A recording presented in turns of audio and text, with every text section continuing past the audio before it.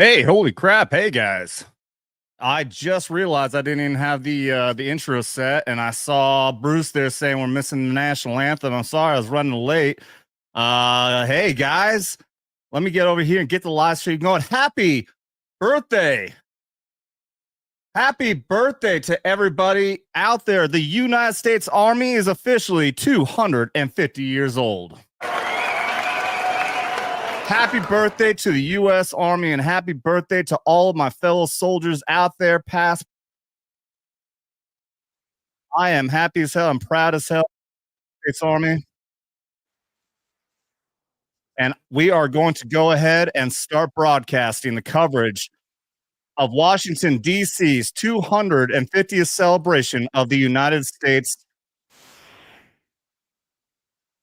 Going to find a good one. I'm looking at Right Side Broadcasting right now. They got a different kind of coverage going on over there.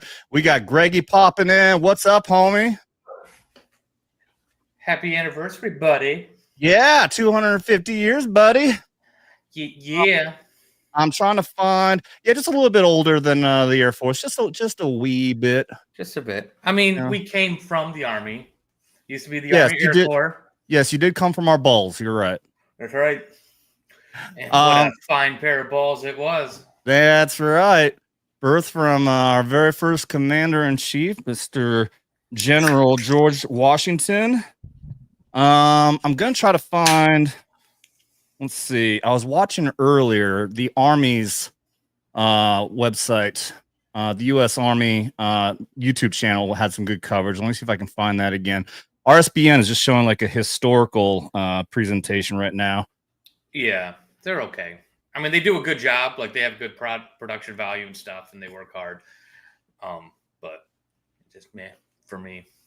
Yeah, I mean, like they were talking earlier, they have a place, because they said that they came from when Trump was doing all his rallies and everything. Like, none of the mainstream media was covering it, so they created their platform to actually, to cover that stuff, which is it's great. I respect them. Okay, C-SPAN. No, not doing that. Anyone got any recommendations? I need a recommendation. What's a good site? What's a good site to cover this? I don't know. I didn't even check the comments. Jeez. Right Side Broadcasting. That might be the best one to go right now. Yeah, but they're not even showing anything from DC. It's just a pre-record video they're showing right now. Oh, is it? Yeah, because nothing starts until like 7. No, everything's starting here in about 15 minutes. I have the timing wrong. Oh. Yeah, the parade is starting in 15 minutes. What's up, everybody? We got Vor, we got Bruce, Dr. Gold, Michelle Romero just popped in, Clinton House. Yeah, all right. Well, in the meantime, I'll go ahead and pull this up. We'll watch RSBN. Maybe this is actually a presentation they're actually showing at the parade right now. So we'll go ahead and play that. Oh, yep. Okay. Here we go. U.S. Army's 250th birthday anniversary celebration is underway, everybody. And I am having a serious case of FOMO, fear of missing out, because, man, I could have been there if only I had properly planned ahead of time. Well, what does the Army say about proper prior planning prevents piss poor performance? I knew exactly where you're going with that. Yeah. I'm guessing this must be the very lead. I'm guessing this is probably the commanding general. There we go. President Trump and Pete Hegseth. First Lady Melania. Okay, we got a 2-star general there. I think that's the. I'm gonna guess that's the command general of U.S. Forces, Washington D.C. He did have that D.C. patch on. That, of course, is the U.S. Army marching band.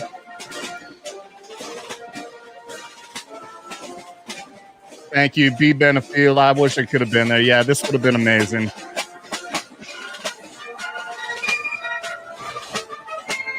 Yeah, old general there can march. I'm still really iffy about these full-colored patches that the Army wears now at these kind of ceremonies. It looks weird not being subdued. That's got to be the old guard right there. Yep. 3rd Infantry Regiment, the U.S. Army Old Guard. Why'd they go back to the old BDU style? That's not the BDUs. We were talking about that, dude. Yeah, I know. That's not the old BDU style. That's multicam. It's much better camouflage than the old BDU pattern. Yeah, when I shot you that video, I thought she was like wearing just some old. I got some BDUs that look like this because they've been worn so much. Up first, internationally renowned as one of the world's finest professional music organizations, the United States Army Band Marching Zone. They are the premier music organization of the U.S. Army, our nation's most senior service. Stationed at Joint Base Meyer-Henderson Hall, Virginia, it plays an important musical role in events of national and international significance. They were founded back in 1922 by Army Chief of Staff John J. Pershing. They're led today by Colonel Bruce R. Pulver and Drum Major Rob Moore. Today, Pershing Zone is playing a melody entitled The Army Goes Rolling Along. This was actually written in 1908 by the then Lieutenant Edmund Louis Snitz Gruber, which was a descendant of Franz Gruber, who composed Silent Night. It was originally written to be the 5th Artillery Regimental song titled The Caissons Go Rolling Along. And in 1956, the lyrics were revised by Harold Arberg as the official song of the U.S. Army. I did not know that. The Army Goes Rolling Along. Pershing Zone carries on its century-old legacy, playing a march that brings pride to every soldier. The Army Song. So they used to be the caissons go rolling along, and now it's the Army goes rolling. I was wondering. The 3rd Infantry Regiment, that always sounded weird. The oldest active duty unit in the U.S. Army. Established back in 1784, the unit was dubbed the Old Guard by Major General Winfield Scott during a victory parade in Mexico City after the Mexican War. It is the U.S. Army's official ceremonial unit and presidential escort, conducting year-round tactical training to ensure the highest standards and utmost discipline Look of at its that soldiers. beautiful tank. The unit routinely represents the U.S. Army and our nation in official ceremonies, major sporting events, and their own, the U.S. Army's own Twilight Tattoo. The Old Guard also maintains 24-hour vigil of the tomb of the unknown soldier, while also conducting funeral services honoring our fallen heroes at Arlington National Cemetery. The regiment's 50 campaign streamer stand is a testament to its long, faithful service to our nation. Ladies and gentlemen, the 3rd Infantry Regiment, the Old Guard.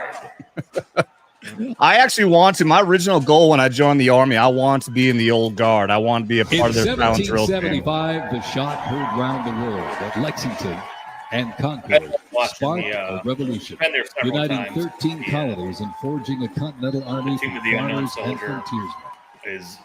Against the odds, they turned the tide at Trenton and Saratoga, survived Valley Forge, and at Yorktown forced a British surrender, securing independence and giving birth to the United States of America.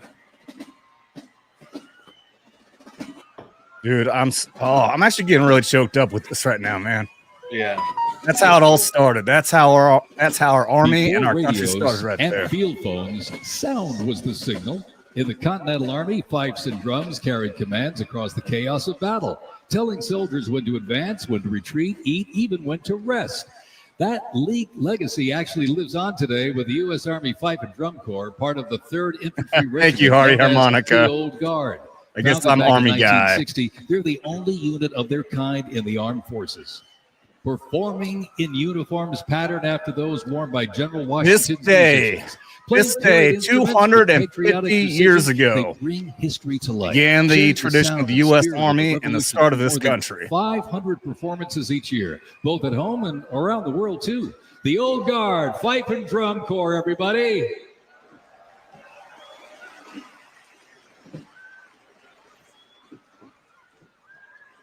And now, from high above, ladies and gentlemen, celebrating 250 years, your United States Army parachute team, the Golden Knights. Yeah.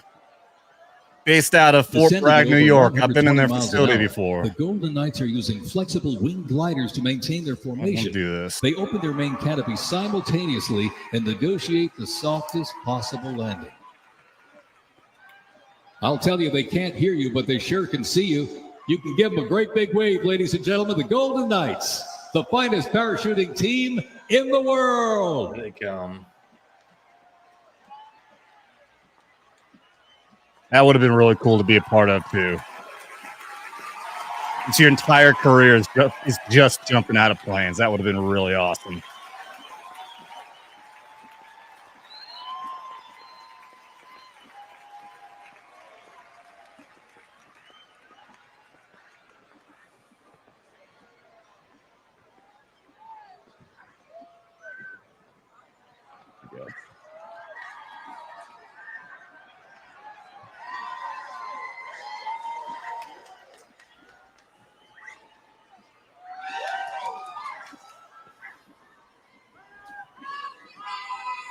When you go into their facility, it's just the entranceway is just all of the trophies that they've won. It is like hundreds of trophies. These guys actually compete all over the world for parachute displays. They are really impressive.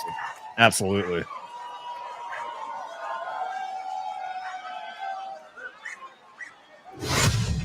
Fort Sumter in 1861, a nation divided. Over 4 brutal years, nearly 2 million soldiers fought to preserve the Union. Among them, 5 future presidents and the first recipients of a brand new military decoration, the Medal of Honor. With independence won, our nation's westward expansion began. The Army moved in step, guarding settlers as native scouts. I understand is every unit is there's different units that represent each legacy of grit and each generation of the Army. American frontier. And I think they're supposed to be indicated. I don't know who was out there representing the Civil War, but their marching looks a little chewed up there. There you got as they march by, the soldiers' division. Uniform signals their duty, their role, and their readiness. And by the late 1850s, official regulations outlined distinct looks, shaping the Army's identity and function across the force. Soldiers were issued 2 coats. One, a short sack coat for work in battle, with brass buttons and colored trim that marked their rank. Well, by war's end, that rugged sack coat became the soldier's uniform of choice. As the war escalated, volunteer enlistment surged. Congress authorized support for a force of up to 500,000 new troops, answering the call to preserve the Union. As they march by, representing the Civil War era of our nation's history, is the 4th Infantry Division based out of Fort Carson, Colorado. I wonder if they're actually going to have every single major unit out there. It wouldn't surprise me. I mean, 4th Infantry, I mean, I don't even know what historically they'd really be known for. They're a very advanced, very capable unit, but it's not like they're historically very well known. So, so maybe they're going to have representation. Bruce, I'm looking forward to seeing the Maroon Berets out there. I think 82nd Airborne Division is going to be out there representing World War II era.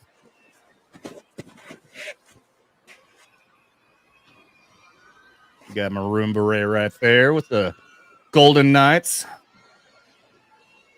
1st Cavalry Division representing from Fort Cavazos, Texas, home of Fort Cavazos. Fuck you, Fort Hood. With pride. Fort Hood. From the thunder of horse cavalry traditions of the Civil War, the 1st team forged its reputation on the front lines of history. They stormed Manila with the flying column, charged into Pyongyang as the first to breach the line and face the brutal crucible of Ia Drang, the first of 13 named campaigns in Vietnam where they proved their mettle.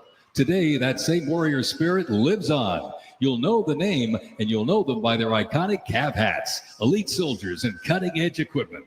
Tough, Bruce. fearless. The only Cavalry Division is a lethal, disciplined force that stands ready to fight and win anywhere, anytime. And the legacy. The only bases that have had their names changed back yet has been Fort Bragg and Fort Benning. But when Trump was doing his speech at Bragg the other day, he did announce that they are going to change all the names back again. Of course, to represent different individuals, so the leftists can't argue. Even though we had a troll in the stream when I was covering the speech at Fort Bragg, saying that we all love that Confederate general Nah, motherfucker, it ain't named after him anymore. Try again. Oops.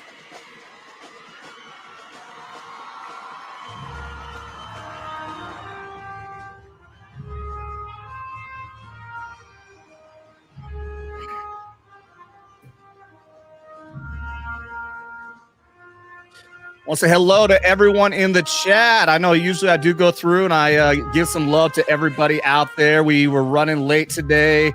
I love seeing the numbers. I love seeing everybody in here. We got 23 people over here watching on YouTube. We got more over on Rumble and Twitter as well. Thank you all for being here, celebrating our amazing 250th anniversary. This United States Army.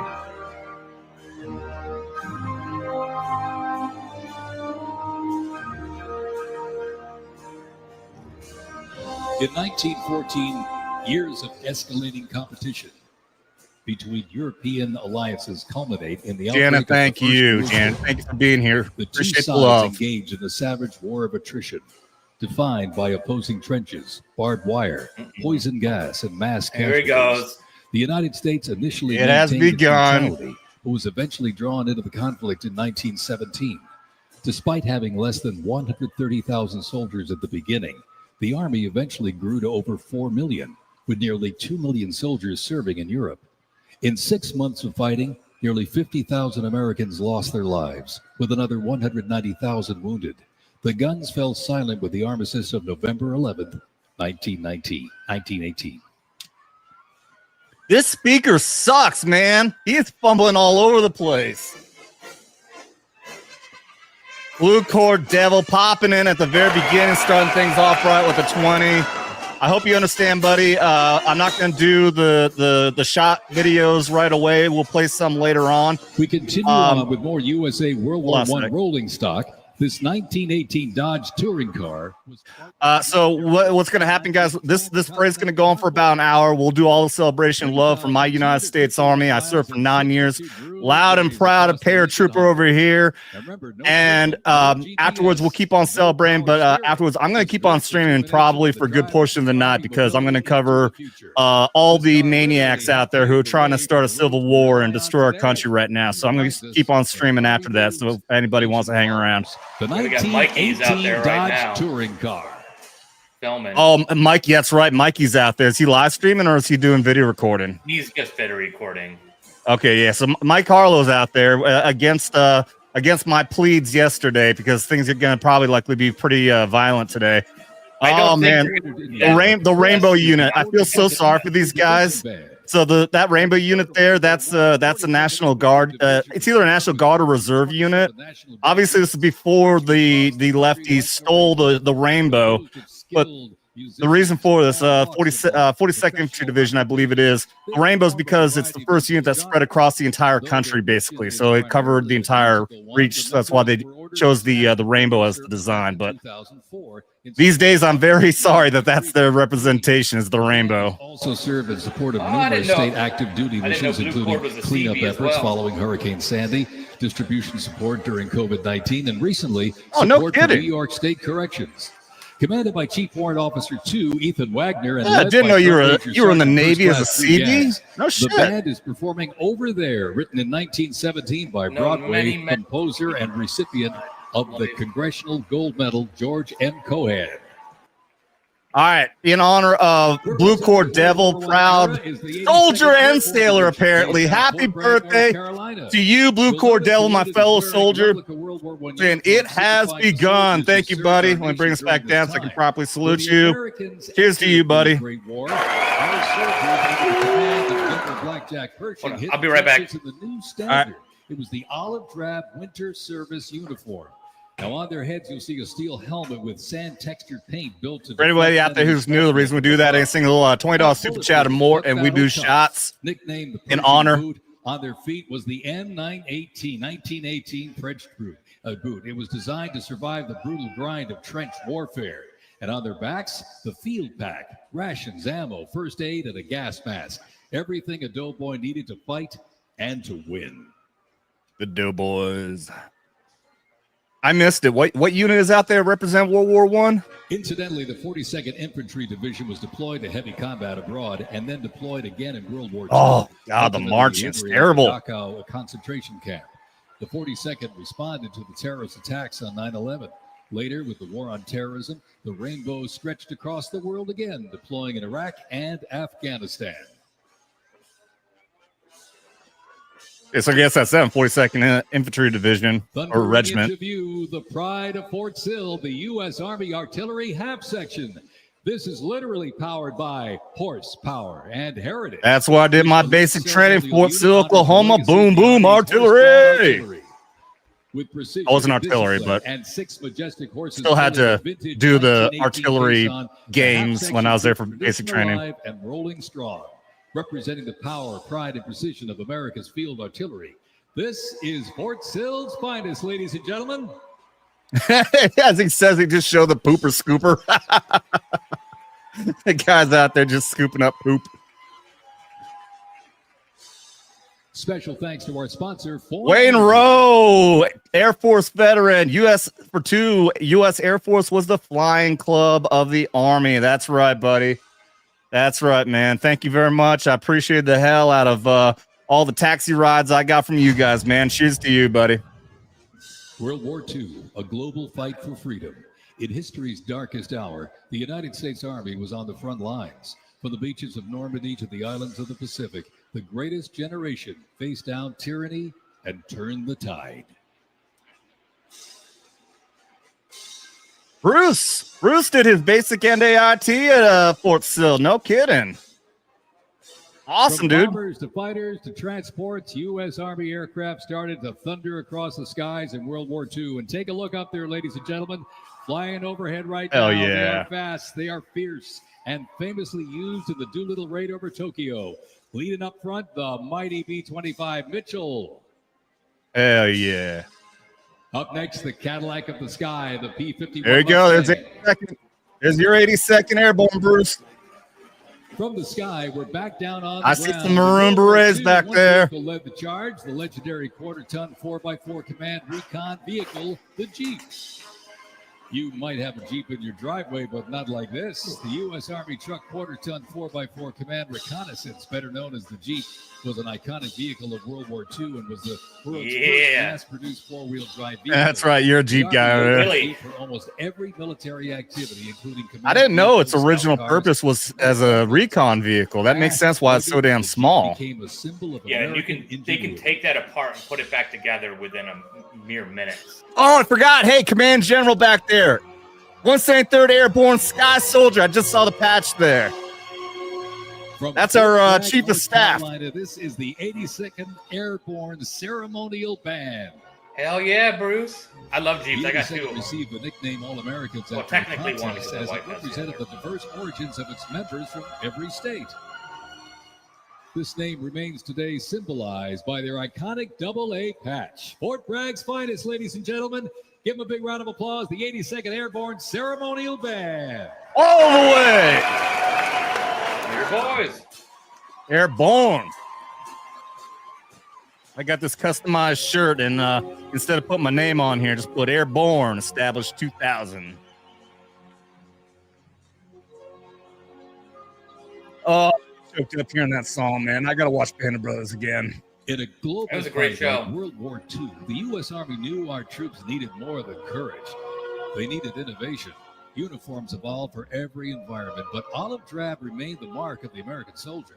Shaped by lessons from the trenches of World War I, the Army introduced 2 battlefield essentials: the M1 helmet, tough, stable, and built to protect under fire, and the M1 Garand rifle, powerful and fast, and gave American troops a very clear edge.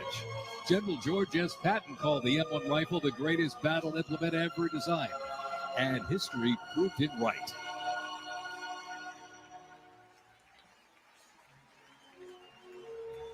The 82nd Airborne Division. The unit is best known for their bravery on D-Day, when 12,000 parachute and glider troops destroyed German supply lines after fighting for 33 days straight. 82nd only division to make all the jumps in Europe. Yep. In Air Force, It's the The only 101st branch Airborne Division based to out of land Fort Campbell, all their Kentucky, bombs on the traces its ground. lineage back to 1918 when it first 101st established Airborne. as the 101st Division. Known for their ability to rapidly deploy across the world, the unit has held a crucial role in operations since its inception. For everyone, for clarification, for anyone out there, 101st is not actually airborne anymore. Back in Vietnam, afterwards they created them as an air assault unit. They just maintain the name airborne for historical purposes. That's why they're wearing black berets and not maroon berets. The world with stints as far as the Middle East, where they took part in Operation Desert Storm and participated extensively in the war on terrorism. Yep, Tracy, there you go. Oh yeah, I think Tracy there. I think lives outside of tomorrow's division in today's Army. I believe. Man, what's the unit that? What's the base? Tracy, tell me. I think you live near it. My brain is escaping me. Ladies and gentlemen, it was the cornerstone of the U.S. Armed Forces, showing its military might in World War II. It became one of the most influential tank designs of the 20th century. The M4 tank was nicknamed the Sherman tank after Civil War General William Tecumseh Sherman. Actually, it was named by the British. With almost 50,000 produced during World War II, the Sherman tank was Bruce, I'm sure that they probably do have, that's probably their long-range surveillance unit. Every major unit has a long-range surveillance element. Every single LRS unit is airborne, regardless of what unit. So there's even airborne units in 10th Mountain, 1st Infantry Division, all of them. Likely not a whole battalion, though. Quite devastating. For division size, usually they might be a company of LRS units. Brings the fight wherever it rolls. That's always a cool ass looking fucking vehicle right there.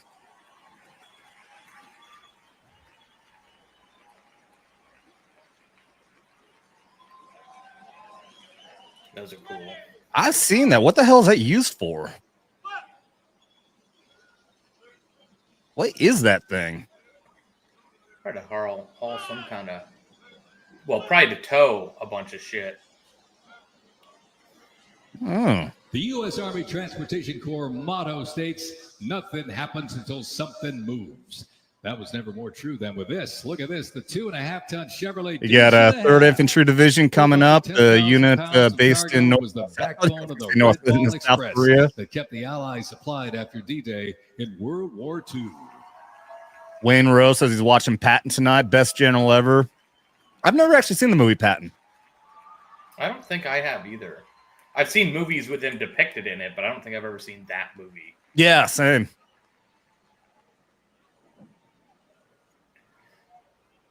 That's the old Deuce and a Half. Man, those things are such a pain in the ass to drive. Is that tow truck actually towing that Jeep? Did that Jeep break down, or are they just doing it for the show? I think they're just doing it for the show. Wait, Bruce is saying I gotta watch it. Okay, I'll watch that. Often referred to as Thank you, lady. War, began on June 25th, 1950. With the North Hi. Korean invasion of South Say Korea. hi. Hi. The coalition of South Korea, the United States, and other Thank United you. States Love you. Miss you. the invasion and advanced into North Korea. The coalition fought and defeated 2 Chinese offensives in the spring of 1951. Jenny misses you. Negotiations began shortly after that defeat in I get July of 1951, until the armistice was signed 2 years later in 1953. She made me some shots so I can take shots with you. She sent me a message to let me know that your daughter said she's sweating like Adam. I remember that. So wrong. Not cool, man. Y'all are mean. I have a condition, all right? You just somebody would just turn around and look at you, and you just start sweating. It's not because people are looking at me; it's just because I just do. I know you just. It's all right. I'm taking shots with our sponsor, Coinbase, for every $20 tonight because Jenny made me some. Okay. What the hell? Got Coinbase? We got a sponsor for the U.S. Army Parade. What the fuck? Yeah, it's called Freedom. Sponsored by Freedom. I actually use Coinbase. I made the mistake. Yeah. I made a bunch of money on Dogecoin, when Elon Musk got announced and everything, and I made the mistake of not selling because I thought Doge was going to do so good, it's going to keep on going up. No, it spiked and then went right back down again. Exact thing. World War II Jeep back in 1961. Officially named Fort Campbell, thank you. God, that was driving me nuts. Thank you, Tracy. Yeah, Fort Campbell is where the 101st Airborne Division is based out of. 40 years and 4 manufacturers. Yeah, she's 2 miles away. That the Army was deployed.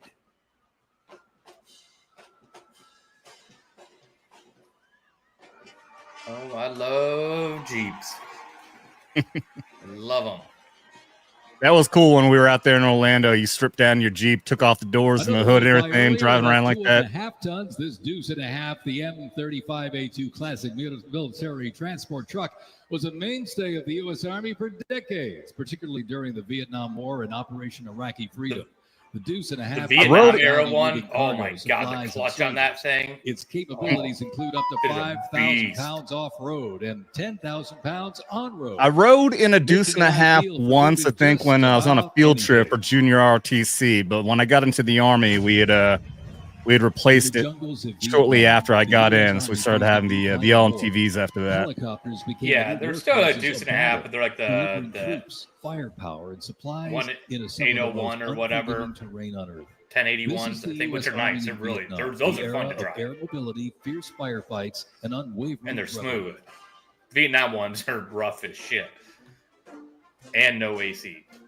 Mm-hmm. And over the music marching through, the roar of these legendary Army helicopters takes to the air. Flying overhead right now, they help define.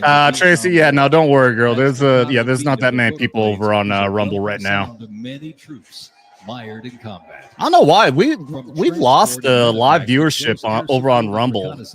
I don't know what dropped off over there. Hold the wounded to safety. Yeah, I don't know. I mean, you were getting more, it seemed like. Scouted the terrain with they might have been doing updates or changing algorithms or something. Also nicknamed the Snake, brought serious firepower. Its slim design, as you can see here, helped it survive and thrive in hostile environments to protect soldiers below. And the icon of the era, the UH-1 Huey, the first turbine-powered helicopter in service of the U.S. military. There was nothing the Huey could do.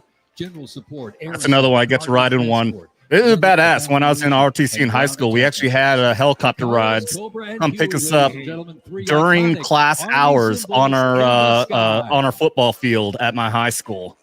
Like you could see, like everyone else, like weird. It was fucked up. People would pick on people in junior ROTC in my school. Like didn't really know why. Then we were literally getting picked up by helicopter on the football field, and everyone was just so fucking jealous. Like they were looking out the window. Like, oh, I want to be in ROTC now. Over time, it's evolved into a powerful force using music to strengthen bonds between soldiers and engage with communities. From World War II in Korea to the Vietnam War in Bosnia, the first teen band has enhanced morale. 4 Axelon for a 5. Thank you, buddy. Happy birthday, Army. Here's to another 250 years. Absolutely, dude. Thank you very much, for appreciate that. Cheers. It remains an enduring symbol of the 1st Cavalry Division's legacy and commitment to duty. The band performs Hit the Leather and Ride on March, composed by Captain Robert Meredith Wilson. This piece reflects the cavalry's transition from horses to mechanized warfare. Oh, I see why she's confused. Yeah, because I'm pulling up chats from both Rumble and YouTube, and she's just feeling, yeah. Texas, everybody, the 1st Cavalry Division band. And we have to hear Fort Cavazos again. Fort Cavazos, named for the first Hispanic dude to do something no one cares. The U.S. Army deployed. Well, when is it changed to Fort? Was it changed to Fort Cavazos? Or always been no, it was Fort Hood. Oh, yeah, okay. Yeah, Fort Hood was one of those evil, terrible Confederate generals that they had to get rid of. 100 soldiers. Yeah, when you try to expanded to more than 600 over the next decade. Bring the Civil War down to troops numbers quickly grew. Just war between the North versus South and slavery. You overwrite a whole bunch of history. By January 1969, and kind of shit on the legacy of a lot of people that were not fighting because of any of that. Exactly. The United States began. Here we got Tracy moved over to YouTube. Adam, the name of change for some are going back to what they were shortly. Yep, I know. Yeah. Trump made that announcement at Fort Bragg this week that they're all going to go back to what they were. Non-combat personnel remained until April 1975. Oh, get those rifles up, guys. That is not how you carry a rifle at right shoulder arms.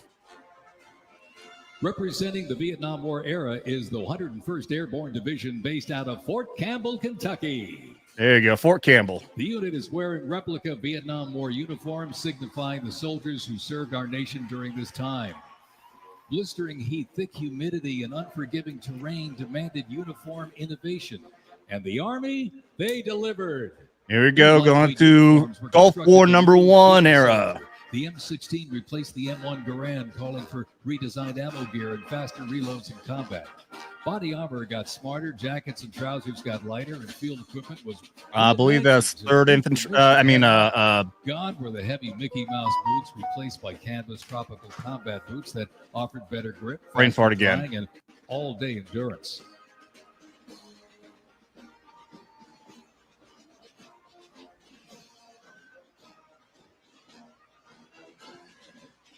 Special thanks to our sponsor, Oracle.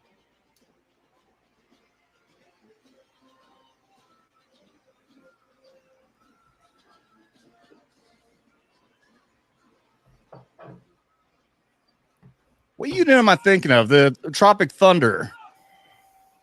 My dad was in the freaking unit. Gulf War era.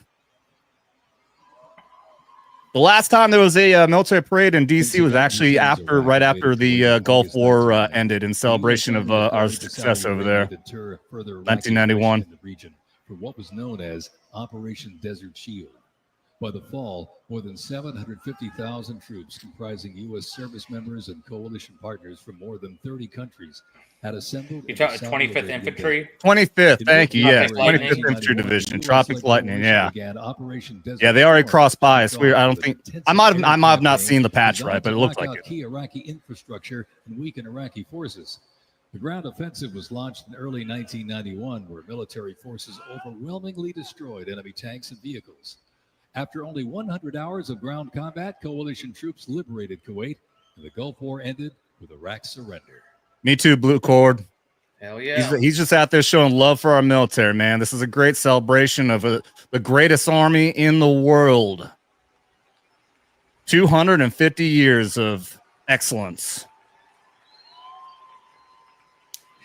Say for a very short time period of under the last 4 years when they went to trans and all that bullshit. Red one because of the distinctive red on their Get rid of that shit now. As the oldest 1st Infantry Division, everybody. The U.S. Army, the unit has participated in every major operation since World War I, living up to its motto: no mission too difficult, no sacrifice too great, duty first. The 1st Infantry Division was originally established as the 1st Expeditionary Division in 1917 and spearheaded the American Expeditionary Forces in France during World War I. In World War II, the Fighting First stormed Omaha Beach. We got a Bradley fighting vehicles. The highly decorated unit has had 37 members of the Big Red One awarded the Medal of Honor. In Washington, D.C., the 1st Division Monument stands in President's Park, memorializing those who died while serving in the 1st Infantry Division. That's so frustrating seeing that they can't march right. Big Red One, the 1st Infantry Division. They had a tradition back before everyone was wearing full colored patches that the patch itself is always green subdued, but the one in the middle of it would be black. And there's only certain people, even when they were subdued, certain individuals for some reason were able to wear it with the red one. I think it might have been like a time in the unit or something like that, but it was all, you would see some people wearing all subdued and then some people would be wearing the red one. And some tradition, I can't remember what it was though. Points famed class of 1916, the Bradley was built to carry troops into combat with protection and power. Armed with a 25mm chain-driven cannon and twin-tube launched optically tacked wire-guided missiles, it played a critical role in clearing the way during the ground assault into Iraq. While the Paladin looks and sounds like a tank, it is technically a self-propelled howitzer and was first introduced back in the 1960s. Over the years, it's been upgraded to perform in versatile battlefields from Vietnam to the Soviet Union. Do to not Iraq. call it a tank around artillery bros. They will get angry. Well, that just means I'm gonna do it. The Bradley is so cool, man. So on the I think it's on the left side of the vehicle, you can see a box there that actually has 2 tow missiles. It'll rotate outwards like a transformer. It'll rotate out, and 2 tow missiles will be able to launch from that rectangle box you see on the left side of the turret there. I got to see that when we were doing an FTX up in Germany. I'm like, oh, that is so cool.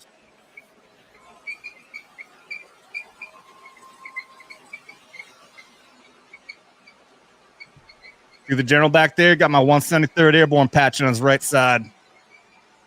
That's the chief. That's the Joint Chief of Staff. That is the command general of all of our military forces. Oh, and we deployed. He was a commanding officer in the unit when I was there, deployed to Iraq. Me and him were in Iraq at the exact same time, and now he is the commander of all military forces. The what is it? What is it?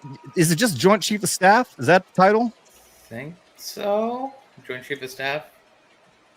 I think so.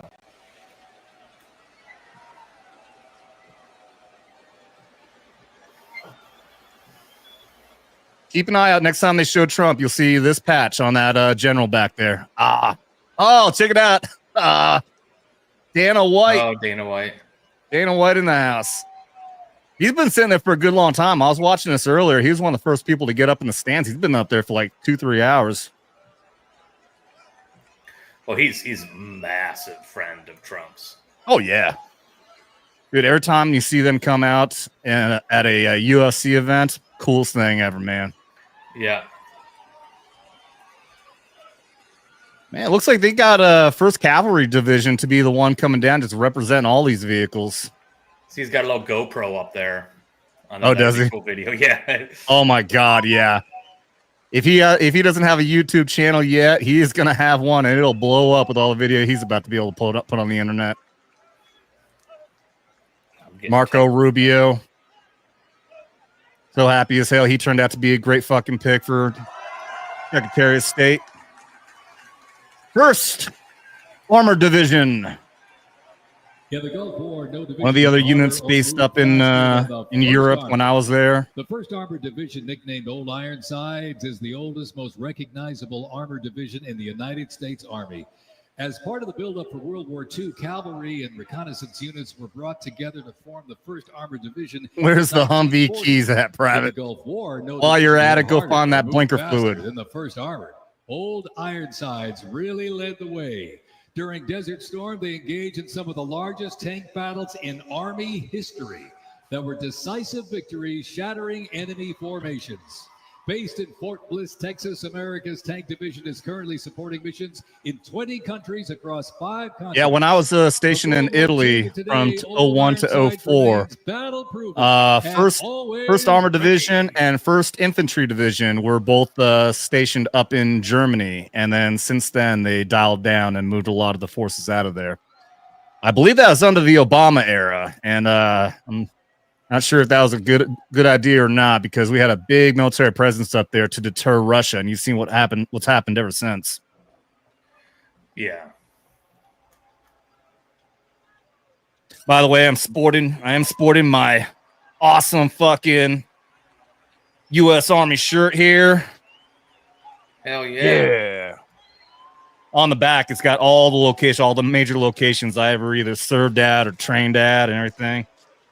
I was going to wear one of my Air Force shirts, but yeah, you can't do that. They're a little tight. Besides the celebration of the Army, not your the Air Vets Force. Talkin shirt instead. I think that's the next best thing. Yeah, appreciate sporting that awesome Vets Talkin shirt. That's right. In the video description, you can find all the links to get one of those awesome shirts and mugs and everything else. Great way to support the channel.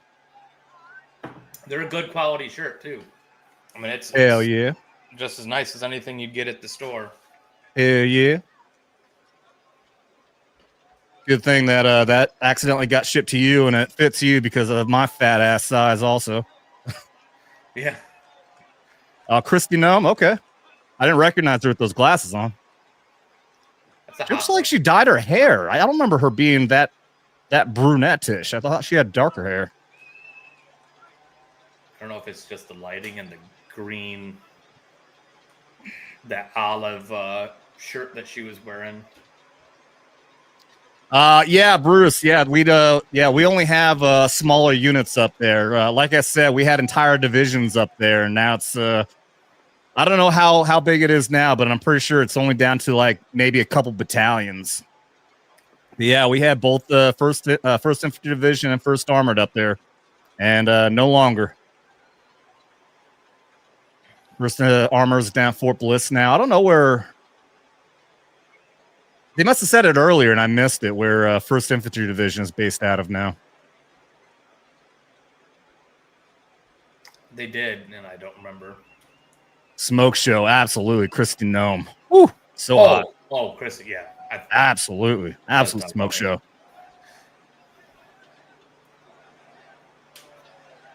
USA. Desert Shield and Desert Storm, the M119 howitzer brought precision firepower to the front lines. Lighter and more mobile than larger artillery, it was built for the infantry brigade, able to fire high into the air or directly at the target depending on the mission. Whether used in battery formation or as a standalone support weapon, the M119 delivered reliable, responsible fire when it mattered most. Still in service today, including on the front lines in Ukraine, it remains a trusted part of the Army's arsenal.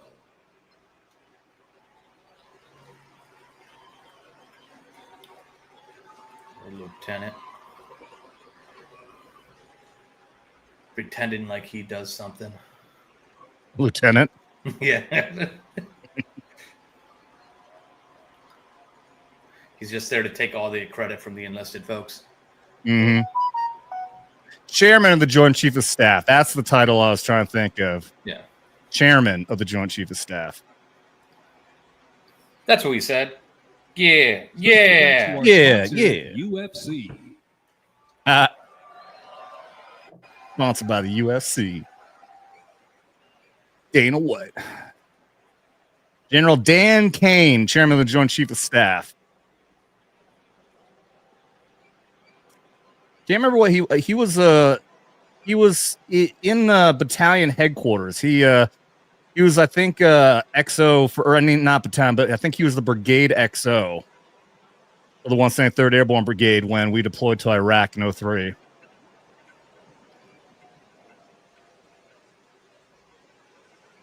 That is wild to think of. I think he was a lieutenant colonel then, and now all these years later, since 2003, he's now 4-star general, highest ranking officer in the Army. Terrorists destroyed the World Trade Center in New York City and struck the Pentagon in Washington, D.C. Here's our era. Airliners.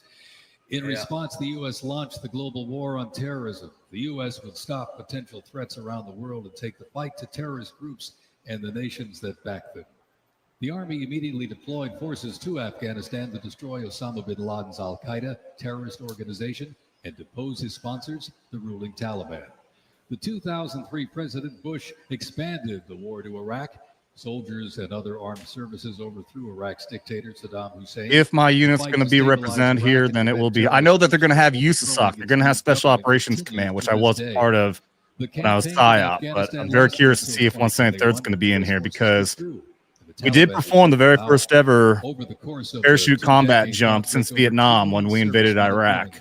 Less than 1% of the American and also the very first living recipient of the Medal of Honor was a 193rd Airborne Sky Soldier in Afghanistan a few years later.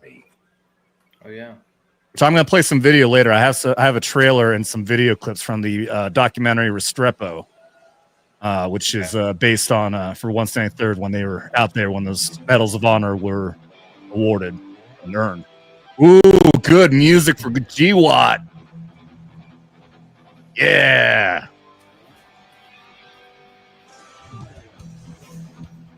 I like it.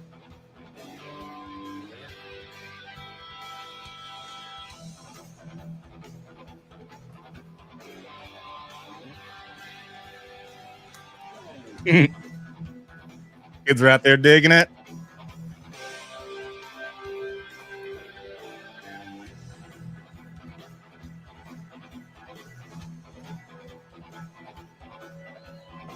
Man, I wish I could have been in to get those new uniforms, man. Those look so good.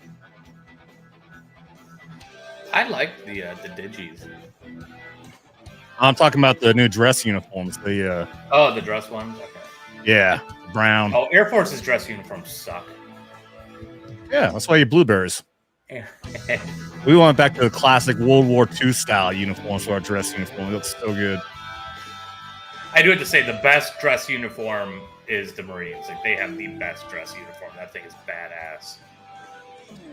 Wayne Roper 2 says 173rd. You guys jumped into H3 Western Iraq. No, it wasn't Western Iraq. We jumped into an area called Dibis. It's Dibis Airfield in northern Iraq, actually, up in the Kurdish area. We were there specifically to open up the northern front because we had 4th Infantry Division was poised to do a ground invasion from Turkey.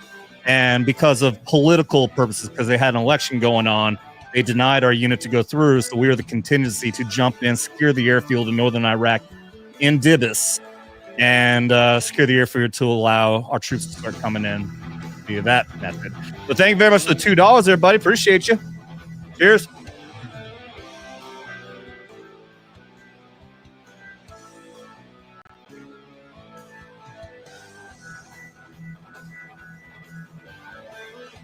Everyone likes the Marine uniforms, Tracy.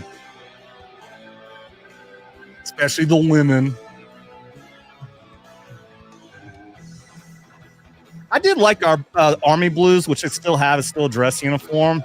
A lot of guys don't like it. We made it our main uniform after the greens. I didn't have a problem with that. I thought it looked good. A lot of people thought that it was kind of trying to copy the Marines, but no, it was actually meant to represent the style of the Revolutionary War blue uniforms.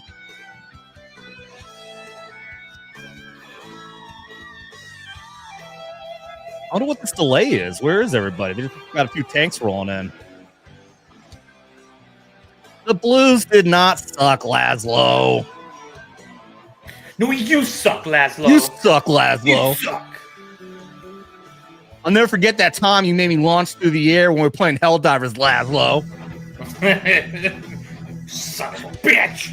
That was a weird moment. I was playing Helldivers with I think Beardo and some other people, and then suddenly Laszlo popped in a comment, and then all of a sudden, like, my character just randomly, for some reason, like, shot through the fucking air, went to the other side of the fucking map. Like, no idea why, but we blamed Laszlo for that. I've been wanting to play it, but I have yet to play Helldivers too. Yeah, that game really dropped off when Sony screwed things up for it, but it's a really good game. It's a fun I heard game. some things where people were like, that's not good anymore, and so I was like, right as I was about to get into it, I'm like, okay. But it still is a good game. It's just that it really the appeal just dropped off. Oh, I've been playing Monster Hunters Wilds. So I like to play with myself. I will say this, Bruce, that the greens, the maroon beret looked better with the green, with the maroon beret and the jump boots than the blues did. But I still like the blues. Blues are a good looking uniform. Still got my blues in the closet right here. Screw it. Thanks for having this debate.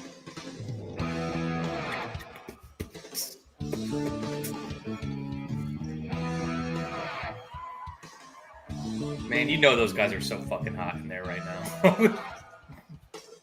The global war on terrorism saw the introduction of a range of new technologies on the battlefield. The 8-wheeled Stryker armored combat vehicle is the first new military vehicle to enter service in the U.S. Army since the Abrams tank back in the 1980s. The vehicle was developed to fill a gap in the Army's inventory between a lighter infantry and heavy armored unit. The Stryker armored combat vehicle enables the team to maneuver in close and urban terrain, plus provide protection in open terrain and transport infantry quickly to critical. The Marines had those for light armor reconnaissance, and they call them something completely different. Well, yeah, every branch has to have their own name for the same exact shit. So here's the blues, man. See, that I like the blues. Nice. I like the blues, dude. I do. This is a tight looking uniform, man. It looks so much better than the fucking greens. I would have my airborne wings right there, but I put my airborne wings right on the boom mic right here. Yeah. This is a good looking uniform, dude. So our dress blues in the Air Force they're ugly. I mean, look, you guys are Air Force, so it's it's a blue to match the sky. So I mean, it is what it is.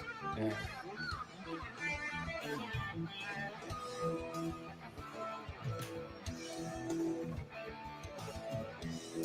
Oh, Laszlo was a paratrooper too. I didn't know that. Went to airborne school all the way back in 1995. Man, I joined in 2000, and my training brought me into 01. I think I was in airborne school in I want to say February of 01. Oh, there you go. You got some special forces right there. The Revolutionary War, fought in the War of 1812 as part of the regular army, and patrolled the frontier from Ohio to western Illinois on horseback and by boat. With the likes It of sucks. Daniel Boone and Oh, we got Rangers. after the 9/11 Ranger Regiment and Special Forces there. to lead the Yeah, way that's who in the I war on terrorism. was combat As comm part for of the U.S. Army Those Special guys. Operations Command, the 75th Ranger out of Regiment, Peoria. based out of Fort Bragg, North Carolina, represents a lethal, agile, and flexible force capable of conducting many complex joint special operations. It was the most relaxed Today, base I've Ranger ever Regiment been is stationed the at. Army's premier direct action raid force. It is always combat ready, mentally and physically tough, and prepared to fight our country's adversaries. It sucks watching Look all at those these giants, man. it- Look how fucking US Army huge Special yeah, Operations these Command guys are. is an elite And what's awesome is like they're so intimidating.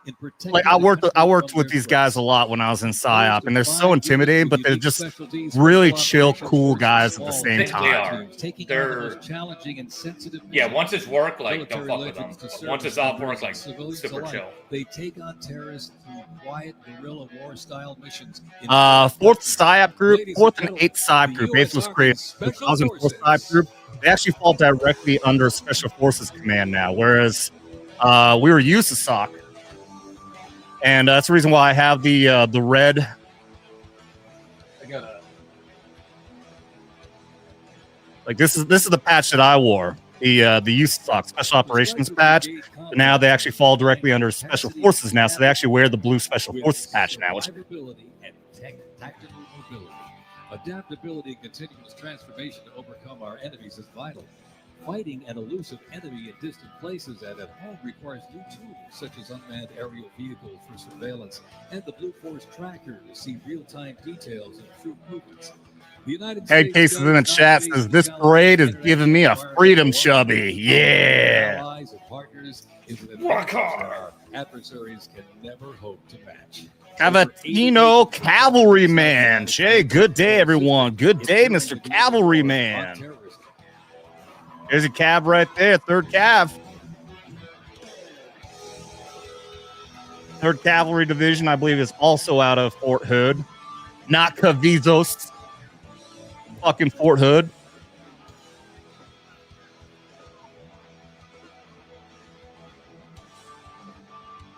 Boo. Yay, Senator. I don't care for Ernst. Someone should be counting cadence. Yeah.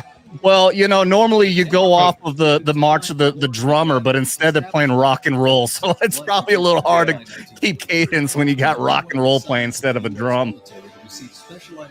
10th Mountain Division. After periods spent inactive as a training division and as a standard infantry division, the unit returned to its roots in 1985 when it regained its Mountain Division designation. In the 1990s, the division participated in numerous humanitarian and peacekeeping operations. During the war on terrorism, the 10th Mountain Division proved their mettle as light fighters. It just occurred to me that normally procession is actually supposed to go in the other direction because the march and the order is eyes, right? And everybody looks to the right. I was just going to say they're Yeah, they have to do it backwards because they're coming from over there. It has to be because of staging. I know that for like other parades, when they do this in DC, it always goes in this direction. So it has to be a staging thing. United States of America. They are the 10th Mountain Division. That is actually from Fort Drum, New York, which is 4 hours from where I lived in Vermont. That's where I used to go to for field trips all the time. When I got to go see the howitzers and everything else, was at Fort Drum, 10th Mountain Division. To protect the country and defend democracy. The Army has 8 Stryker Brigade combat teams, 6 in the active component and 2 in the National Guard. More than 2/3 of the 7,000 servicemen who sacrificed their lives fighting the global war on terrorism were part of one of the Army's 3 branches. Active duty forces, We had one sergeant. the Army Reserve, Then when we would and the drill Army us, National Guard. nobody could understand a damn word he was saying. He was like, To "Hey, her, ensure ha!" our adversaries cannot And everyone would just split, go in different directions. This transformation And like, is not oh, just like- about adapting, it's I about Yeah, have, okay. being dominant. You want to sound cool, dude, but you got to enunciate a little bit there. Yeah. Oh, it was so funny. Like I was like tears rolling down my face, like holes in my lip, trying not to laugh because it was so damn funny. Every time he'd call like a facing movement, people would split off. Laszlo, they tried to send me a 10th Mountain during my retirement in 2013. Said I laughed. Dude, no, Fort Drum is one of those places nobody wants to go to, man. Cold weather training, that's the cold weather, mountain warfare, but also cold weather training is up there. It's just miserable. That is a miserable, cold fucking place. And the city outside of it is miserable. There's like nothing to do. No good women or anything. So good stuff. What's up, my editor Those in women will chief make you here? warm up there. Thank you all for who have served and are currently serving. I appreciate you. Thank you very much. Good stuff. I appreciate you, buddy. I've actually got some projects I've been meaning to hit you up on for some editing coming up. So I haven't forgot about you, dude.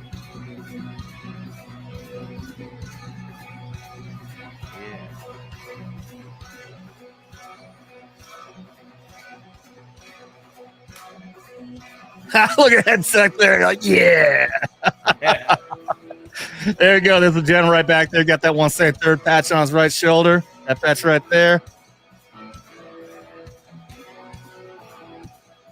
Oh, they're pumped too. Like they're Look trying at to this. work out. Oh, Yeah, I'm they're so getting pumped up. what's there? Alpha says 133 is who he was with. Fuck yeah, dude.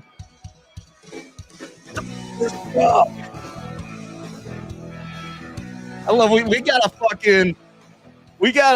a defense fucking sheep up there. It's fucking banging his head to fucking Thunderstruck up there with the President of the United States. This is the coolest fucking thing ever, dude. Oh, I love He it. like getting him to like pump up the crowd and like, yeah, hell yeah.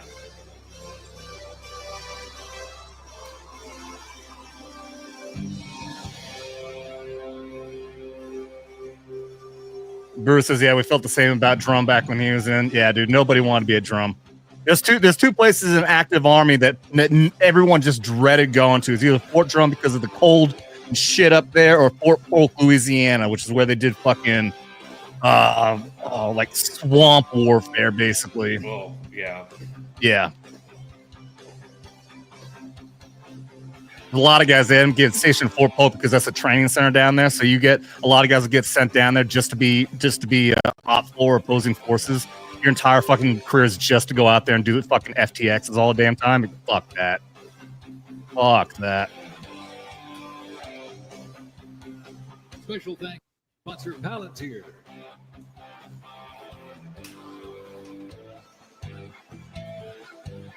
That's right, Laszlo. Yeah, he said, yeah, he worked with the Golden Knights. Forgot about that. Yeah. Hell yeah, dude.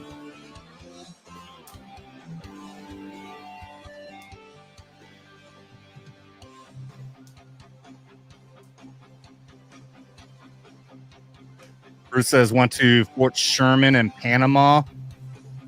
So that shit now gone. Yeah, I've never even heard of Fort Sherman. Polk was distilled depression, says Alpha. Yep.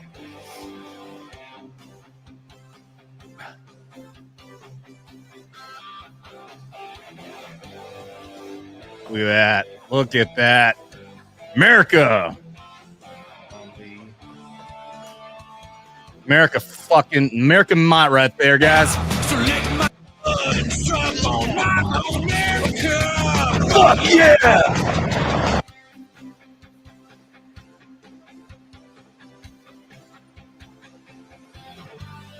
Shout out again to everybody watching over here on YouTube, Rumble, and Twitter. Happy to have all of you here.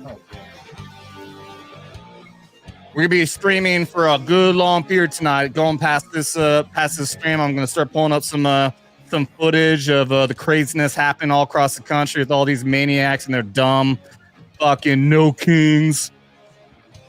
They actually have everyone trying to believe this parade is just for Donald Trump because it's his birthday. I even found a website talking about modern army. Okay.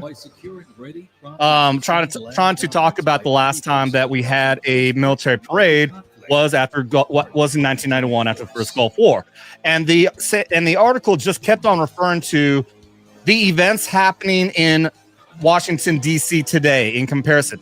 I sent a message and said, hey, those events happening is the 250th anniversary of our United States Army, the greatest fighting force ever created.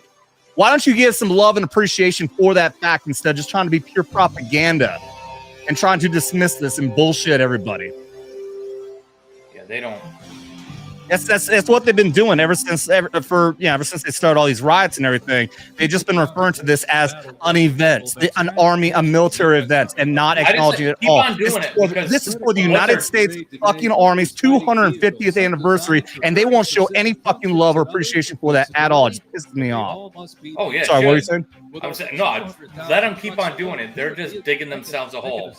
Yeah, absolutely. And all the people that are deliberately selecting to do a protest on the same day as Flag Day and the 250th anniversary of the Army. Yeah, and so they're doing just away attention from our veterans. Yeah, fuck you. Fuck you.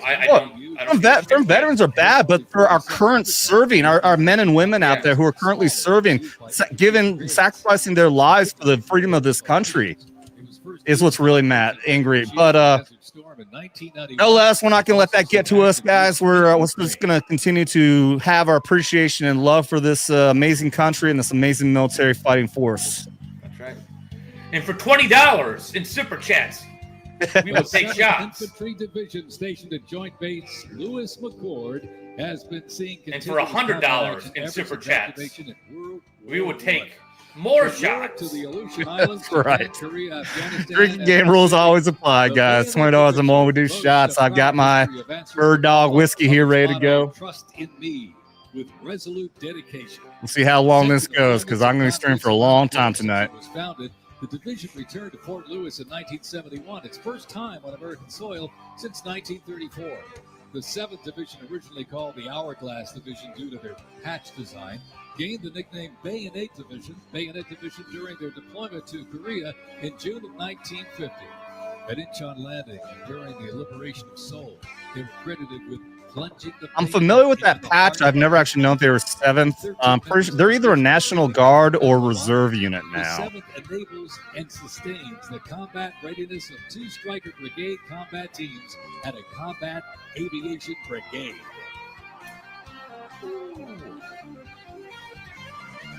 What's up? Another day in paradise, 4380. God bless America. Thanks to all served and those who have served. Thank you very much. Appreciate another day in paradise. You must be in Florida. Or Lake of the Ozarks. With the American soldier, the cornerstone of everything the Army does, we are continuously transforming. I believe that's 3rd Cavalry Division. You shut your poor mouth, head case. You shut it. You don't talk bad about the Air Force, you son of a bitch. My stepbrother came to Dad's and told him he wanted a job that wasn't that hard, but paid good benefits. My dad said, sounds like you want to be in the Air Force, so he did. The affordable howitzers and the affordable Abrams tank were used extensively in the Gulf War, along with Bradley tanks and the infantry squad vehicle. The ISB provides Black Widow patch. That's right. That's what I've heard it called. Yeah, the Black Widow patch. This allows commanders greater freedom of movement and action. The ISB provides the warfighter with Air Force. You shut it. Infantry units maintain. Listen, online boot camp is a lot harder than you think it is. 3rd Cav, I was right. 3rd Cavalry Division. That's right, B. Because your brother was a smart one.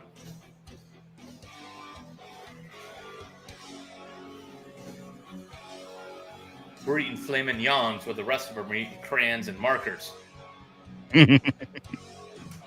No, we just sniffed the markers. Yeah. Oh, fucking Metallica, dude. Hell yeah.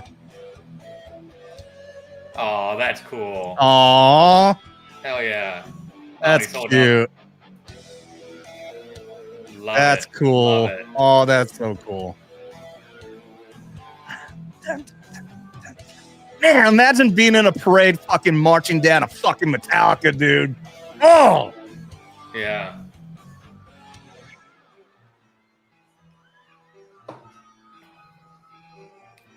This is the first CD I ever bought, the Black Album. Really? Yeah. Bought it when I was on a field trip down in Boston, actually. Never forget that. I was listening to this fucking album all the way back up to Vermont. Man, I don't know what my first CD I ever owned was. I'm gonna have to ponder on that. I mean, I had, we had cassettes and whatnot that, my mom bought, but first CD I ever bought my own money, because this is when I was working. First CD I ever bought my own money was the Black Album. I think mine was Aerosmith. The whatever album that had the pierced butter. I can't remember, but I was really big into Aerosmith when I was young. Ghost Army. Ghost Army was World War II. I don't know what you're referring to. God, I'm so young. I'm fucking 43. I'm 43 years old, all right? I bought the Black Album when I was in high school, I think freshman year in 96. DMC. From Fort Bragg, witness a powerful demonstration of strength, purpose, and the unmatched capability of today's Army. I'm very curious to see what's going to happen here. Yes. Oh, I'm getting chills. Oh, yeah. The Army has made me see my potential, and I feel like it's molded me into a better person. I grew up in a very patriotic household. My grandfather served in World War II, and his brother, my uncle, served in Vietnam. I can do this. If they can do this, I can do this. When I was born, my dad was still serving in the military, and him coming home in his uniform, I'm like, yeah, I want to do that. Ready for takeoff. My motivation, I think it follows in line. I think with what my family's done is kind of a sense of duty to serve our country and give back since it's given us so much. I'm a very, let's say, timid person, but definitely helped me become a more confident person.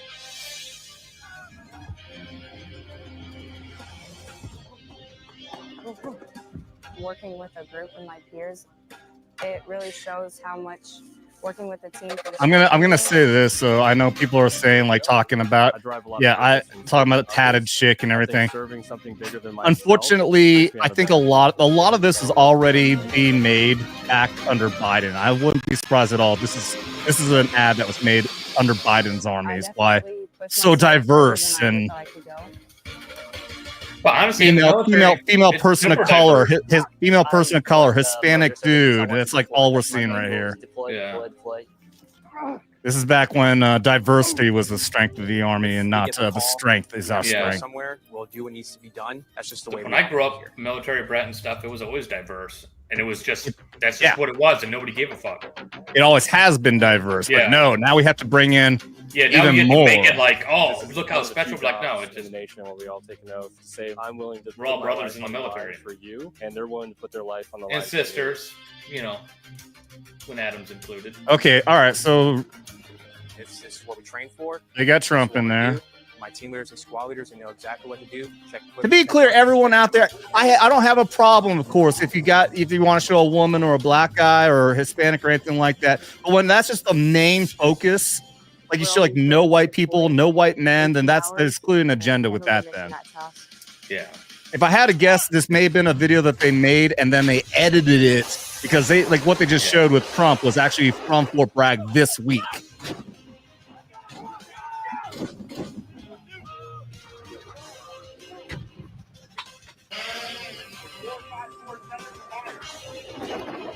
I've been meaning to pull up these videos. I forgot to do that. I want to find the footage of this other footage when Trump was out there at Fort Bragg.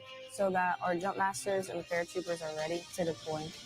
Airborne. I'm very passionate. Where all the about white being a women at? master. They're to see you. You know, they believe in you. I love to instill that confidence with my passion into those paratroopers. It's a rush. It's great. Chinook, man. I jumped 2 times out of a Chinook. That's a good jump right there. Stand up, hook up, shuffle to the door, jump right out and count to 4. This week we honor If my chute don't open wide, by the greatest fighting force ever to walk the face of the earth, the United States Army. For 2.5 centuries, our soldiers have marched into the raging fires of battle and obliterated America's enemies. I love the Army. It is a great place to set yourself up for success. Backhand. To prepare yourself for the future. God bless you. God bless our soldiers. And God bless the U.S. Army. Yeah. Fuck yeah.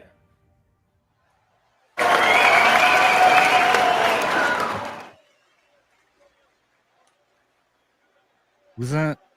Ah, shit. What'd you do? Fuck. I want to see who that was. I didn't see the name. Richardson, Alaska is the home to America's Arctic Angels. Medal of Honor recipient, whoever he was, Special Forces Medal of Honor recipient. Multi-domain operations in the Indo-Pacific Theater and the Arctic, and on order decisively defeat any adversary in extreme cold weather, mountainous and high latitude environments through large-scale combat operations. The Angels are the Army's only Arctic division. Masters of Arctic warfare, the 11th serves worldwide in all climates. Oh, I would Established hate November of that 1942, the Angels of the 11th Airborne Division led the way in the Philippines during World War II. Matthew D. Williams. Headed an amphibious Okay. invasion of Luzon and distinguished Not themselves familiar. in the liberation of Well, Manila. good for you for speaking out, After Tracy. periods spent inactive and stationed in Germany. You are racist. Tracy was called racist today because someone said Trump caused all the division and hate. And I said, no, that blame goes to Obama. I said that's all you have is the race card every time. Good for you. Good for you, Tracy. That's what we need is people to stand up and say, I'm fucking sick of your shit. You can call me racist all you want. It's like Tom McDonald's song Names.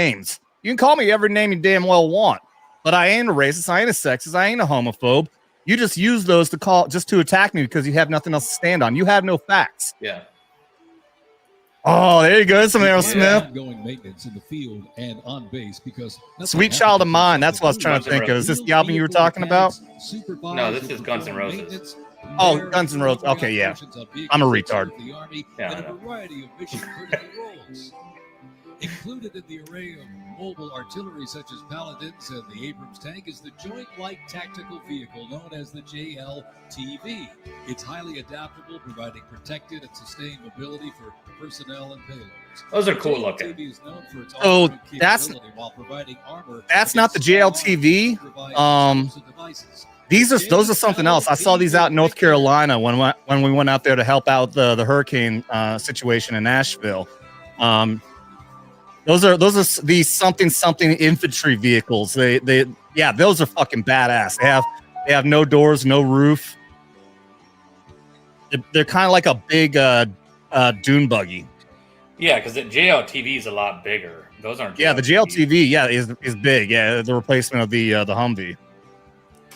Those, man, the Humvee was built out. There you go. That is fucking cool, man. I was so jealous. I saw that. It looks like they look like the Warthog in Halo. Yep.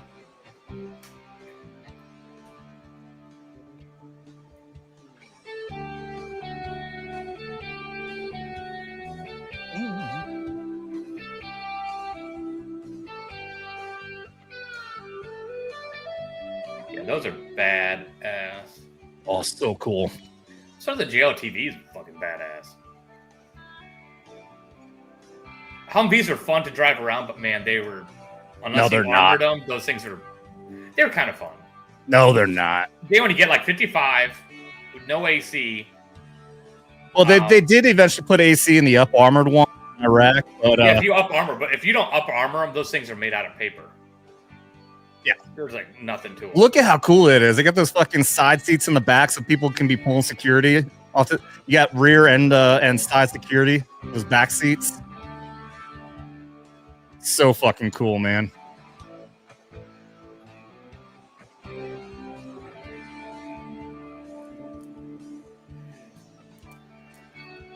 Blue Cord is over on the Rumble side, dropping a 20. Sorry, I can't highlight it. I would pull the screen up, but I want to continue watching the parade. Again, we'll honor this later on too, with some videos. For $20, Blue Cord says my nephew was an F-22 crew chief. Very cool. He passed in 2011 to cancer. Fuck cancer, dude. I'm sorry. He was an E6 staff sergeant. Well, man. Sorry. Big cheers to your nephew, dude. F-22 crew chief. Very cool, man. To your staff sergeant nephew there, buddy. Thank you very much. Salute to your nephew.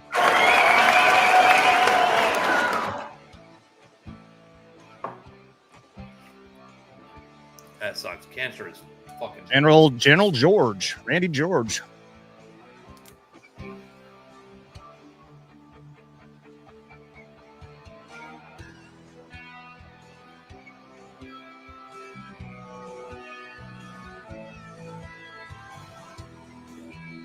Man, if I got, dude, we had access, man. The Army was going to give me press passes. They had an application for special access. I don't know what I could have got into, man, but we would have been able to see all kinds of awesome shit, dude. We could have been right down in there, man. Yeah, you would. Big time FOMO over here. Big time FOMO, fear of missing out. I did not say the word that begins with an H. Big time homo over there. No, big time homo is out there at the protest in Orlando right now. Mikey. As soon as I said that, I'm like, that doesn't sound good.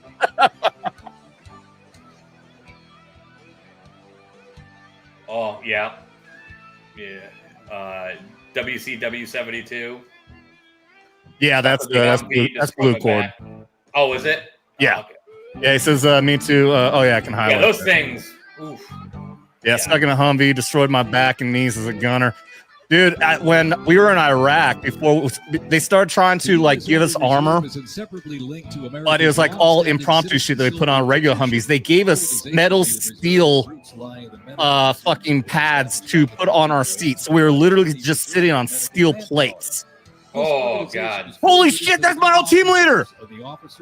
Oh, yeah? I think that's my old team leader. Go back. He's a command sergeant major now for a cavalry unit. Hell yeah. Brandon Perry, dude. I think that was my old team leader. Can you go back? He's been in the Army ever since. He's a command sergeant major now for a cavalry. I've seen pictures of him wearing his cavalry hat. His Stetson. I'm like 95% sure that was my old team leader. He used to be Staff Sergeant Brandon Perry. Now he's Command Sergeant Perry. Holy shit, that's awesome! Do you still got comms with him?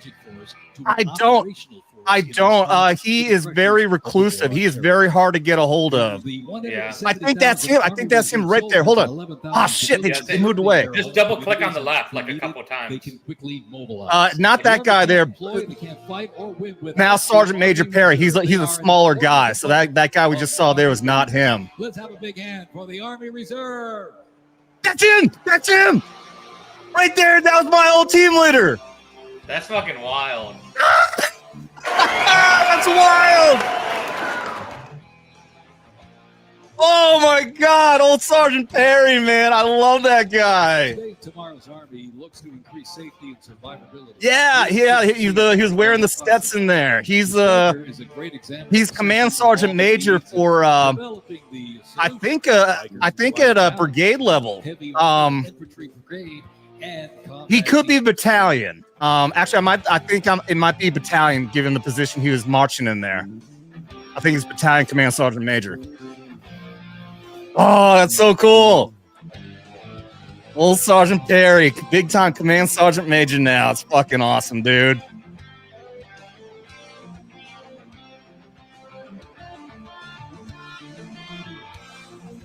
That's so cool. Yeah, I'm gonna have to definitely reach out to some people and try to confirm that.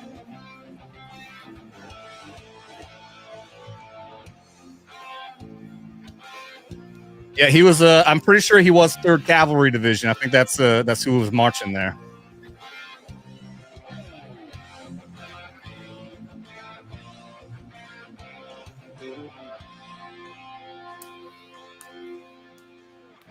Yeah, again, that was back when I was in 173rd Airborne Brigade. We were long range surveillance detachment.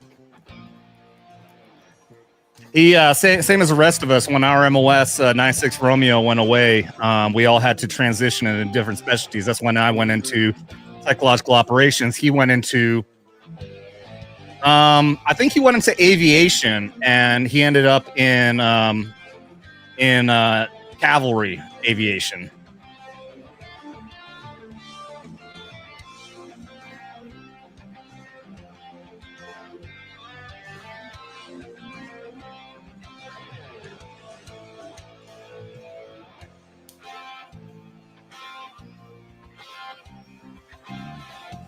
There's been a lot of smaller units have gone by. I've noticed them have different patches out there, and they haven't been announcing all of them. So even if the 173rd does pop on, they might not announce them. It seems like they're only announcing the major units. 173rd was just one single brigade. We're an independent, separate brigade, while all the other units are divisions, which divisions make up multiple brigades. Secretary of the Navy.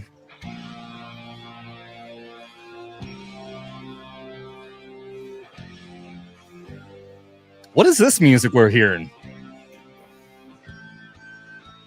I'm not familiar with this. Not either.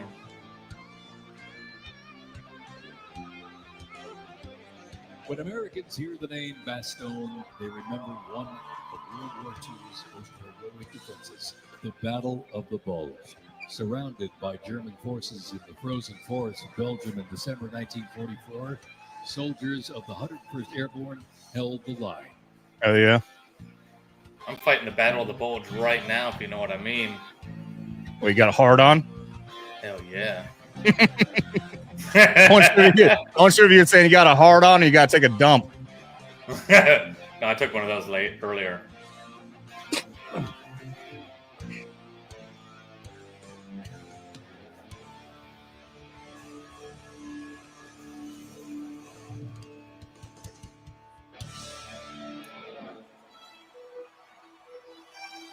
I had to go through a week of training to get my LMTV license, and I only ever drove an LMTV one single time. Say that again? To get a license to drive the LMTV right there is a week worth of training, and then I only drove it one single fucking time. Oh. Oh, here we go. Now we're coming out, bringing the weapons out.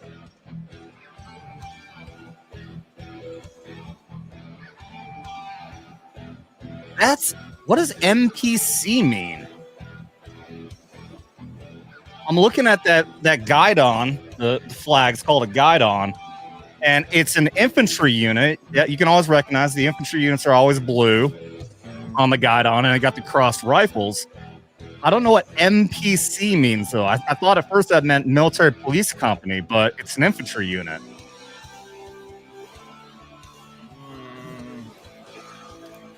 The unit before you is the platoon from the multi-purpose company's 2nd Battalion, multi-purpose company, 27th Infantry Regiment, 1st Mobile Brigade, 101st Airborne Division, Bastogne. The fuck is a multi-purpose company? I have no idea what that is. Contact Initiative, a program that allows the Army to rapidly test, evaluate, and equip our soldiers with the newest technologies. Okay. Modern, mobile, and mission-ready, the Bastogne Brigade continues to adapt to new threats while staying rooted in the fierce resilience that defined its birth. They're carrying the next-generation squad weapons, the XM7 and XM250, both equipped with the XM157 optic. Ooh. Infantry squad vehicle, a new mobility asset that can rapidly move through most terrain types. The trailer is the S-MET, and it's capable of carrying heavy loads under its own power through restrictive terrain. This platoon is equipped with 3 types of small unmanned aerial systems. They are the Ghost X, located on the S-MET, the C-100. So essentially, it looks like it's an unconventional infantry platoon. Flying above the formation right now. Yeah, very adaptive. It's a multi-purpose, unconventional infantry unit. Looks like so they utilize all kinds of technologies that's not being used by our regular line units. Yeah, testing out all the new tech, seeing what works, what doesn't. Yeah, it must also be because all this tech and everything is all stuff that would get transitioned from special operations down to the regular army. So it's probably what these guys are for. Is they probably are like a transitional unit to get all this technology before we give it out to the regular line guys, because your regular line guys are fucking stupid. No offense to everyone out there who's regular line guys. I know you guys would be just fine with that, but yeah, they got fucking. What are they? Are they actually walking? Fun fucking unit. Oh no shit, dude. Yeah. Okay, I was wondering. Like, I see the night vision. I'm like, they're not actually wearing the night, like looking through the night vision, are they? No. No, there's no way. What's really cool about that night vision is that typically, like when we would have the old, I forget the nomenclature is, like it would flip up on your helmet, and it's like it would stick way the fuck out. So like you have a good, like you can snag like on trees and everything. Yeah, that's really cool. What they got there, it's not sticking up like that. So yeah, I think they just. Yeah, that's good innovation right there.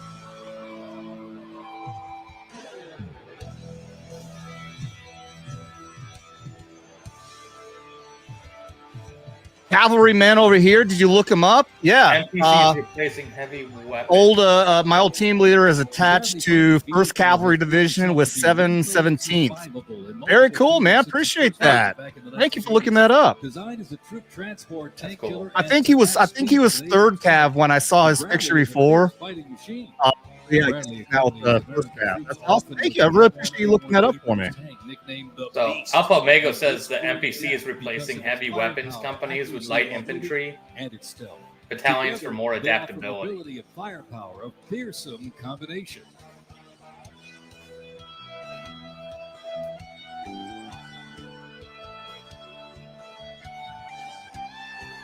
Oh, there it is. Placing heavy weapons companies within light infantry battalions for more adaptability. Cool. Okay. God, the military is advancing and changing so fast, dude. Wild. Thinking back to when I first joined in 2000, we were still focused on like force warfare. Everything was intended to fight Russia out in Europe. Oh yeah. We still had fucking Alice packs and LBVs. Oh, I remember. We didn't have any fucking digital fucking devices to speak of at all until we got the Harris radios. My Lurse unit got Harris radios that were capable of sending digital pictures, and then we got tactical satellite radios. We could actually communicate across long distances. And that was all while I was in there. Before that, when I first got there, we were still using the ASIP radios, short distance. Now look, man, everything's fucking, it's crazy. The advancement since then is just absolutely nuts. But of course, it's been 2.5 decades since I fucking joined, so. Mm-hmm.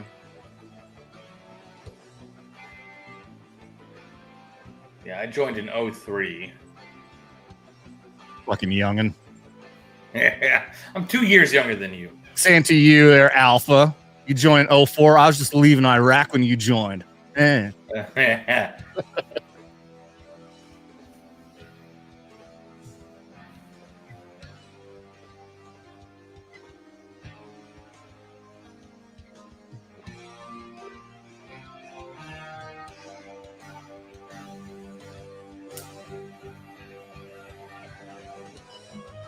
Bruce was thinking about that with us guys, how far we've come. Yeah, I know. Yeah. Even from 80s and 90s to 2000, it's huge advancements also. But it is obviously when the global war on terror started, man, that's when you always get the leaps and bounds in technology and advancements when you're at war. So, when I joined, we hadn't been in a full official conflict since the Gulf War in 91. So it was almost a decade later. So there was no real advancements in that decade. But then when 9/11 happened, that's when all of a sudden all the production went in and like, oh shit, hey, now we can actually use money to, make stuff that works. Well, I'm excited about, and obviously there's some pork in it, but I want this big beautiful bill to pass because that will fund our Iron Dome that we've been needing. Golden Dome. Fucking ever. Golden Dome. The Golden Dome. I've told the story before, but we had Apaches that would do patrols along the river that was right next to our FOB up in Iraq in Dibis. And there's almost, I don't think it was a daily thing, but they would come really low level, like right rooftop level, or just about of our FOB. Yeah. And got to jump out of two of those. I love those things. Oh, they said AH-64. Oh, we got the attack Blackhawks. Interesting. But yeah, there's one time I was up there, I was tanning. There's we had nothing to do, so some of us would actually just go up and fucking tan. And I got to a point, I looked like a fucking Haji. I was so brown. And they flew by, the roof we had, there's one level down here, which is where I was tanning, and then there's an upper roof up here where we had a security post at. And they flew by as I was tanning. I waved at them, and they waved back. And then they came back in the same direction along the same river. And there's the first one that flew above, and I waved at them again, and I'm like, oh, where's the other one? I can't see him. He went low enough to where it was behind the... Hey, there's one set third right there. And he flew right by me, and then he banked hard left so that the prop blast would just hit me right in my fucking face. And I'm like, you did that on purpose? That's fucking awesome. The latest in Army innovation. Look at this. Much like a true canine, these robots can go where soldiers cannot. They have increased mobility, improved tactical that one's carrying an Army flag. Soldiers and enhanced teamwork. Replacing soldiers, robot dogs can explore terrain that may be difficult for soldiers to traverse. Disposable explosive ordnance that act in defensive posture or aggressive capacity when armed. Blue Cord is over on the Rumble side with another $20. Oh, shucky ducky. Let's go. Everybody in here, we do shots for $20 or more. It's our drinking game rules. You guys can play along if you like. Again, it's on Rumble, so I can't highlight the chat, unfortunately. But he says, fuck you, Adam. 11 Hotel. I got to shoot the M60 Echo after I got back from my last deployment once.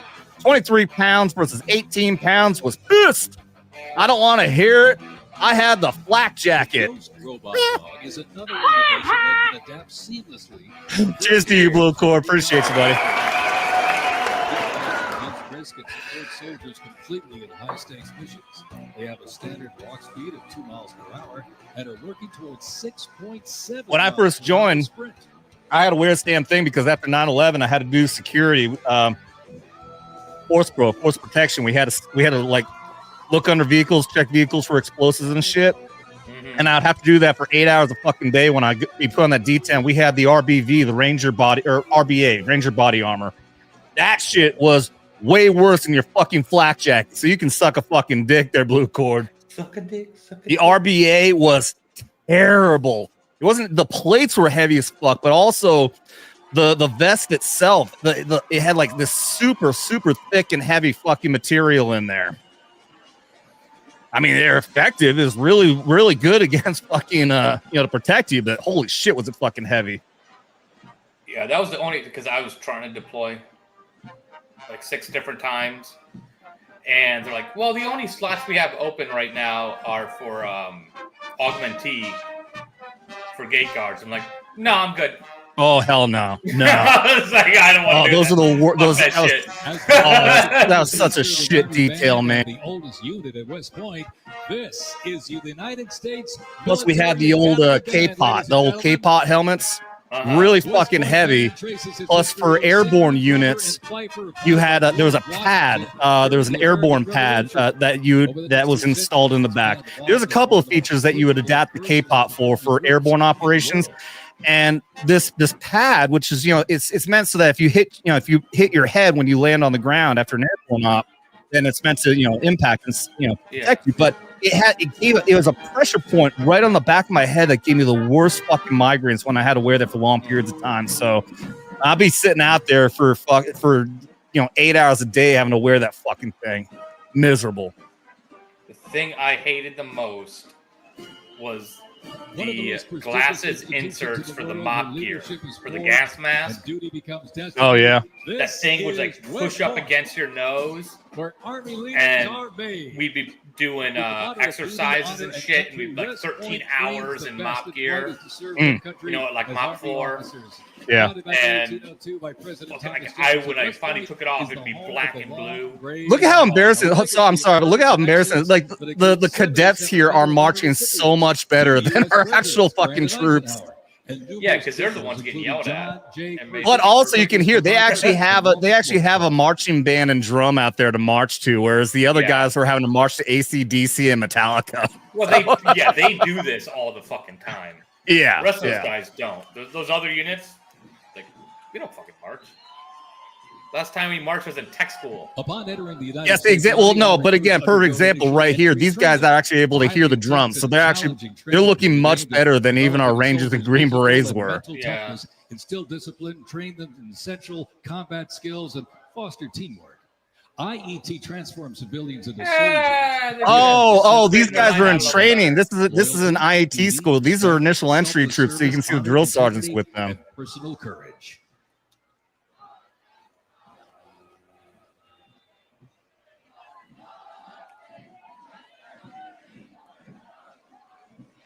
Yeah, are they actually doing marching cadences? I've seen the guy with the BCGs. Oh, the birth control glasses. Yeah. Man, I burnt mine as soon as I was out of boot camp. Those things went into the Virginia fire. Military Institute on a mission to produce citizen soldiers, men and women educated for civilian life, prepared to serve their country in the armed forces. What? VMI counts a Nobel Prize winner, 11 Rhodes Scholars, generals, 7 Medal of Honor recipients, and a Pulitzer Prize winner among its graduates. As one of the nation's senior military colleges, students at Virginia Military Institute can participate in Army ROTC or the Corps of Cadets. Pretty on point with the marching, though. Napalm sticks to kids. Man, that's such an old school. We knew about the napalm sticks to kids cadence when I was in junior ROTC in high school in the 90s. And then by the time I got into the Army, they got rid of it. Oh, you can't do that kind of stuff. So. Fucked up. We actually did that cadence when I was in fucking ROTC summer camp, but we couldn't do it in the fucking actual Army.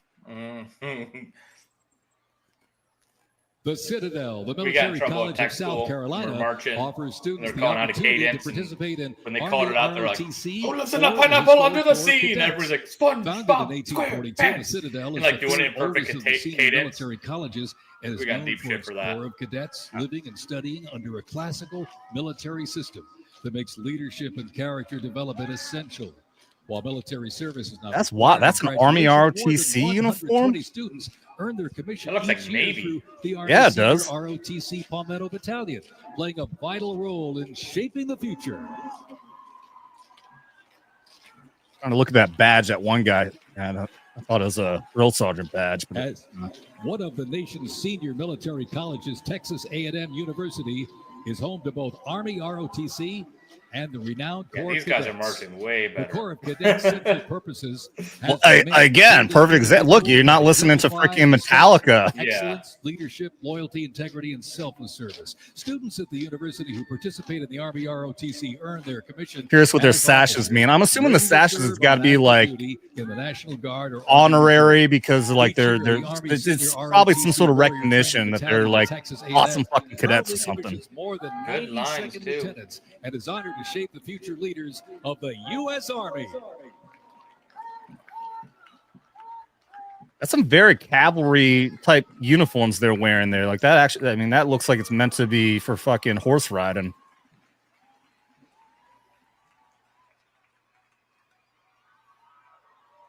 Well, I hope we're not ending off with all the ROTC fucking units.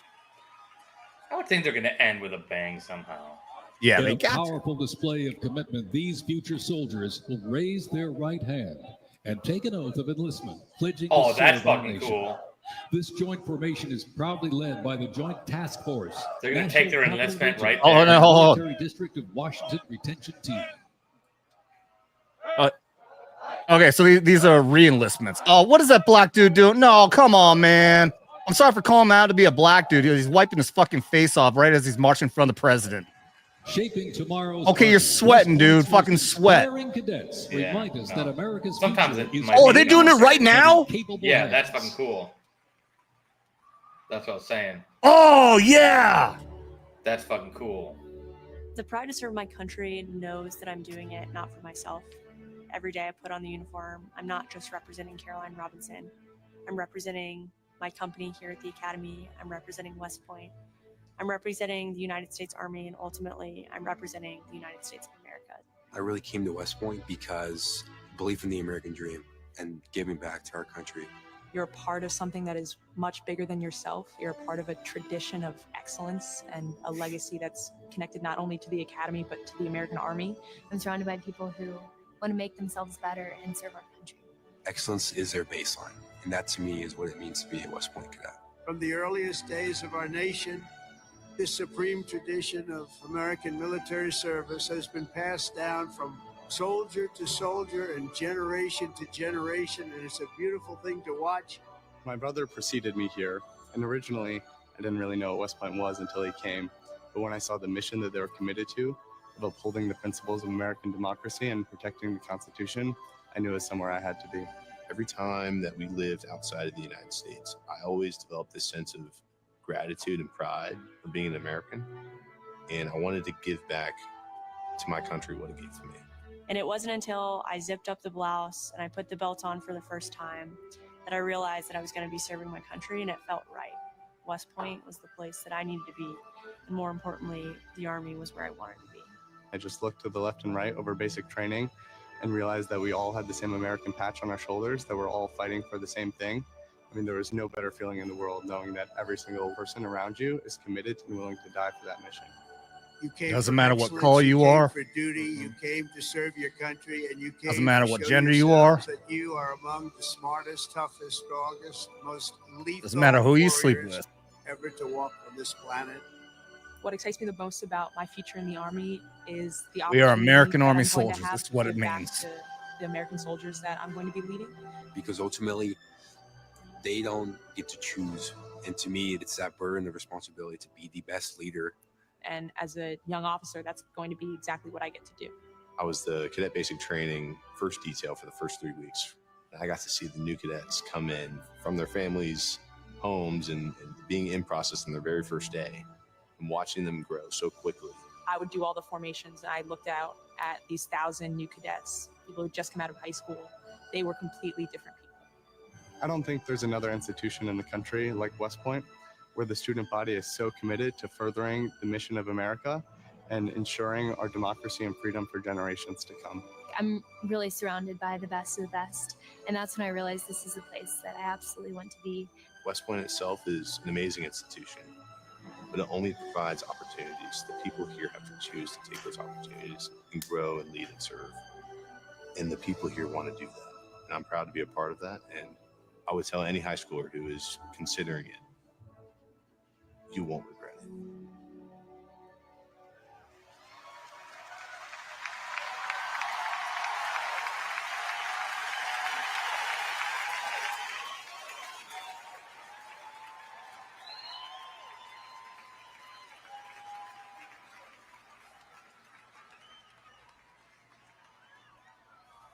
Left. Pace. Mr. President, First Sergeant Norton reporting for duty, sir. Ready to commence the ceremony as directed. This guy's soldier right back there, 173rd. I state your name. I Do solemnly swear that I will support and defend the Constitution of the United States of America against all enemies, foreign and domestic, that I will bear true faith and allegiance to the same, and that I will obey the orders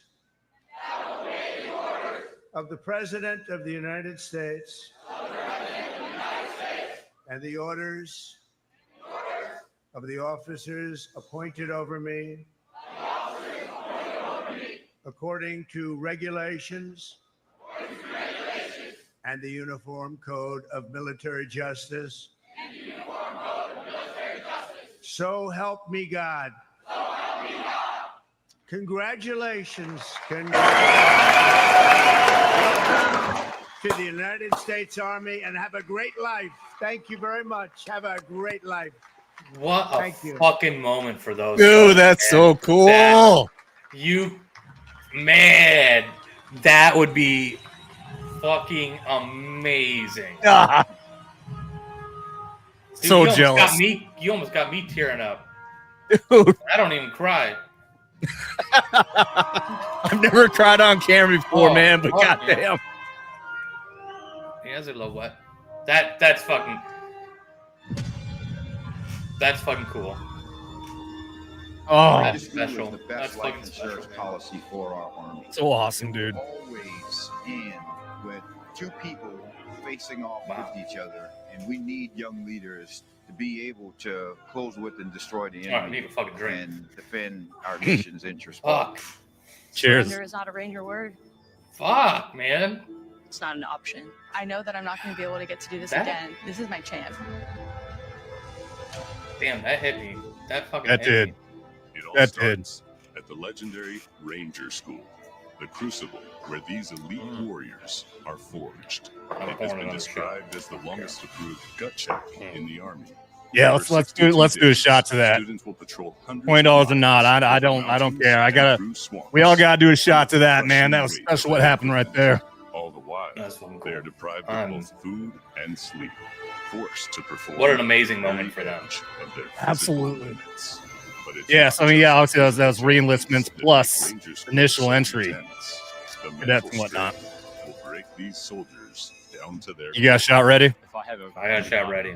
Everybody out there, my patrol cap. big shots to And everyone out there, everybody my who commander served gave me a Ranger tab. United States of yeah. America, Black one that you get during graduation. to the Rangers, Pinned it to the inside of my PC. to all soldiers, To the past, Army. present, is not for to the Army and all soldiers, past, but present, the ones who for just those who are up re-enlisted to and the ones who challenge. just It is enlisted. the ultimate Ugh. proving ground. Cheers to all of you guys. Cheers.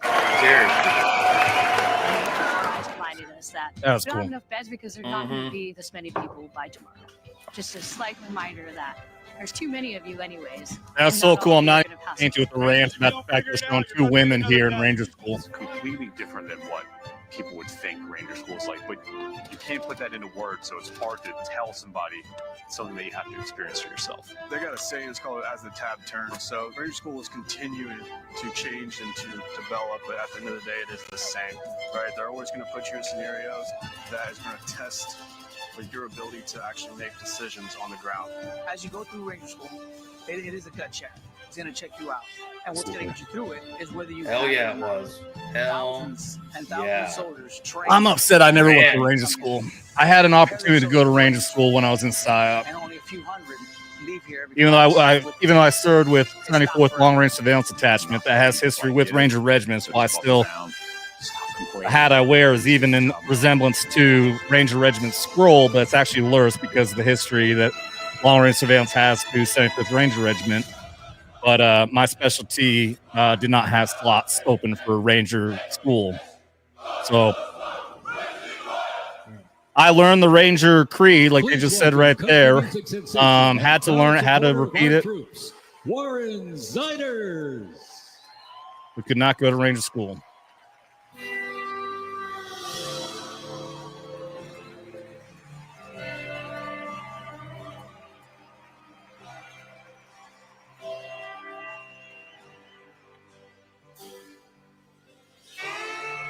Yeah, that's Cavatino, Cavalryman, I would agree. If you keep up to the same standards, you've earned it. Yeah, exactly. But they ain't. They ain't doing that. But you They're- can't lower standards because you want to play some political games. Yeah. It's not Yeah. fair to those that are in, and it's not fair to the women that can do it. Exactly. You know? So, Yeah, those girls there that were in that video, yeah, they were going through Ranger school not under the same standards as the men. That's shouldn't be a thing. That brings weakness. It brings weakness to your unit. yeah.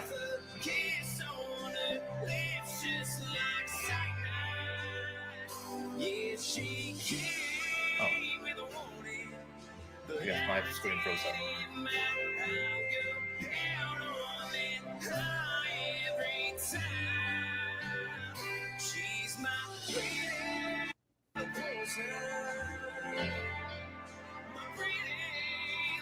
That's cool. And they got the soldiers right there up front. Yeah. People were saying this is all about Trump. Like, no, this is all about Trump making it all about the army.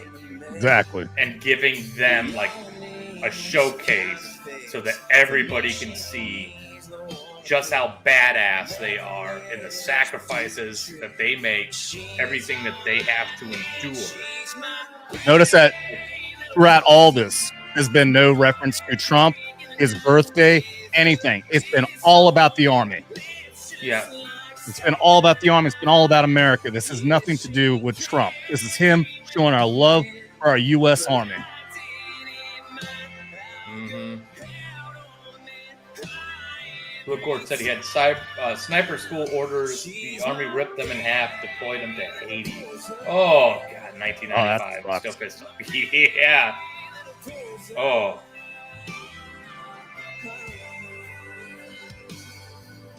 I haven't known any snipers, but I know that school is no fucking joke. Who is this that's performing? I don't know. I missed the name.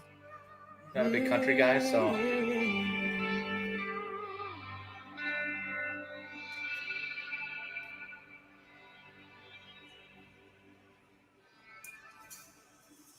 Summer kiss, it's alcohol. I don't want none of y'all. I just want you. No, I just want you. My pretty little poison. My heartache in the night with a kiss on her lips just like cyanide. Yeah, she came with a warning, but I didn't mind. I'll go out on that high every time. Well, I'm really glad that RSBN got these good shots. I was really worried it was going to be like one static shot the entire time. This is actually really good, though.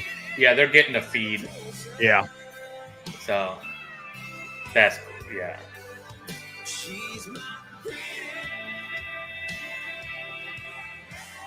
Oh, it's courtesy of America 250. So this is all a feed from, the organization that was putting all this on.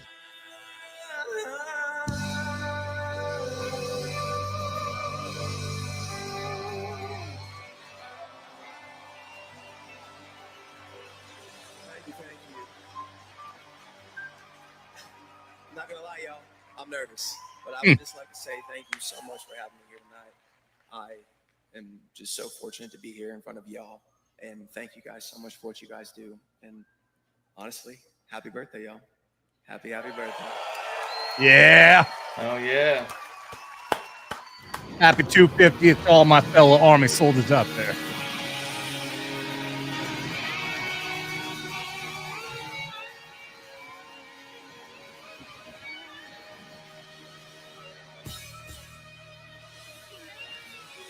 Samantha Biondi just subscribed. Welcome to Vets Talkin. Thank you very much.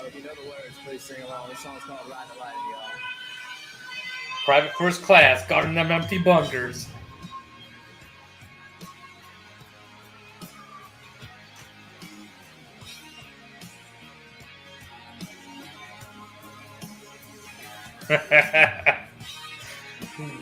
They gave you a broken radio on purpose. You know that, right?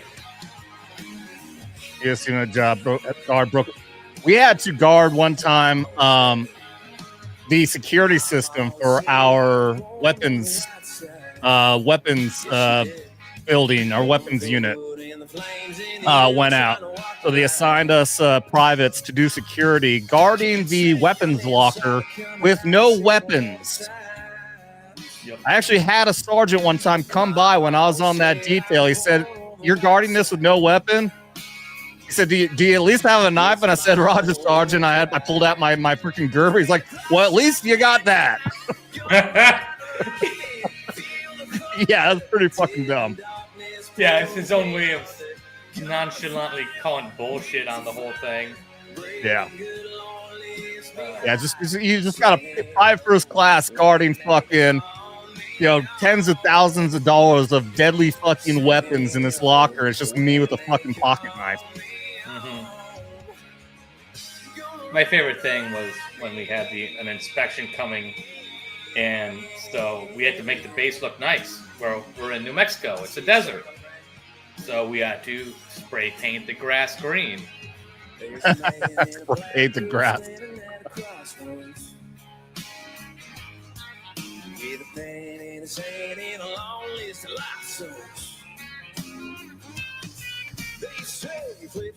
Hell of a lot of I just went and saw Brantley Gilbert. Is that who this is? Brantley Gilbert? I don't know who that is.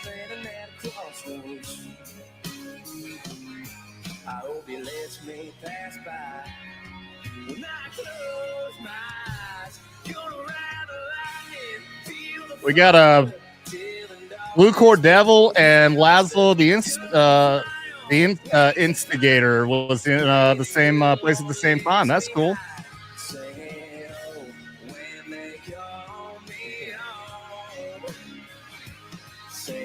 Oh, Warren Zanders is who this is. Okay. Warren Zanders. Never heard before. I like him though.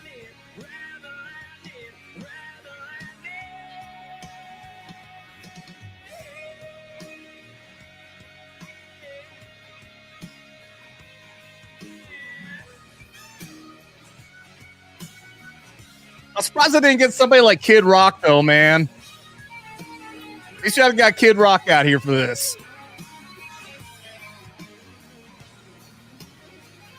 I wonder if they did some kind of like internal polling to see like who they wanted. I don't know. Or they're just like, this is who we can get. You know, Kid Rock would have been there all day long, but I'm sure it's a scheduling thing though. Maybe Kid Rock is on tour. yeah. John Rich would have been good. As a safe choice, yeah, that could be it. Yeah, he's probably just not controversial. He's good. I've never heard of him though before, but I like it. It sounds good. Yeah.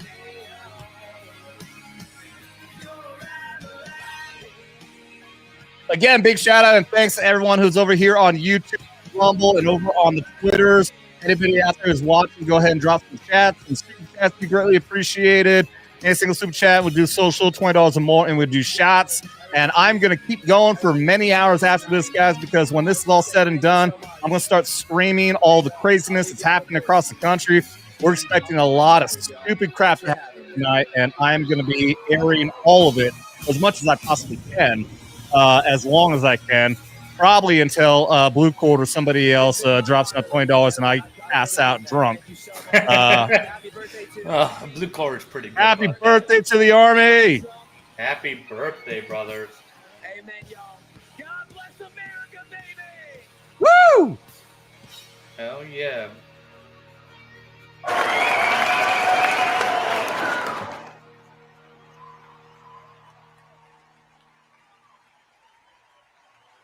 Who's it again? Warren Zanders. I'm gonna have to keep an eye on him. Warren Zanders. I'm gonna have to, check him out. I like it. This week we honor 250 Airborne! years of power and glory and triumph by the greatest fighting force ever to walk the face of the earth, the United States Army. Each of you on the field today is among the most talented members of your generation. You could have done anything you wanted. You could have gone anywhere. You could have gone to any school. Matt's incredible heroism helped ensure that not a single American soldier died in the Battle of Shock Valley. For 2.5 centuries, our soldiers have marched into the raging fires of battle and obliterated America's enemies. I just love how Trump talks. He's just like, we kicked their ass. The American military is The best military. It's the greatest all time. We kill all the motherfuckers in the world. We killed him like a dog. Do not rest until they win. Our citizens He cried like a standing bitch. guard, killing terrorists, crushing our enemies, and keeping America safe. But you're also keeping it strong and proud and mighty and free. This week we remember that we only have a country because we first had an army. As president of the Army United football team. States, let me express my undying gratitude for every soldier here today. Oh, for that every was veteran and their incredible families. who he just shook hands with. That was the one third soldier. That was the first soldier recipient of the Medal of Honor since Vietnam. Our debt to you is infinite and everlasting. His name is escaping me. With the grace I've met of him God, twice at some reunions. America will always prevail.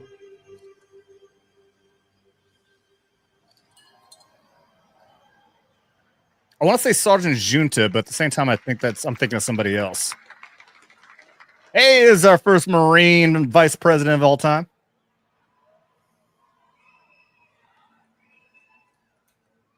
Vance 2028. Well, let me say to the thousands of Americans who traveled from distant towns and across state lines to be here today, this is your national capital. Welcome to Washington, D.C. We are thrilled to have you. Love you, JD. This evening, as we celebrate the 250th anniversary of the United States Army, the oldest branch of the greatest fighting force ever known to man, I want to say to all the soldiers all across our nation's capital and all across the world, happy birthday, soldiers. We're proud of you.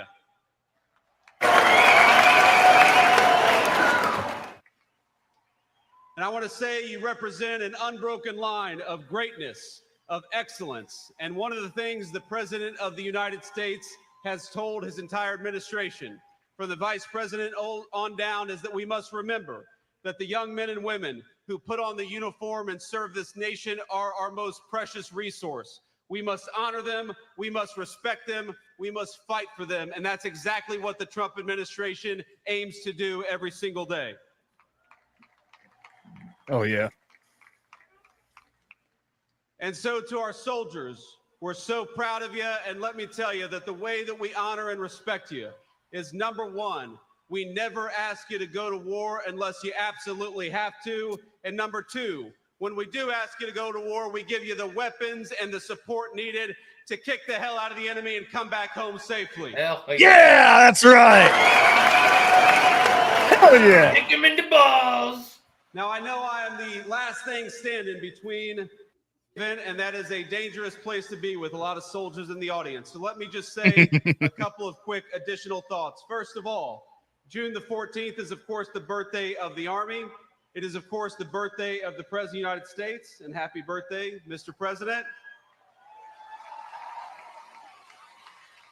One and only time it's been I mentioned. would get in trouble if I didn't mention that it's also my wedding anniversary. And so to my lovely wife, Oh. I love you, honey. Happy anniversary. And thank That's you for cool. I everything didn't you know do for our that. country. So without further ado, it is my pleasure to introduce the 45th and 47th Commander-in-Chief of the United States Military, President Donald J. Trump. Woo! Let's go. Big Don, let's go. And the hottest first lady in the history of the United States. Absolutely.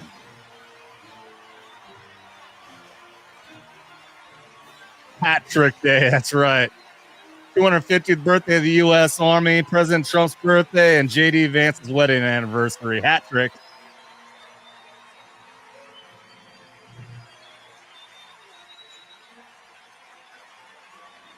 Greatest president of all time. He absolutely should be on Mount Rushmore. President Vance. And thank you to our wonderful First Lady.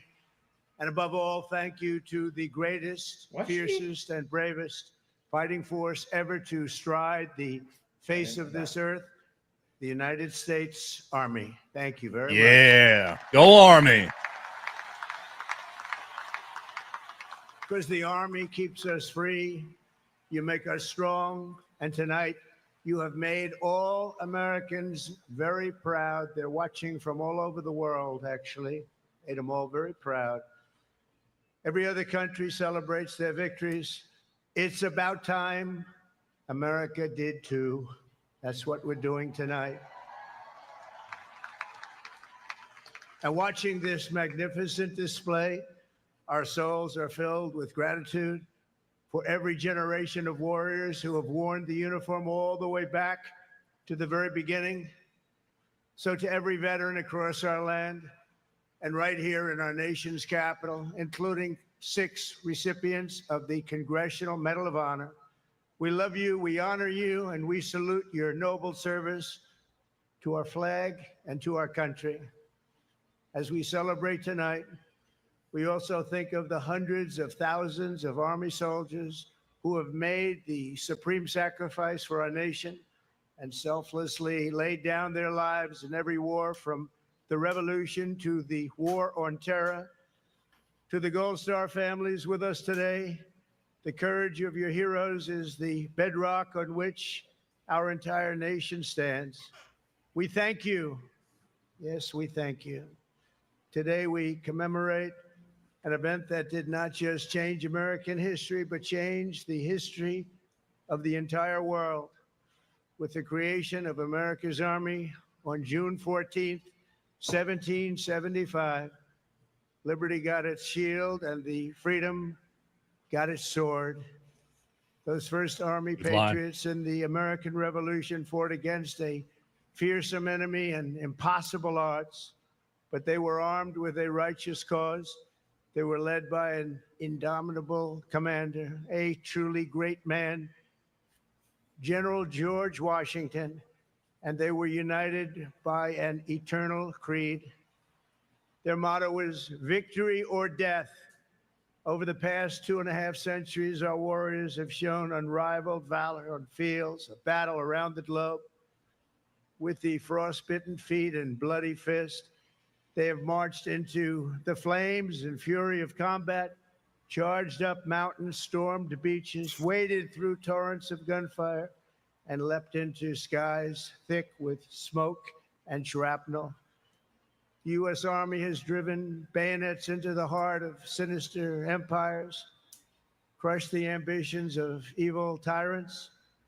Beneath the threads of American tanks, it's done so well, it's done so much, and sent the devil himself flying into full retreat. Time and again, America's enemies have learned that if you threaten the American people, our soldiers are coming for you. Your defeat will be certain, your demise will be final, and your downfall will be total and complete. I want to point out I got the U.S. Army flag on display over here. First time I've done that. Because our soldiers never give up, never surrender, and never, ever quit. They fight, fight, fight, and they win, win, win. Hell yeah.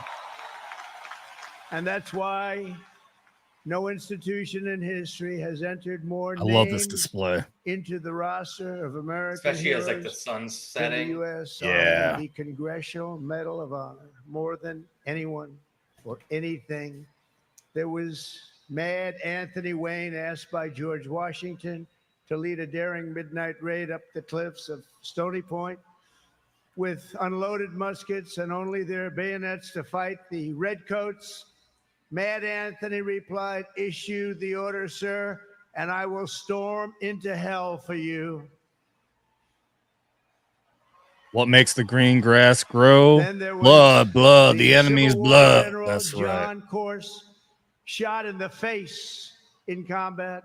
He fired off a message to his commander: "I am short a cheekbone and one ear, but I am able to whip the hell out of all of them." He stayed on the front lines, it seemed forever. In World War II, there was the great Creighton Abrams, besieged on all sides by the Nazis at the Battle of the Bulge. He boldly proclaimed, "They've got us surrounded again, the poor bastards." This is the fighting spirit and unyielding force of the U.S. Army. It has never changed, and it will never, ever change, because there is no earthly force more powerful than the brave heart of a U.S. infantryman or an Army Ranger, paratrooper, or Green Beret. They are the best. They are the finest. All the From way. Bunker Hill to San Juan Hill, from Gettysburg to Guadalcanal, from Yorktown to Shiloh, and from the trenches of the Argonne to the mountains of Afghanistan, the Army has forged a legacy of unmatched courage, untold sacrifice, and unequaled and undying glory. Our soldiers have poured out their blood by the bucketful on Missionary Ridge and Heartbreak Ridge, on the sands of Sicily, Normandy, and the Philippines, and on the dusty streets of Da Nang, Baghdad, and Fallujah. Thanks to their extraordinary service and devotion, 250 years later, America stands tall, America stands proud, and America stands free. We're the hottest country in the world right now, and our country will soon be greater and stronger than ever before. Down through history, we've been blessed beyond words by this valiant legion of Army warriors and patriots, heroes and legends. And tonight we affirm with unwavering certainty that in the years ahead and in every generation hence, whenever duty calls and whatever danger comes, the American soldier will be there. Yeah. Hell yeah. No matter the risk, no matter the obstacles, our warriors will charge into battle.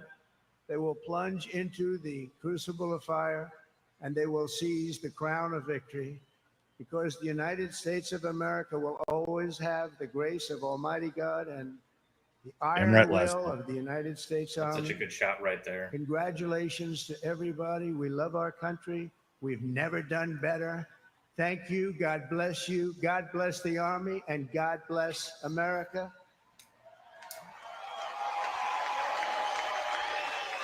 And now I'd like to ask our great First Lady to join me at the podium. Thank you very much, everybody.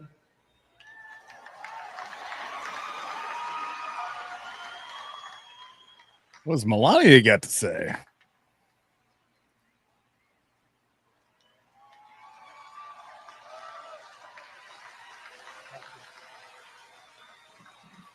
Oh, that was it? Oh, she was going to talk. Okay. I was confused. I thought that was the ending. I'm like, that's the... Oh, okay. Here's the flag that was brought in by the Golden Knight. Mr. President, on behalf of the United States Army, the Army Golden Knights, I would like to present to you this flag, which was flown over our nation's capital in free fall during the Army's 250th birthday celebration.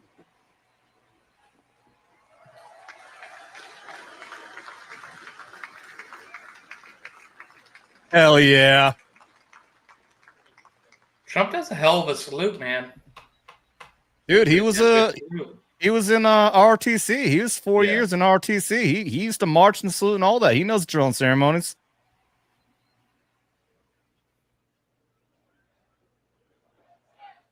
USA, USA, USA, USA, USA.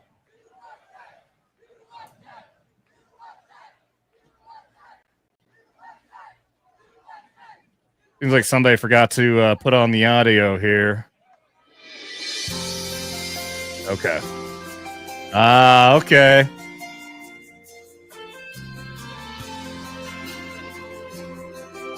I'd like to, as like, oh, we got Lee there we Greenwood go. here. We got Lee Greenwood.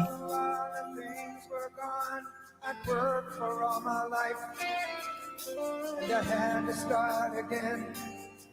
Just my children and my wife. Thank my lucky stars to be living here today, 'cause our flag still stands for freedom, and they can't take that away. And I'm proud to be an American, where at least I know I'm free.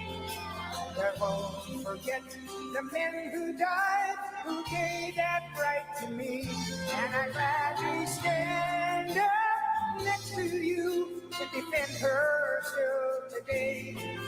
'Cause there ain't no doubt I love this land. God bless the USA.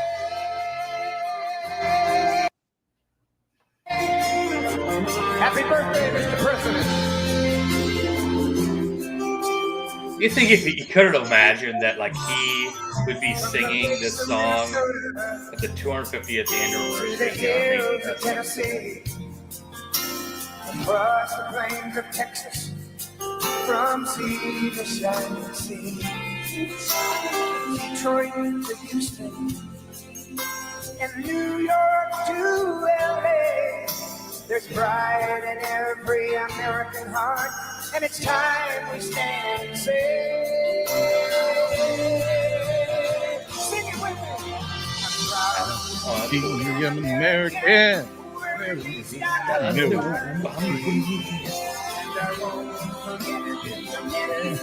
Look at them, they're all left there. You can see them all just left in the words. There ain't no doubt I love this land. God bless the USA.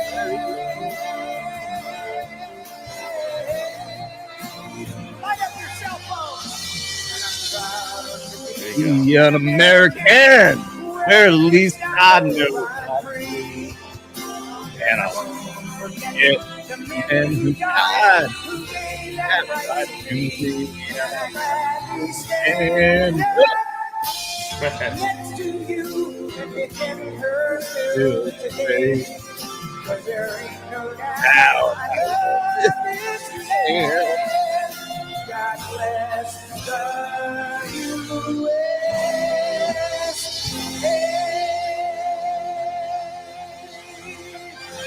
God bless the United States Army. Thank you. we got everyone tearing up over here, man. I'm Yeah, proud you are. Can't see the emoji, but that's the tear emoji from Bruce there. Hell yeah.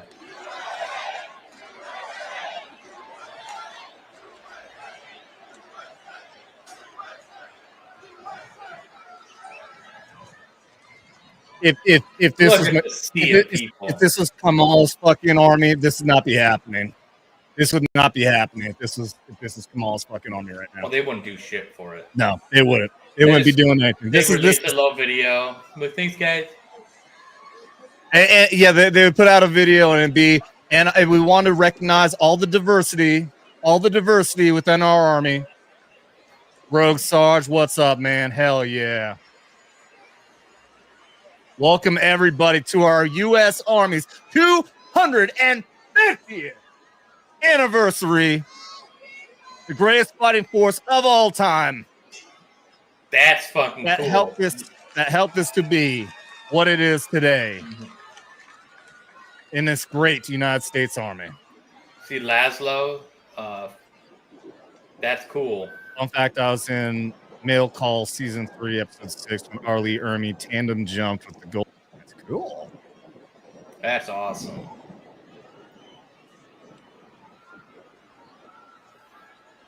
And he has a picture with him. Awesome, dude. Hell yeah. That may be the end of the ceremonies. That may be it. But we're going to keep going. End it with that song. Yeah, but we're going to keep going, though. This stream is not going to end. I think Tracy was saying YouTube will shut me down. Tracy, we've gone for like 8 hours before. And there ain't no shutting us down. Yeah, they'll There ain't no shut it stopping down. us. They'll shut the stream down. And it's not YouTube. StreamYard will shut the stream down if there's no activity after a certain amount of time. But we're going to keep going, though. Well, yeah, that's just based on sound. And believe me, I'm not going to be able to go for like 12 hours. That's not the plan. But I am going to keep streaming. We're going to find some streams of whatever violent riots and shit we can try to find, whatever the fucking insurgent leftists, and this is by definition an insurgency, the violence that's happening. We're gonna continue the show, following all that kind of stuff. But right now, this is still in great celebration of our amazing United States Army, the Army that I was so proud of to serve for 9 straight years. Would have been 20. Would have been 20 if I could, but I couldn't do 20, unfortunately. But again, like I was showing, I was so proud to wear this uniform, to wear our combat uniform. Proud of this uniform. Proud of everything I've done. I've got all my been there, done that's on this fucking thing, and I couldn't be more proud because it's a matter of the history as well. It's a matter of the history of the units that I served in, the history of airborne, to know that I followed in the legacy of those amazing paratroopers that helped save this entire world back in World War II, that fought and died in so many of the conflicts that helped to keep this nation free.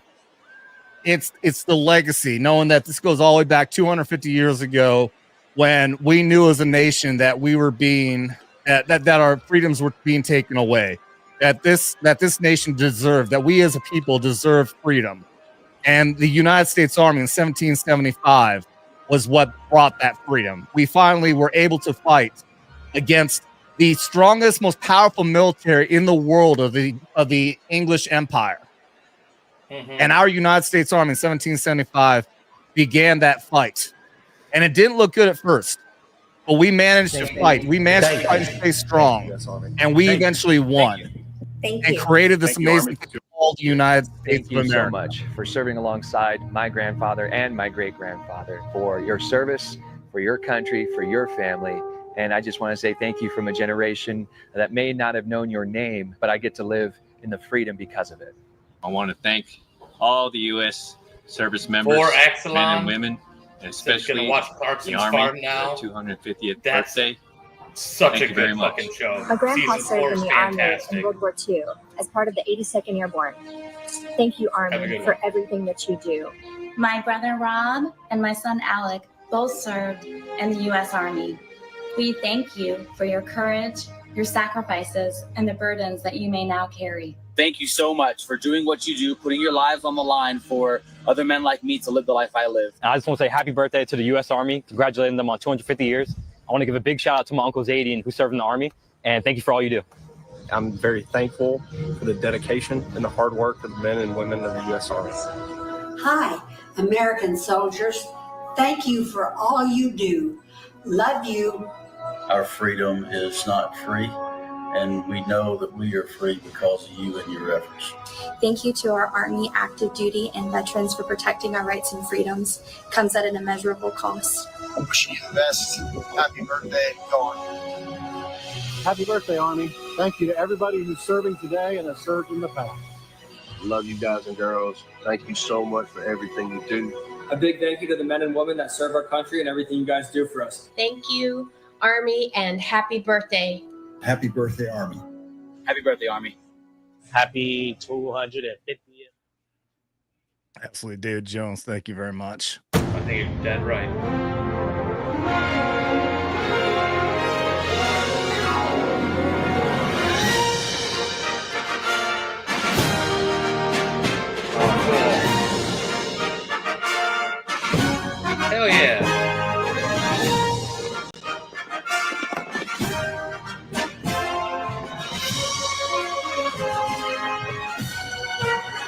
fireworks over what?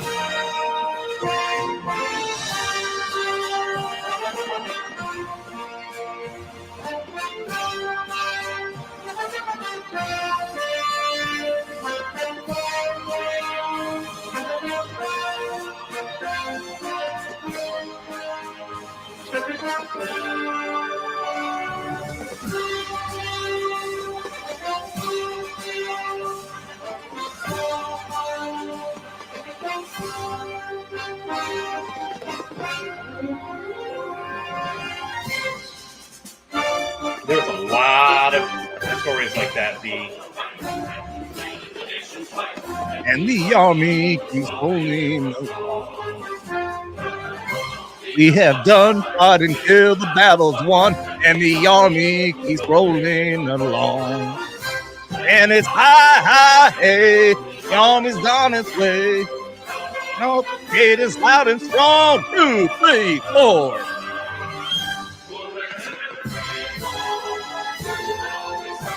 And the army keeps rolling along.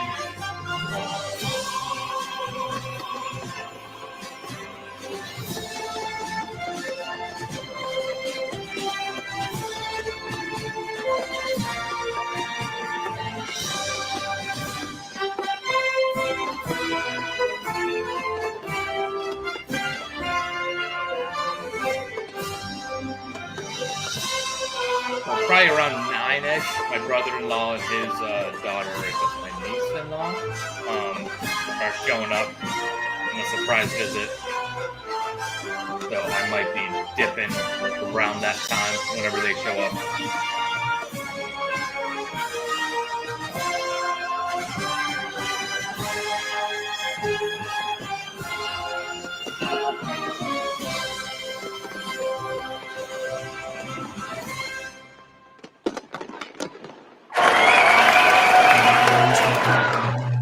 I swore an oath to every generation before me. I wear the same branch insignia as the soldiers who crossed the Delaware. Before there was a nation, there was an army.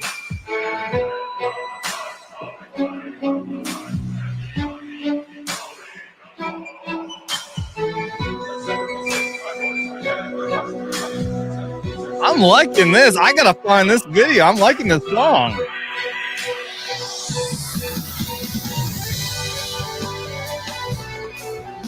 Oh, I gotta find out what this song is. That's great.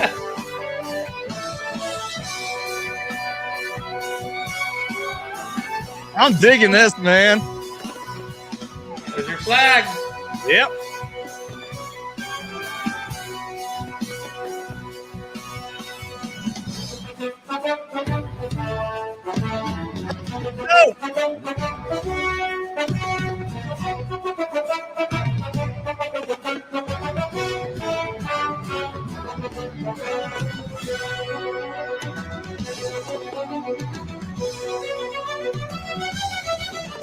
Anybody in the chat, if anybody in the chat knows what this song is, if you guys can get a link for YouTube video or something for this, please let me know. I gotta know what this song is. Well, this is like a mix of different songs. U.S. Army remix. Oh, yeah.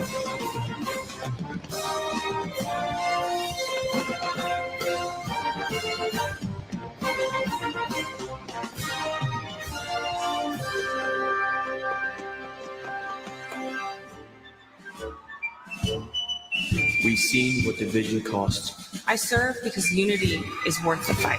I carry that legacy forward every time I put on this uniform. Yeah, I got that, Bruce. Yeah, that was the okay. So that's the name of it. Yeah, When Johnny Comes Marching Home. That was that song. But I want the remix though. I always hear the ants go marching on and on.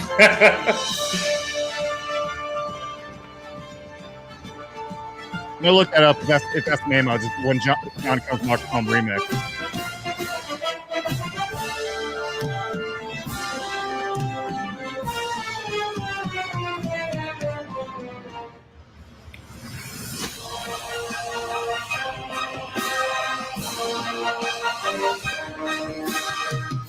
God, I wish I was there. Hell yeah! Hell yeah!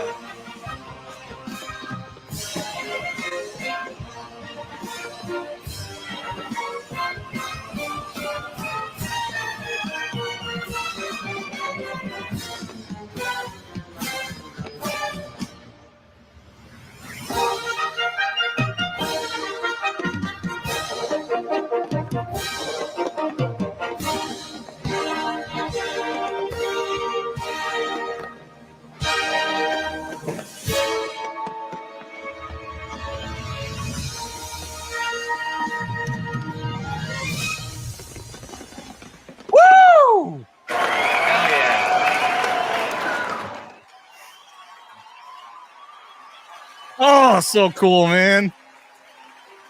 Both of my grandfathers served in the Second World War. They answered the challenges of their time, and it is my goal in this uniform to answer and meet the challenges of my time head on. He ain't heaven. He's my brother. Remix of Willie. Robert Collin, thank you very much for that. I'll look that up.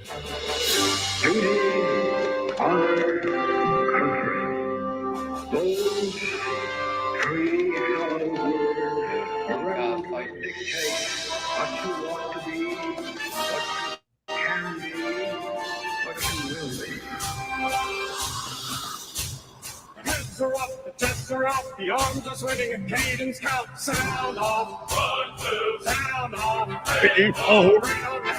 1, 2, 3, 4. 1, 2, 3, 4.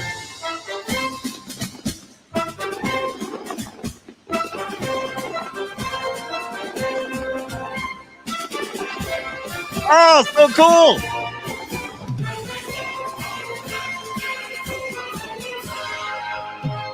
Okay, that was the grounds where the Golden Knights landed.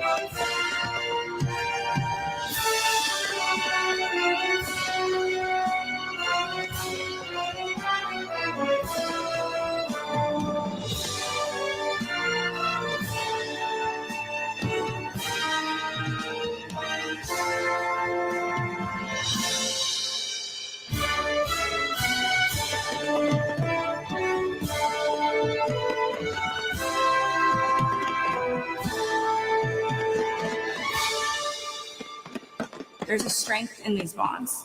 There's a realness to these bonds. It's not just because this is your team, it's because your life depends on these people.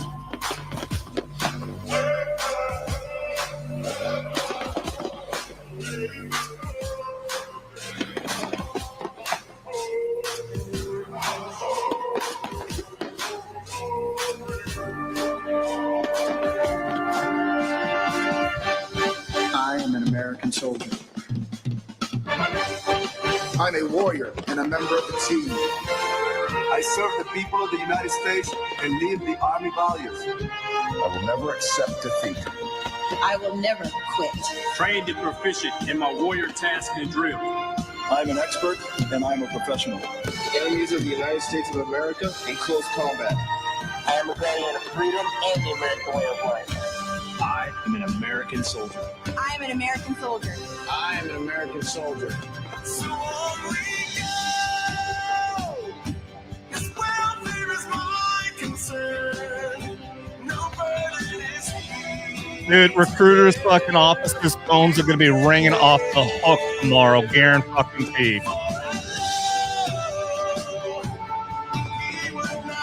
I got what you mean, loud blow.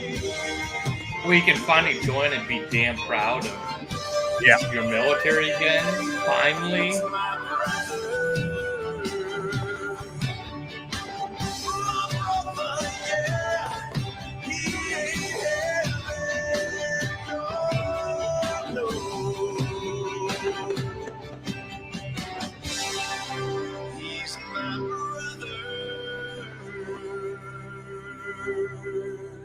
When I'm outside guarding the Tomb of the Unknown Soldier, it is one of the most honorable jobs I think that I could have had in the military. I think about those soldiers who made the ultimate sacrifice. Oh, beautiful for heroes proof in liberating strife.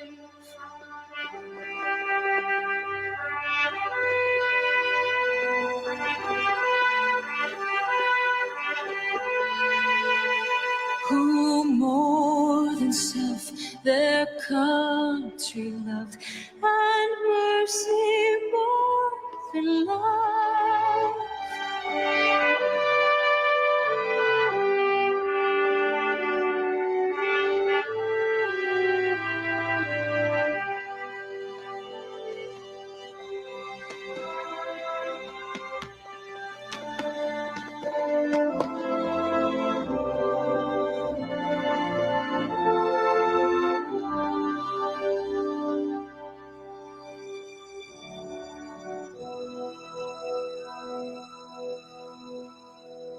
And I will always do my duty, no matter what the price. Hey, I've counted up the cost. I know the sacrifice. Oh, and I don't want to die for you, but if diet's asking me, I'll bear that cross with honor. Hey, freedom don't come free. I'm an American soldier, an American.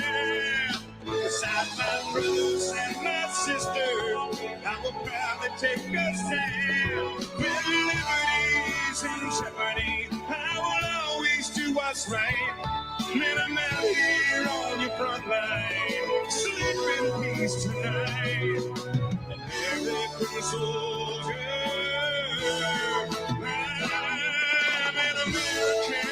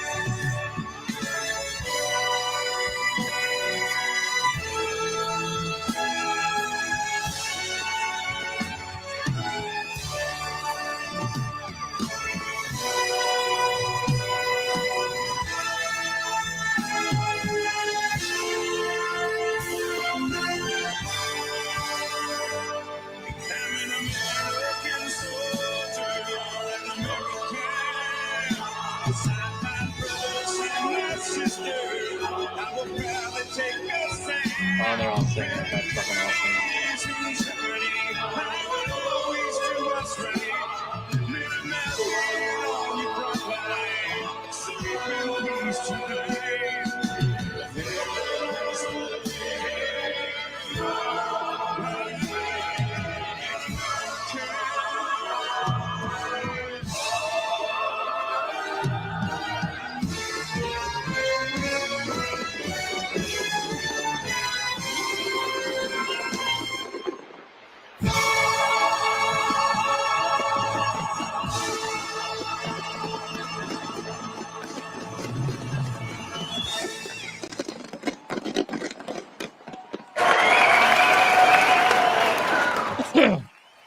Oh.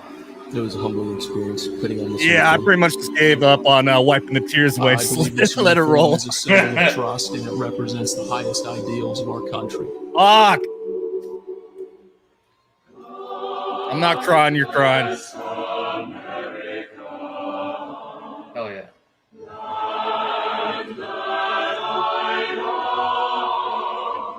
Stand beside her and guide her through thy night with thy light from above.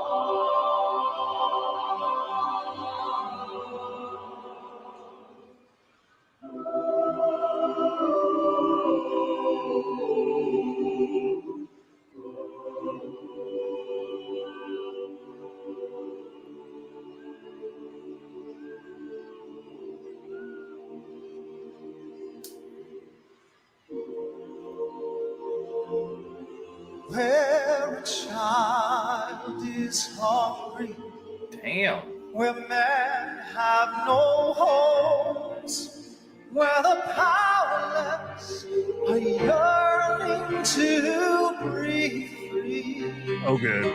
That guy's got some pipes. Fight for justice till there's justice for all. I got tears in my beard. Fuck. Damn, dude, this guy can sing.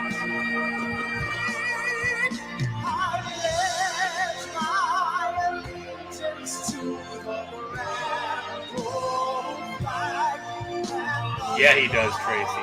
Yeah, he does.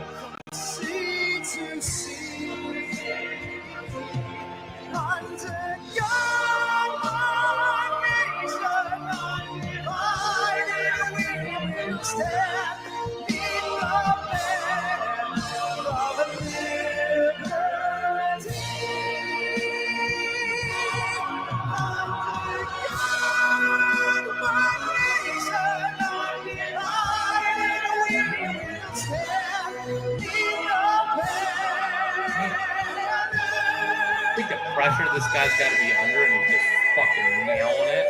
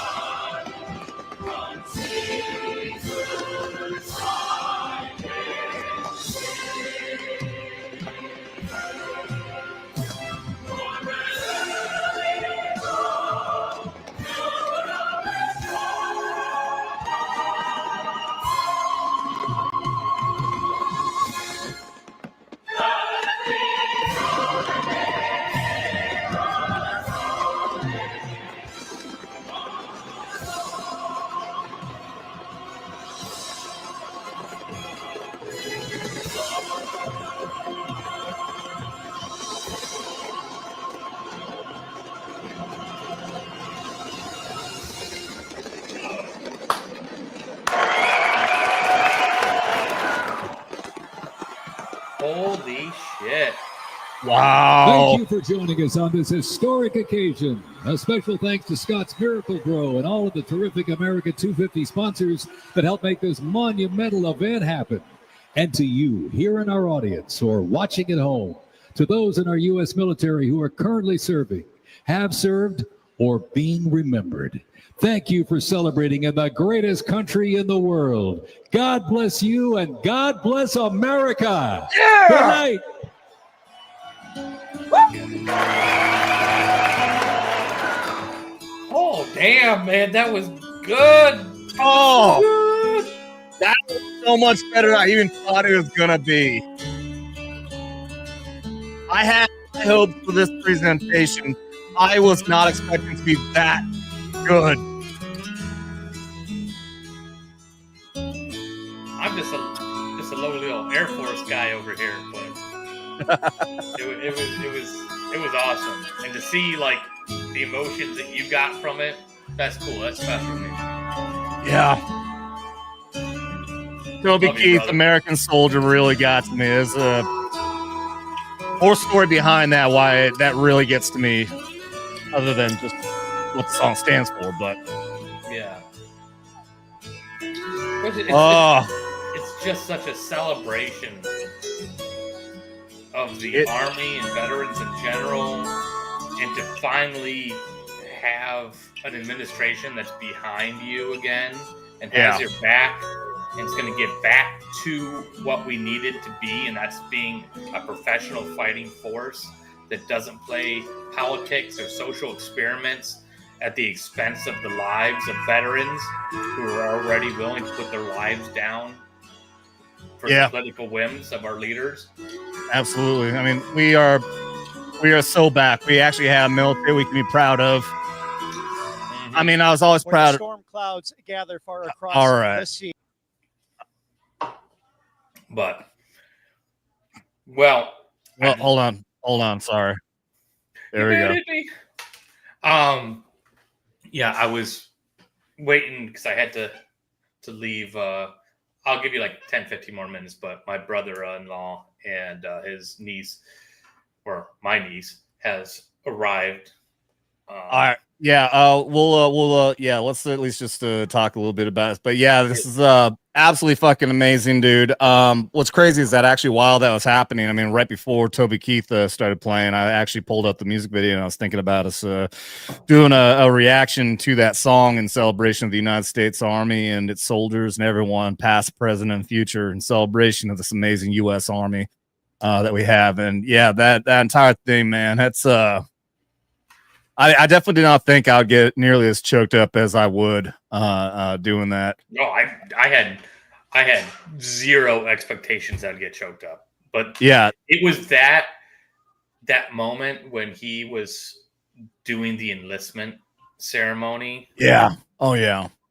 Oh man, like absolutely amazing. Because yeah. like when you do it, like how special that is, even when there's like nobody watching, yeah, of thing, and like how choked up I got at that to realize like the significance of that for those soldiers is incredible. Yeah, absolutely incredible. I remember I went through my, obviously we all raised our hand the first time at MEPS. I remember that. And you're right, like there wasn't even any parents or anything there. It was just a room with like 30 of us, but I still remember that. I think it was just some lowly little lieutenant, I think, who did it for us. I did 2 re-enlistments after that. One of them was actually I think it was on Christmas Day when I was in Iraq in 2003. And I remember as our company commander, no, actually, I think a battalion commander came down and did our re-enlistment. And I was very proud to do that. And then I did it again in Iraq again in 2005 when we were in Fallujah. And I got a great picture. I actually have a picture of that. We actually had a unit photographer took a picture. It's in my box over here. I have the actual physical photo. And obviously I was proud of that, and I was going to keep on doing it. I was planning on staying in for 20 years, and I couldn't have been more proud to just keep on doing that. And you're right that enlistment, it means a lot, at least to most of us. I'm sure there's a lot of people who don't take it serious, especially the people who enlisted on this past 4 years. People who enlisted because they were going to be guaranteed a sex change operation or some crap like that. Yeah. But thank God. Joining for the wrong reasons. Yeah, exactly. They weren't doing it because of love of country or love of our military or wanting to protect our country. But obviously, you and me, even though I know you're cheer force, but I know you're a patriot over there. You're a patriot cheer force. So we love you for that. But yeah, it means a lot to us, man. And yeah, that entire thing, it's crazy that the first thing got me choked up and had me actually shedding tears for the first time, because been a few times I've been on the brink doing whether I'm doing reaction videos to a patriotic song that Tom McDonald did or something else. I've been choked up a few times, but I managed to hold it back. But it's crazy that was actually a presentation of West Point was the first time I actually broke down and shed tears here on the show. But that was the speech. That was a presentation that was leading up to everybody out there doing their oath of enlistment into the Army, and that was amazing. It's something that you just don't get anywhere else, is when you were in the military, that brotherhood that happens. That's unlike anything. Words can't describe it unless you've been in. But and if you've ever been around anybody military, like, we treat each other like shit. Like, we rag on each other all the fucking time. Like, we beat each other up. But when it shit hits the road, like, we will have each other's back, at the absolutely the drop of a dime. It's like, boom, we're right there. And absolutely. So that's what makes this special, is because there's such a strong camaraderie. When a moment is so special, that chokes us up, is knowing that there's no moment like that. Yeah, they got to experience that, man. Like that just brings you so much joy. It brings you to tears for somebody else that you don't know, because they're taking their oath of enlistment in front of the President of the United States on the 250th anniversary of the Army. Holy shit! Yeah, right there. Absolutely. The fact, I mean, yeah, on the day, 250 years after the U.S. Army was created on June 14th, 1775, those people out there were able to raise their right hand and continue peddling. I'm getting choked up again. That those people were able to raise their hand on the day that was created 250 years ago. God damn. Yeah. It's amazing. It's amazing, dude. It's amazing. And like you're talking about with the camaraderie, I never forget. Like I remember it clear as day. Like when I first, I've talked about this before. When I first joined the Army, I was what's called a 96 Romeo Ground Surveillance Systems Operator. I was military intelligence. We are the dumbest of military intelligence. WG, holy shit, man. We got some shots to do, dude. Well, that's good because I need to go in like 10 minutes and I got to finish my shots. So you fucking nailed it, WG. We'll do that because Greg over here will always do a shot for $100. But we got Blue Court Devils over on Rumble. Hey, it's your guys' anniversary tonight. I do it for But WG, I got to meet him in Vegas. We got a little connection. I'm not gonna say what it is, but my first specialty was ground surveillance systems operator, which we did. We were a ground force though. We were a forward operating ground force. My job was to move through the fucking woods and then sit in a fucking hole in the ground for days at a time. But no matter what, to the infantry it doesn't matter because you're not infantry. So if you ain't infantry, you ain't shit.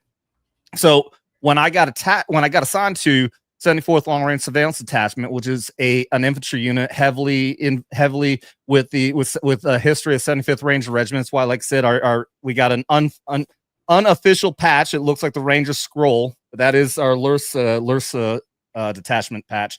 I was treated like absolute dog shit. I mean, absolute dog shit. It was bad enough that the unit had just been created, and our first sergeant wanted to set a standard for the unit in the eyes of the brigade commander.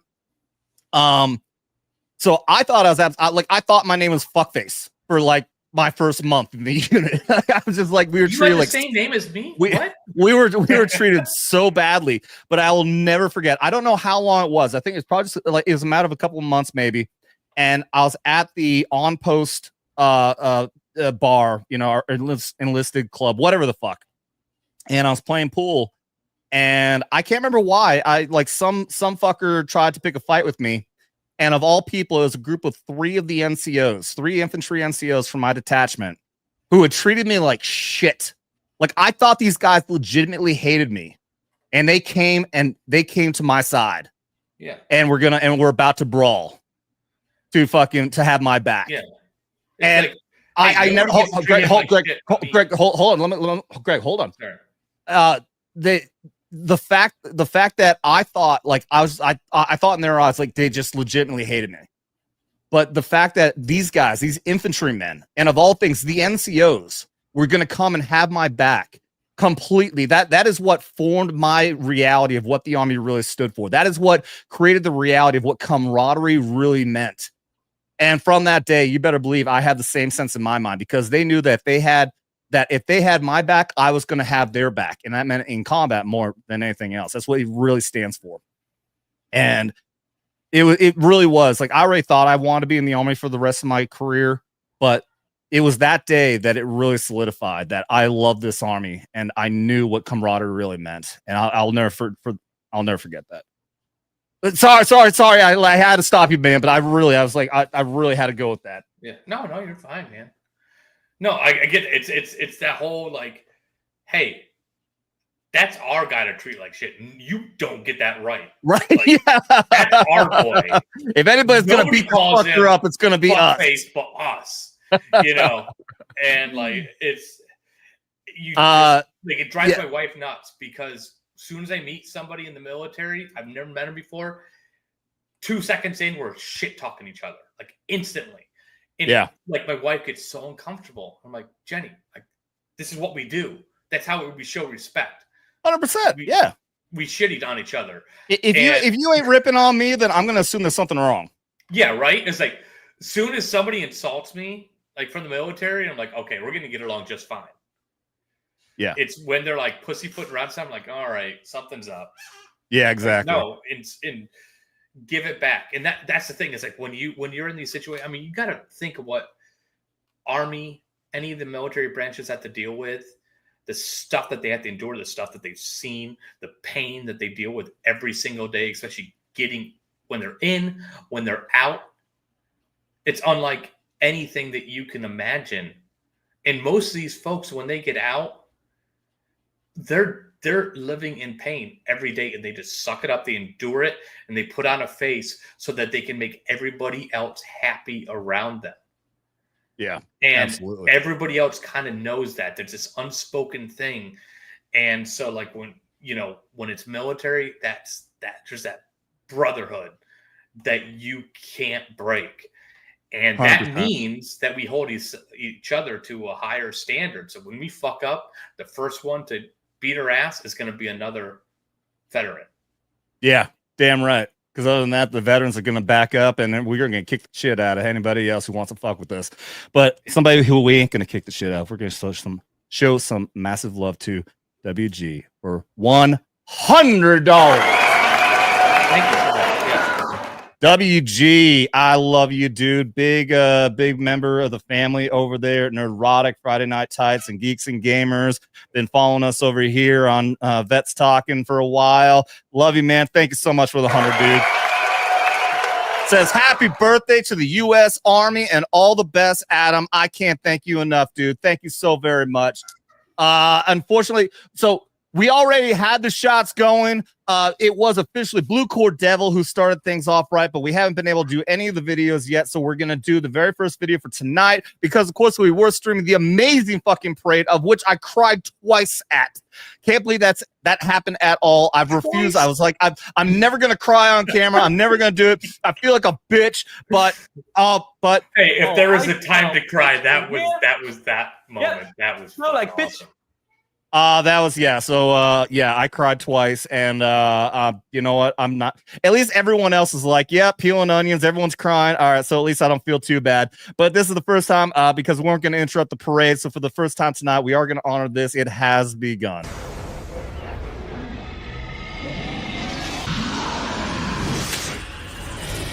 It has begun.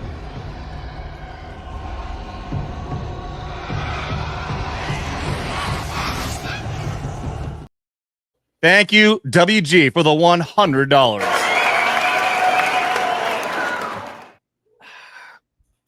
I am not sure, given the fact that we're going to be streaming for. Going up until this is gone, because then I got to leave you.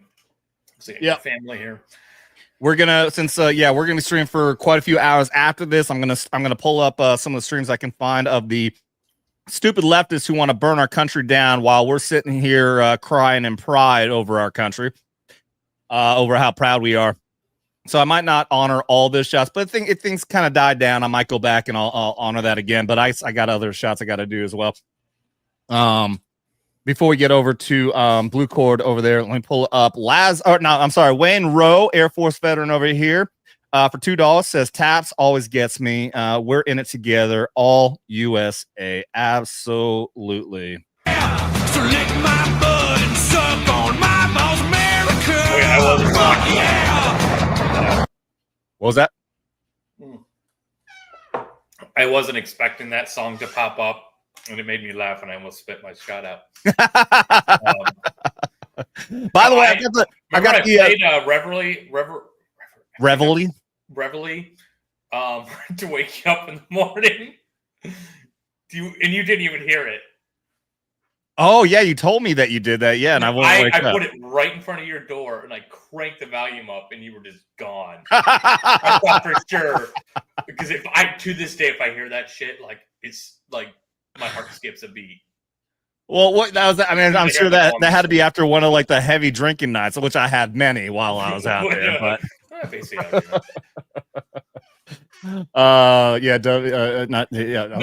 was because it was the day after the Geek and Gamers meetup.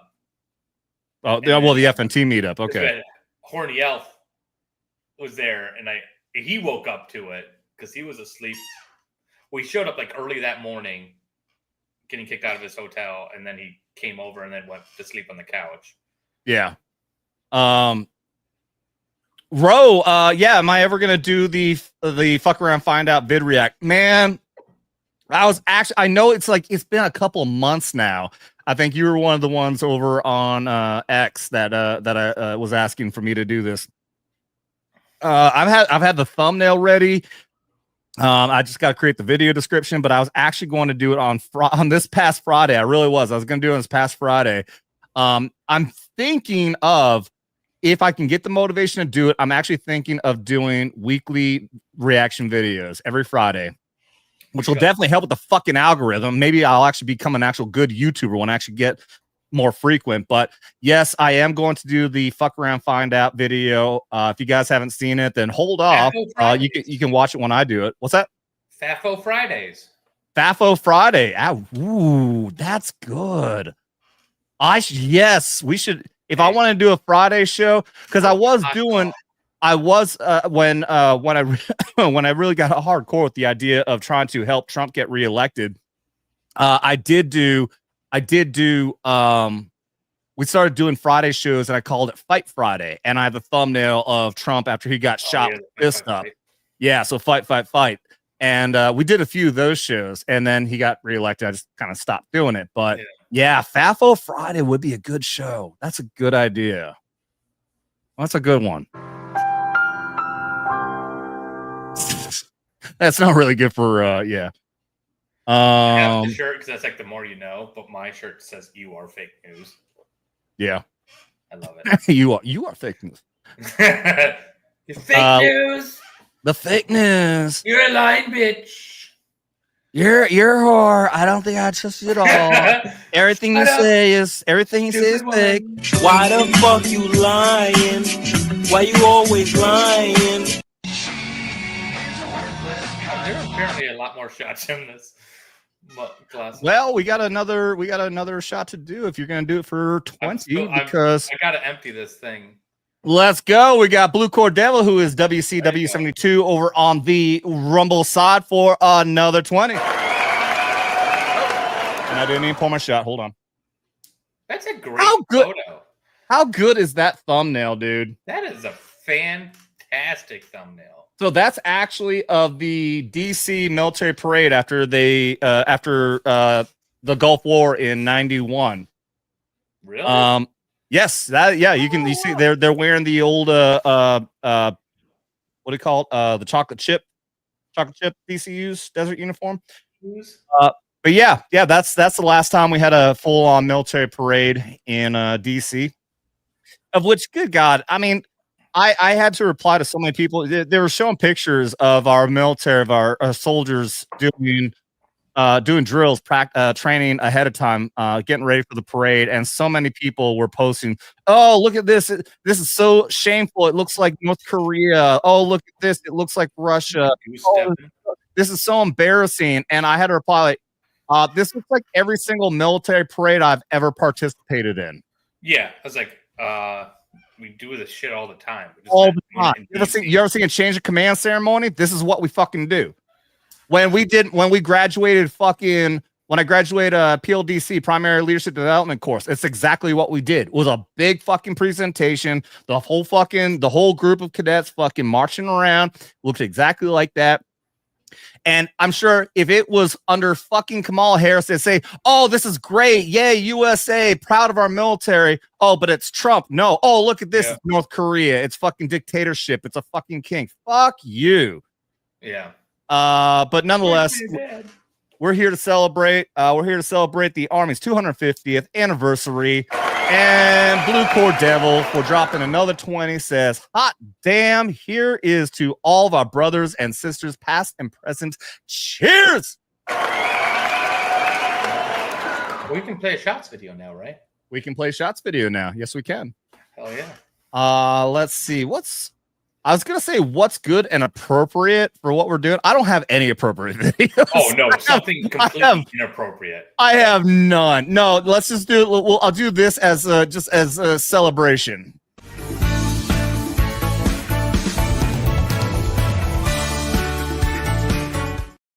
Cheers to you, Blue Card. Got my OG background here. Back before I had my my real set here, I used to do green screen background. And this is my OG background where I took a shot of these troops in Iraq, and I photoshopped the beer mug over there, and you can see the kegs in the back of the Humvee over here. And every single passenger of all these Humvees is holding a mug. You can't see it. Hold on. Cool.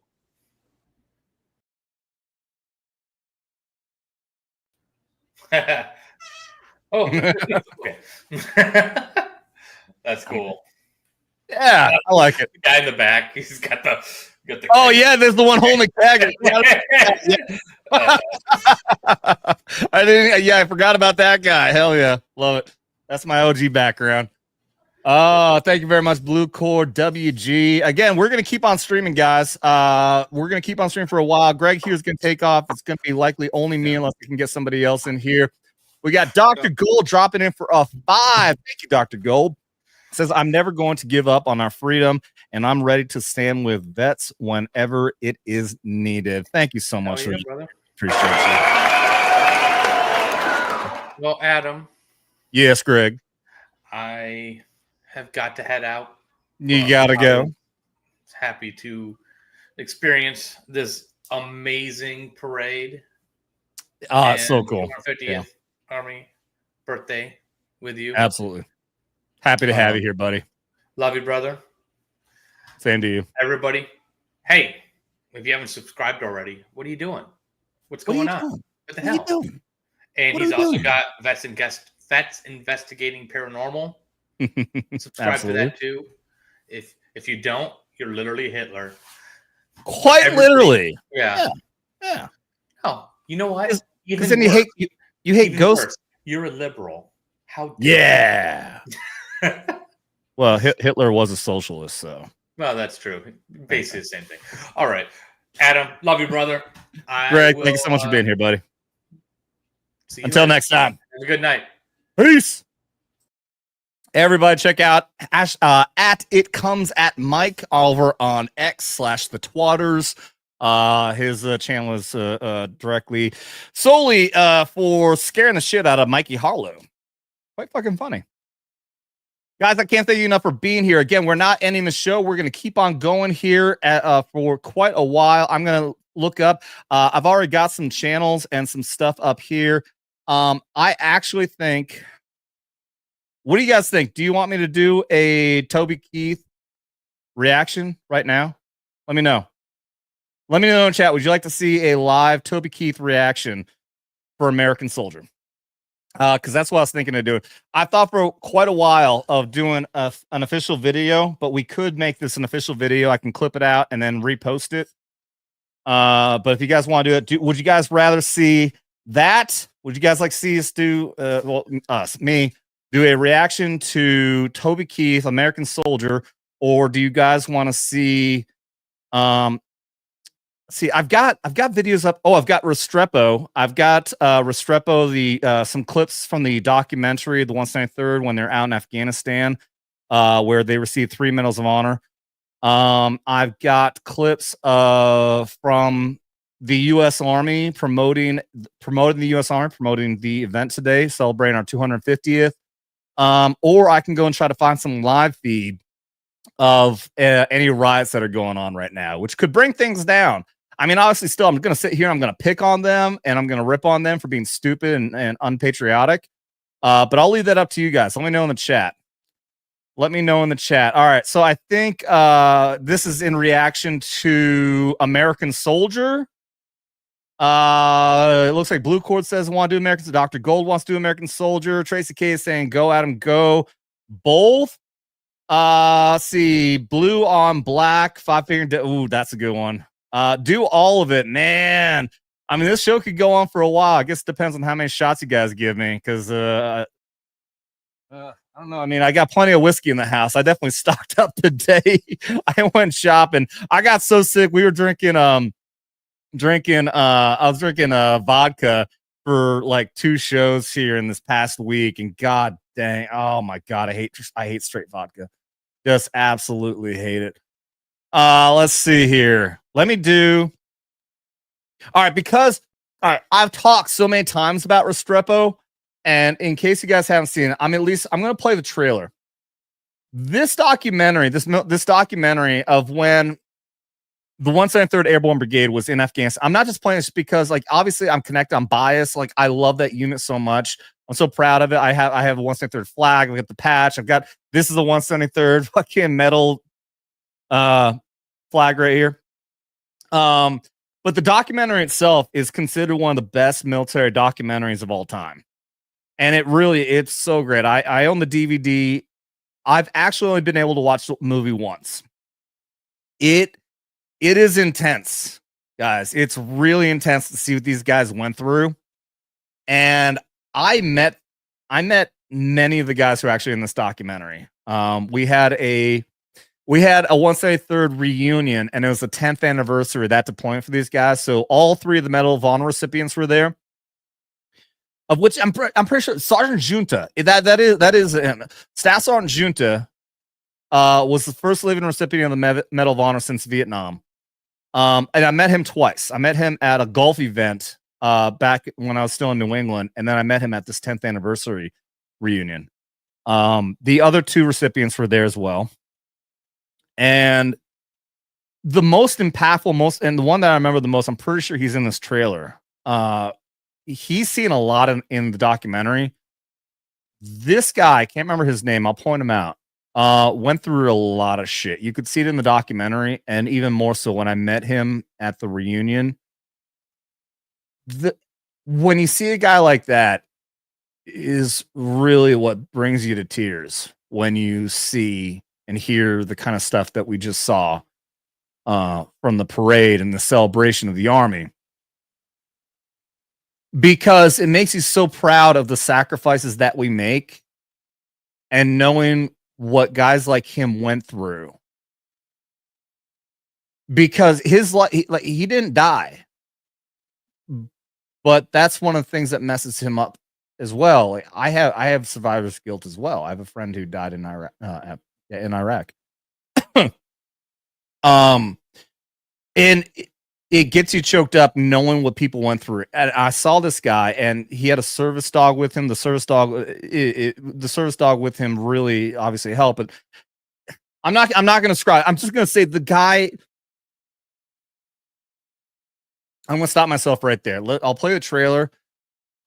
So this is Restrepo, and I'm not playing this because I was 173rd, but I want to play this as an example of the pride that we have for our military and the sacrifices that we make, knowing when we sign and we raise that hand that we could go through, and we could go through this and even meet the ultimate sacrifice, which is for this country.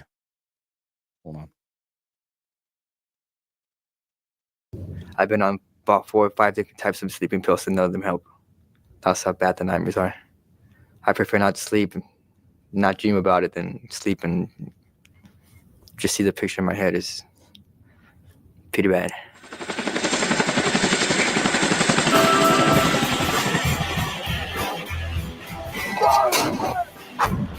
This is the Southern Korengal. Deadliest place on earth, the Korengal Valley. We're not ready for this. Get the fuck over here! You're no man's land. Where the road ends, Taliban begins.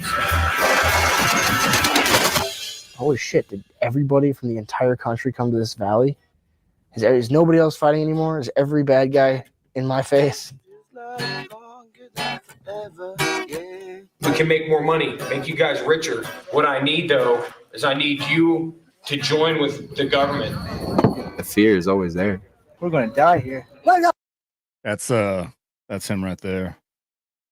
Back that up. Yeah. That's one I was talking about. I met him, and he is, yeah, he saw some shit out there, man. We're gonna die here. Fucking Christ. Say a prayer and move on. You can't get a better high. It's like crack, you know? Once you've been shot at, you really can't come down. You can't top that. Are you going to go back to the civilian world then? I have no idea. Hey, babe. I miss you. Can't wait to get home. That's your modern military right there at the same time. God dang. Oh God. I'm gonna pull up another video here. There's we'll see some footage of the firefights that they had out there. The entire movie it's an amazing mix of the hardships that you go through, but also seeing the amazing way that, like we were talking about earlier, the camaraderie and the way that you manage to find humor when you're in those terrible situations like they just ended right there. So I'm gonna play this right here. We'll see some footage of some of the combat these guys went through out there in the Korengal Valley. This is all in the documentary Restrepo.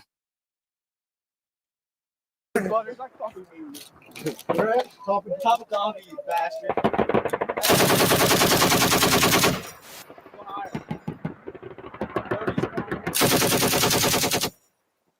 So there's a reason I have really bad hearing in my left ear, and it's because I was right next to. We had a firefight, kind of very similar to the situation right here. We were in Kirkuk, Iraq, and there was a very large coordinated assault on our base, and we all just like grabbed all of our gear in the middle of the night, ran up to the rooftop. I was wearing my PT gear, like we were all in our fucking PT gear or whatever the fuck, because we were fucking racked out. And we all just ran up there, and I was right next to my buddy Casey. I was to the right of him, and he was firing off a fucking 249. And there was a point where he shifted fire to the right, and my ear was practically directly next to this fucking barrel. And I'll never forget. Like, there's a point, like I'm trying to like be disciplined, but the impact from the fucking muzzle blast, like I stepped back, motherfucker. Yeah, my hearing is fucked up directly because of a 249, just like this.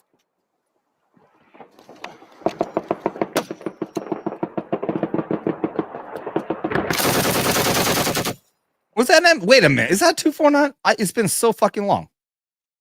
That's not 249. No, I'm wrong. All right, somebody correct me. What's the fucking one? 240. Thank you very. It's a 240. Thank you very much, there, cavalrymen. Thanks for correcting me. My buddy had 249, but yeah, that's a 240 Bravo. Thank you. He got hot brass in his slippers. Hey, Sergeant Max engaging somebody just northwest of it. Northwest of the house? Roger. He dipped out. Couldn't tell if he had a weapon or not, but I didn't take the chance. But I ain't taking the chance. Okay, northwest would be up by your vehicle.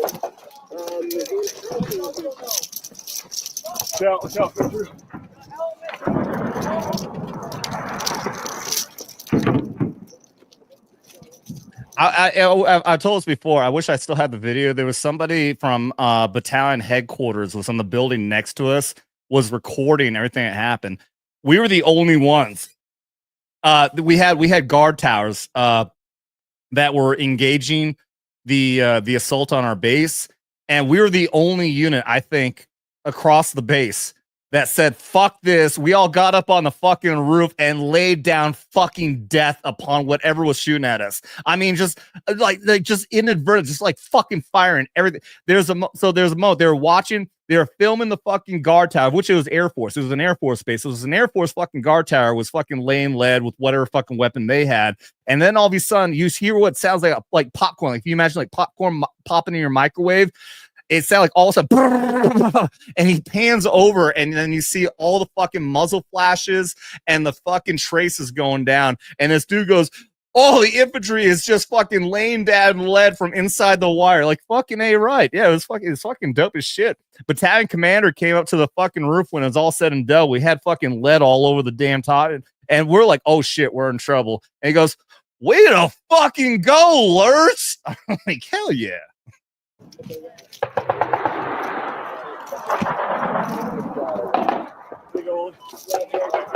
Wait, hey, you go for anything. Hand me that box.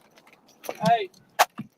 I can't even imagine like this. Like, look at this. They're like up on this fucking mountain, way up on this fucking mountain, dude. Like, given my combat experience, it was pretty much mostly just urban warfare. You know, like we were patrolling inside of cities and shit. And then I saw this documentary and I'm like, holy shit, I can't believe that people I served with, because there were people I knew, like people I served with was still there with the 173rd, was on this fucking deployment. I'm like, holy shit, like people I know were serving in combat in like Vietnam era type situations like this. Wild. Hand me that box. Hey. Thanks, Randy. Let's go working the trail again. Yeah. Last one, no, the saw is the 249. That's what I was saying. The saw is the 556 and the 240 Bravo is the 762.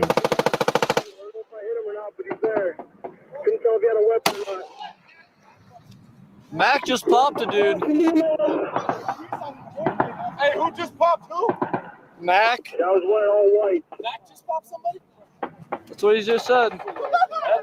I read the hooch get the spare barrel at fucking. Oh my god! Just a piss poor throat by solo. That was a beautiful art. It's burnt to shit. That's what happens. That's why we don't fight in shorts. But I was gonna take the day off today.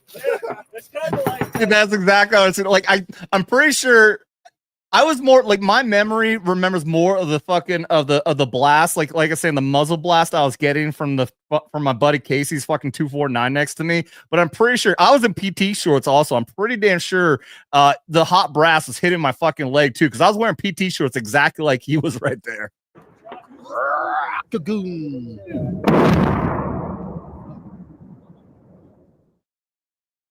Check it out, guys. If you haven't already, please do check out Restrepo. I don't know where you can find it, but I'm pretty sure you can. There's got to be some streaming service or something you can find it on. You can rent it. But awesome, amazing documentary, guys. Maybe I'll try to see if I can do like an official. We'll do some kind of show to officially honor that. But the documentary is just great. There's a point in that movie when this is another song that I want to do a reaction to. Big and Rich, 8th of November. The 8th of November, I've talked about this as well, is about 8th of November in Vietnam. I can't remember what year. When the 173rd, a unit from the 173rd, an element, engaged in a Viet Cong element that was something like 1,500 troops against this element from the 173rd that was like 30, 50 men. It was an insane battle of which only a few even survived.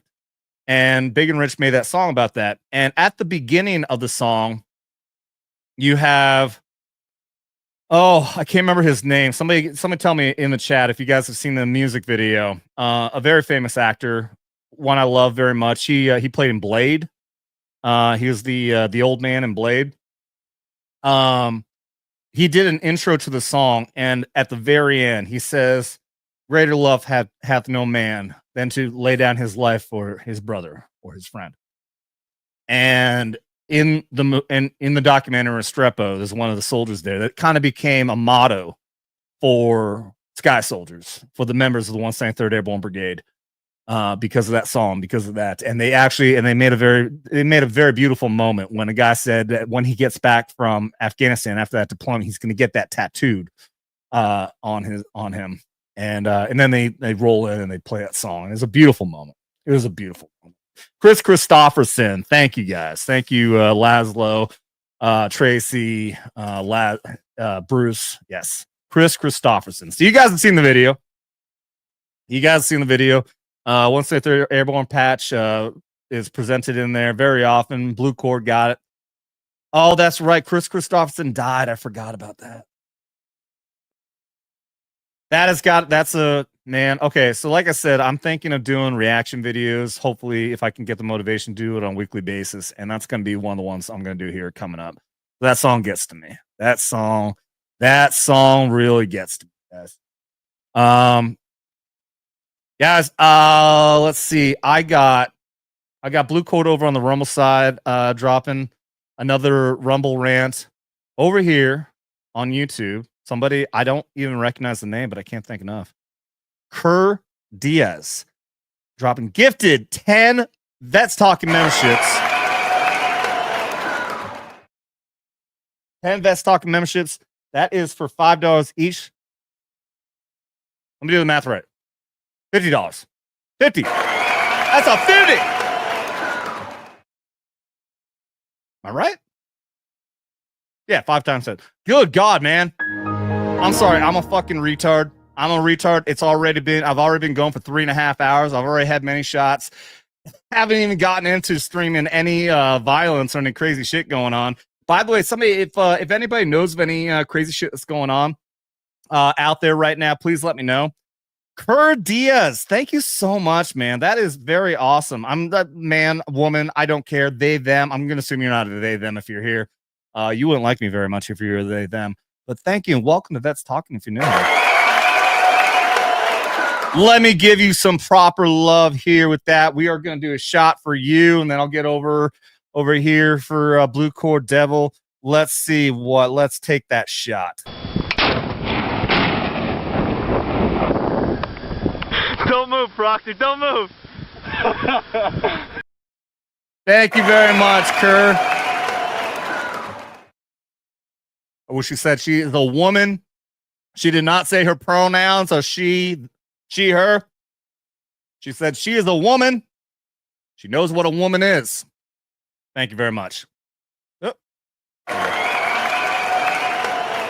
That is awesome. I really appreciate that. And big shout out to everyone who just became a member of the Vets Talkin community. Everyone there just became a member of the Simple Jack. You are Simple Jack.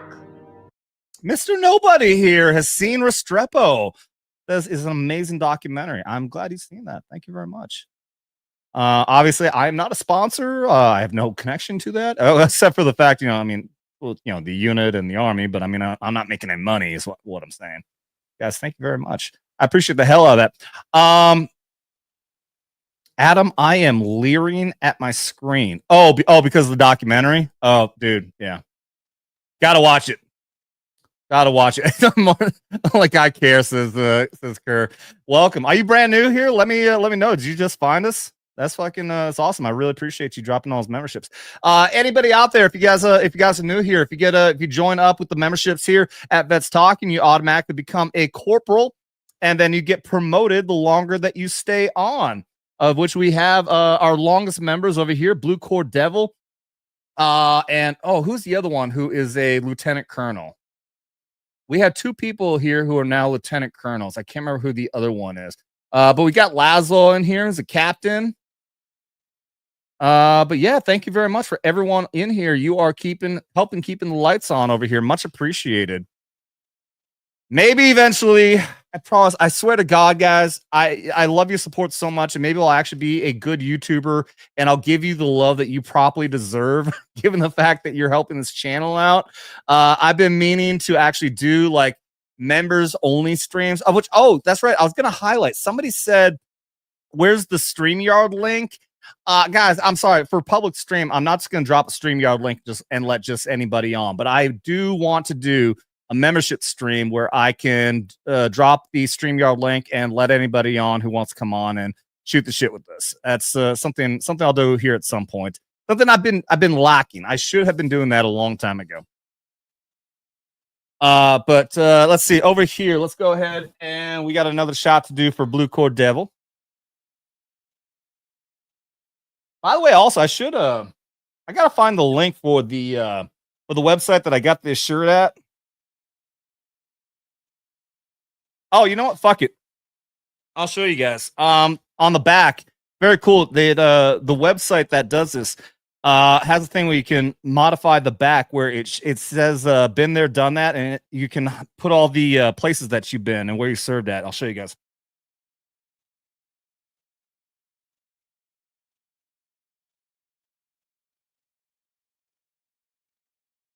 Pretty cool, huh? I like it. Weird. I had to unplug my earpieces to be able to do that. Blue cord. Fuck you. I love you though, dude. I'm gonna fucking, yeah. I've got the list. I got to get these other shirts out. Been feeling bad for a long time. It's been rough, dude. It's been rough. I had to take a hiatus. I've taken a couple hiatuses. I've had a lot of personal shit going on. What is Mr. Nobody says your first sub rank is a baby NCO? Yeah. Oh yeah. Because yeah, you get to skip private, you get to skip specialist. You start off as corporal. You're damn right. You're here spending money on this channel. You better believe I'm going to make you a baby NCO. Or are you saying that you want to be a sergeant? Nah, fuck you. You're a corporal. You are simple Jack. Simple Jack is actually the most basic level. That's the $5 entry, and then beyond that, you've got the Tropic Thunder membership at $10. Or wait, no, Simple Jack is $2. Oh, that's right. No, everybody who yeah. I apologize. Who was it that bought all those memberships? Kerr. Kerr just bought all his membership. That's actually the $5. That's actually the Tropic Thunder level. So everybody who just got a membership is actually at the Tropic Thunder level. $2 level is the Simple Jack, and then the $10 level is you went full retard. Never go full retard unless you want to be the bigger beneficiary of this channel, of which Blue Cord and I believe Laszlo is as well. Could be wrong. Blue Cord, I'll get over there here just a second. When we do this one first, Mr. Nobody for $10 says 173rd. JK 82nd all the way. Hey, dude, love you too, man. We're all Army. We're all airborne. 173rd is more badass. I don't care what you say. Dude, you got to admit, man. Like if you look into it per capita, 173rd is 173rd's done some shit, man.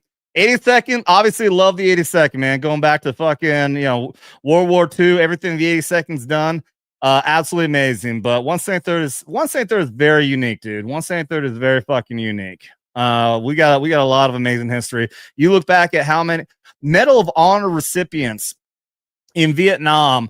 There's no brigade that has more Medal of Honor recipients than the 173rd. That's actually a fact. Going back to Vietnam and beyond. The 173rd has actually existed. It was the 173rd Infantry Brigade going back to World War I. I was actually at the 100th anniversary of the 173rd when it first started at a base in Arkansas, and I was at the 100th anniversary down there.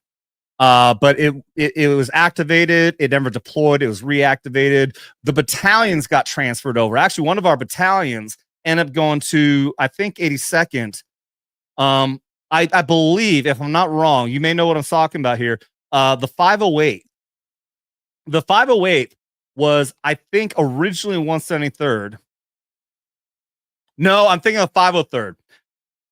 The 503rd was originally 173rd, and then that went on to another unit, which received many military combat accreditations, and then it went back to the 173rd later on. But the 508th actually was originally 508th was originally an 82nd unit. I'm sorry if I'm boring anybody out there. So I'm going to get around to the super chats and everything else here in a minute. But let me get through this. The 508th was originally 82nd Airborne, and then it became the QRF Airborne Force in Italy before the 173rd was activated. The 173rd got activated again, and the 508th rolled into it, and then they went back to the 82nd Airborne when they just re-upped the 503rd. I'm sorry, that was a stupid fucking rant. That was not necessary. But airborne all the way to all my brothers and sisters out there. Cheers to you, Mr. Nobody. And let me get over here to the Rumble side, where we got another super chat from Blue Cord Devil.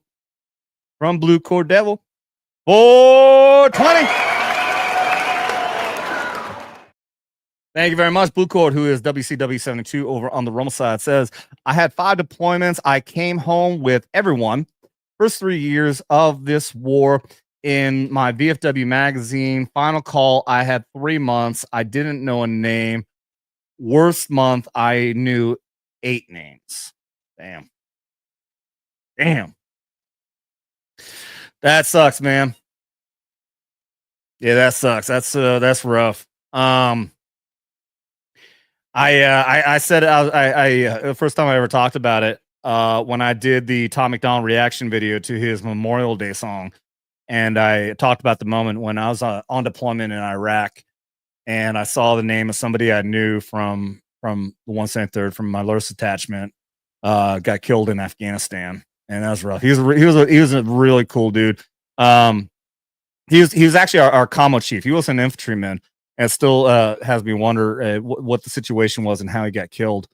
But he goes back. I can't remember his name now.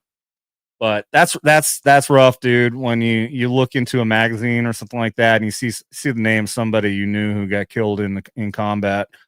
That sucks, man. But big salute to your brother there.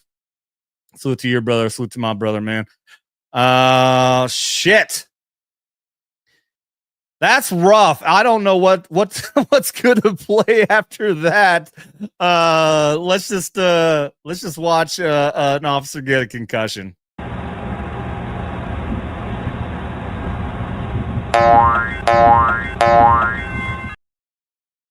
Cheers to all those who oh my god. I literally just poured this shot on my freaking crotch, man. That is absolutely fucking shameful. That is shameful.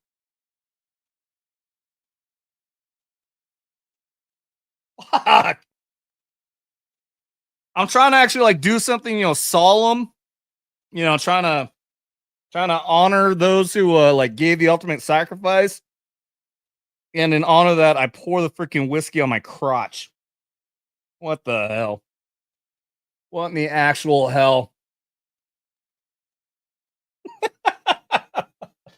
Oh my god, it got on me, it got on the chair, it got on my freaking floor pad.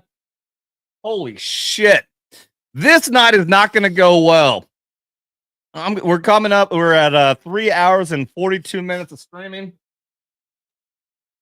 Amazing show of the 250th birthday celebration at DC with President Trump, who deserves great celebration of his birthday.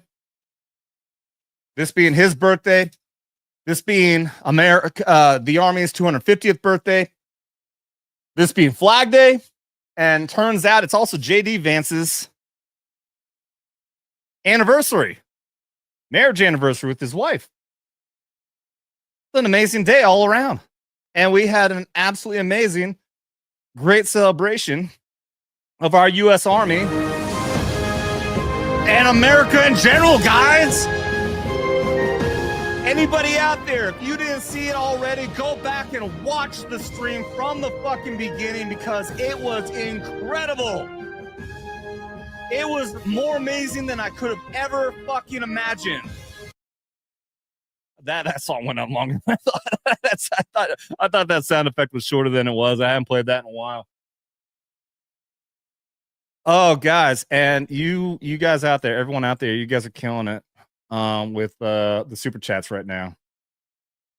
I was saying, like, we got multiple super chats of which I should go back and honor more shots with because I do a shot for every $20, but now I'm getting like $100 here, $100 there, and now we got over on the Rumble side.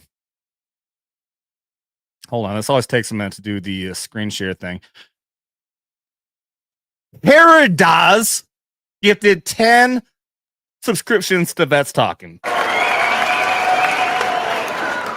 That is the first time anybody who has ever gifted subscriptions over on the Rumble side. Thank you so much.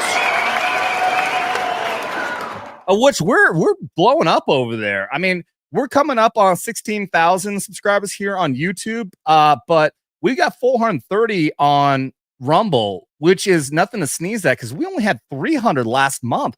I don't know how we just gained 100 subscribers over a single month, but that's amazing. Guys, thank you very much. And now we got 10 gifted subscriptions. That's amazing. Thank you so much for that, man. I honestly, I don't even know. Like, I've never had a gifted subscription over there. I don't know if that's worth $5 or $10. Somebody out there, let me know. Cara Diaz. Cara Diaz, let me know. Is that? Let me see. Okay. Oh, hey, look at that. So I can't do a Rumble rant. This is so okay. It's so weird. With Rumble, I can highlight Rumble chats. Can't highlight anything at all about a Rumble rant. That $20 that Blue Cord WCW dropped, I can't highlight that. I have to do a screen share. But I can do this, like that little in the corner right there. I've got that. I can put that up, but it's blank. You just gave either $50 or $100. I don't know.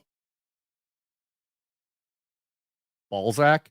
Laszlo. The fuck does Balzac mean? Thank you. Tell me how much is 10 subscriptions worth over on Rumble? Let me know. Okay, it's $50. Thank you very much for the $50, Carrie Diaz. Are you the same one who dropped? Are you the same one who dropped all the memberships over here on the YouTube side as well? Let me know. I'll give you proper love there. Thank you so much for the 50. I'm playing out the applause. I apologize. I can't keep on doing that. Let's find a video for you over on there with that. Whoa. Thank you, Cara Diaz. Appreciate that.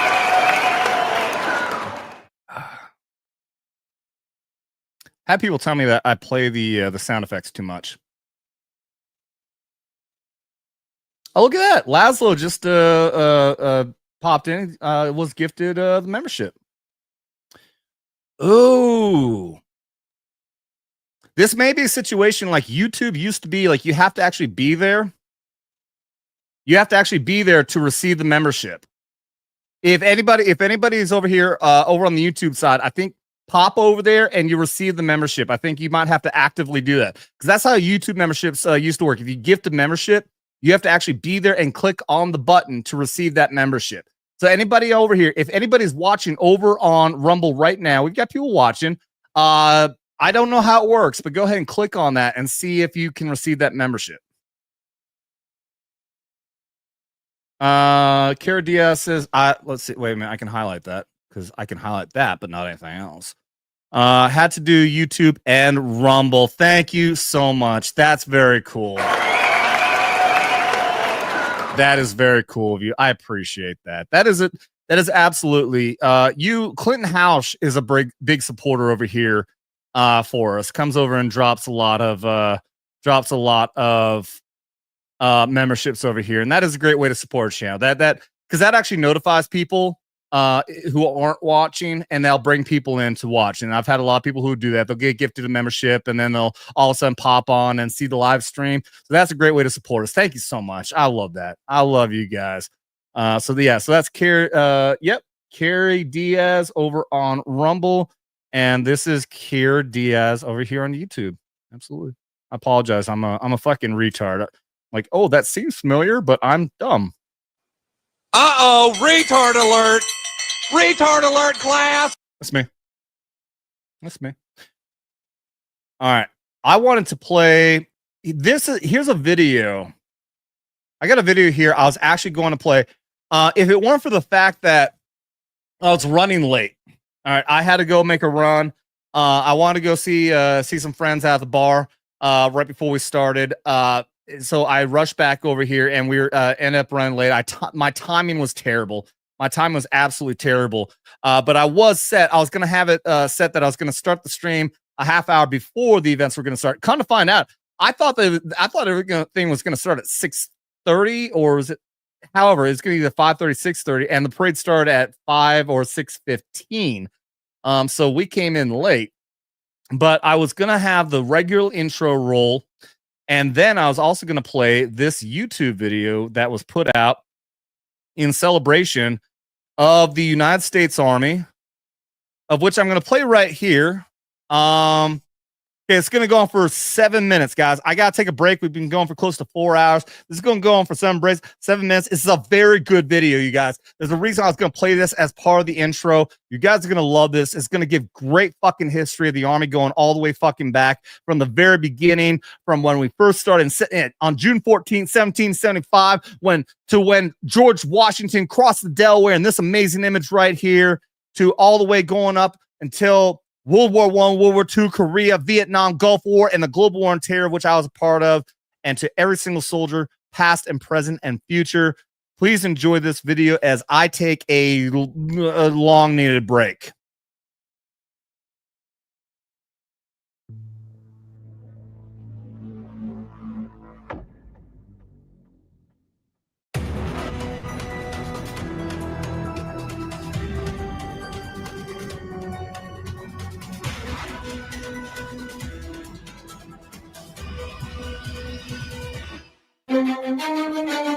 For 250 years, the U.S. Army has defended its people, land, and the American way of life.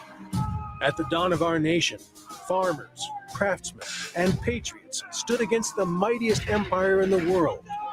These citizen soldiers took up arms to fight for independence and prevailed. At Lexington and Concord, and through the bitter winter at Valley Forge, the Army fought for and secured our nation's freedom. 30 years later, in the War of 1812, the Army faced another test as British forces marched on our young republic. At Fort McHenry, under relentless bombardment, the Army held firm. "This will defend" was not just a rallying cry, it was a promise that ensured the sovereignty of our country. Then, the greatest test of all, the Civil War, pitted brother against brother in a nation divided. The Army fought not just for land, but for the preservation of the Union and for freedom. At Gettysburg, at Antietam, and beyond, they defended their belief in a unified country, which shaped the future of our nation. In the bloodiest battles of the 20th century, American soldiers answered the call, fighting wherever liberty was at risk. In 1917, as the world was consumed by war, the U.S. Army entered a conflict like no other. In the trenches of France, soldiers faced barbed wire, poison gas, and relentless artillery. At Cantigny, they launched their first major assault. At Saint-Mihiel, they executed a swift and decisive attack, proving American strength. And during the Meuse-Argonne Offensive, the largest battle in U.S. history, they shattered enemy lines, helping bring the war to its end.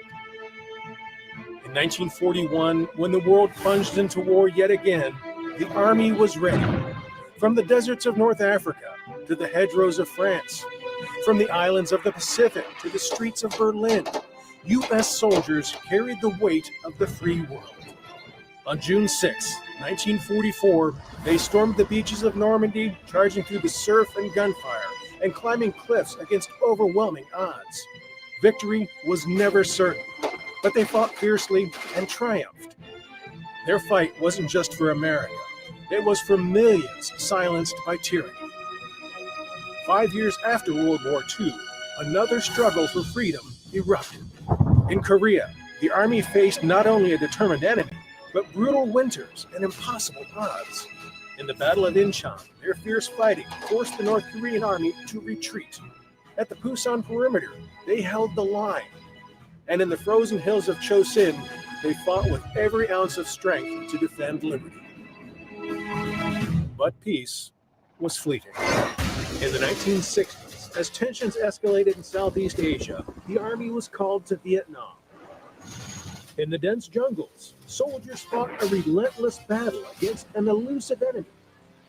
The Army's strength was on display in the Battle of Le Drang, where soldiers held firm under extreme conditions. In the face of uncertainty, the Army showed unwavering commitment to their mission. In 1990, the Army was called to the Middle East as Iraq threatened to dominate its neighbors. From the deserts of Saudi Arabia to the streets of Kuwait, soldiers launched a decisive offensive, pushing back the forces of tyranny and restoring peace. In just 100 hours, the Army's swift and overwhelming force liberated Kuwait, proving the might of American power and determination. Then, in 2001, the world changed.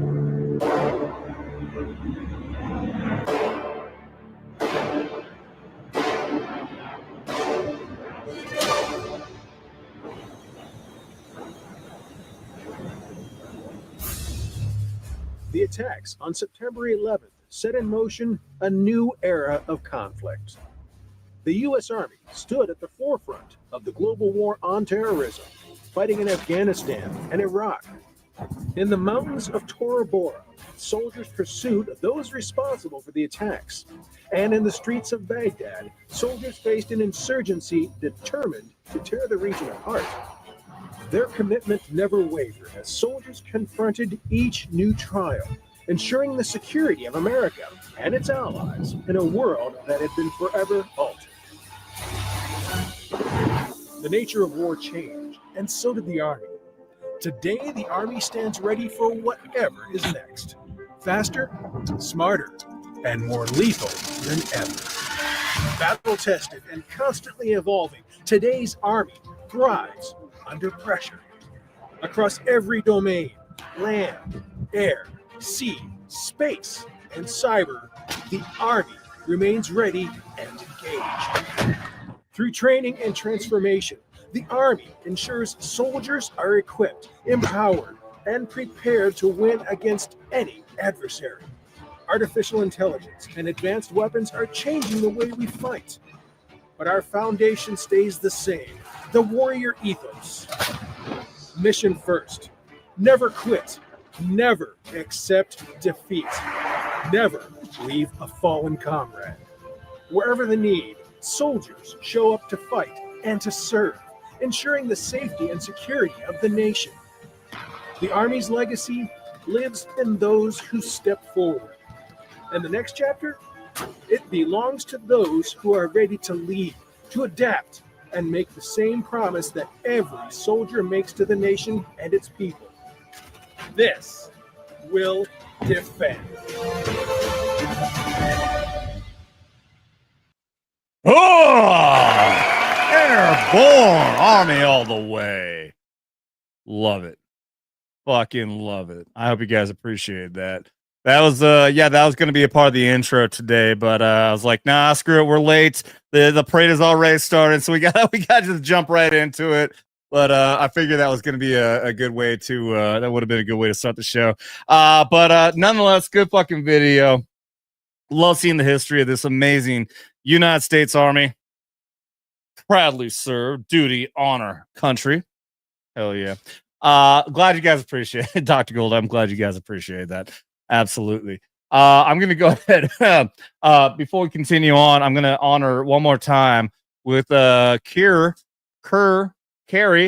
Oh, Jesus Christ. I was going to do another shot for Carrie. I'm sorry. Is it Carrie or is it Kerr? You got Kerr on YouTube and yeah, okay, I'm going to call you Carrie. All right, correct me if I'm wrong. I'm going to call you Carrie. But you dropped a lot of super chats and Rumble rants. I appreciate the hell out of you there for doing all that. I was going to do another shot for you, but instead we got another shot to do for the Rumble side instead by somebody else. Let me pull this up. Big shout out and thank you to J13IRD over on Rumble. Says Rumble greater than YouTube. I agree. Believe me, if I could do Rumble full time and not YouTube, I would. Unfortunately, I ain't like Dan Bongino or Steven Crowder level where I can just afford to do that. But get enough following over there, I will. I will one day if I can. Says, God bless America. Happy 250th U.S. Army. Blessing from Canada. From this Canadian, he says, but I love saying Canada. P.S. USA is greater than Canada, he says. We are not a serious country. Help! Oh, please. I love you. I love you, my Canadian brother. I love you. That is awesome. Thank you very much. You should be a great nation. You absolutely should. It's ridiculous that that we have you on here. I've said this on the show before. I appreciate if you're new here, please let me know. Please tell me if you're new here. Look at you, just got gifted a membership. Thank you. I mean, thank you to Carrie. Again, I'm just gonna keep on calling you Carrie. Carrie Diaz has been gifting memberships over there, and J13IRD just got a membership. Says he's new here. Hell yeah! Welcome to Vets Talkin. Believe me, I've said this before. That it's amazing that we have Canada as a neighbor and we haven't taken you over yet. And I say that in jest, but also half serious. Apparently, obviously, you appreciate that, because at no time in history do you ever have the greatest fighting force, greatest military in the world to a neighbor that does not put anything into its military and they don't get taken over. It's amazing that Canada has treated us so badly as a neighbor. Again, you appreciate that. You said it. Canada has been treating us so badly when it comes to tariffs, trade, and everything else, and we still let them exist as a country. That doesn't happen. At no point in history does that happen. When you have a neighboring country who has a weaker military than you and they treat you badly, guess what happens? They go in and they take your shit. Canada is lucky as fuck that they're still an independent country right now after having treated us so badly. And I appreciate the fuck out of you there, J13IRD, that you acknowledge that. We have a friend to the channel here in Cyborg. Oh shit. What the fuck is his name? Somebody tell me. I know I've got some FNT bros out there. Somebody in the fellowship. Mark the Cyborg. Mark the Cyborg is in the Canadian Army, and he's been on the show multiple times, and he even acknowledges that the Canadian Army is like kind of silly, and it's ridiculous that the U.S. Army just lets them roll over us the way that they do. So God, thank you very much for the $20 there. I'm glad that you were able to get a membership. That's awesome. And I'm going to play a video here for you because that's what we do. We do the drinking game rules, and you get this. Yo, that wasn't an approach.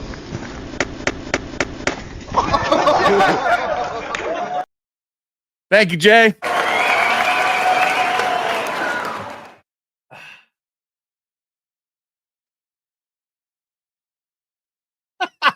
Okay. All right.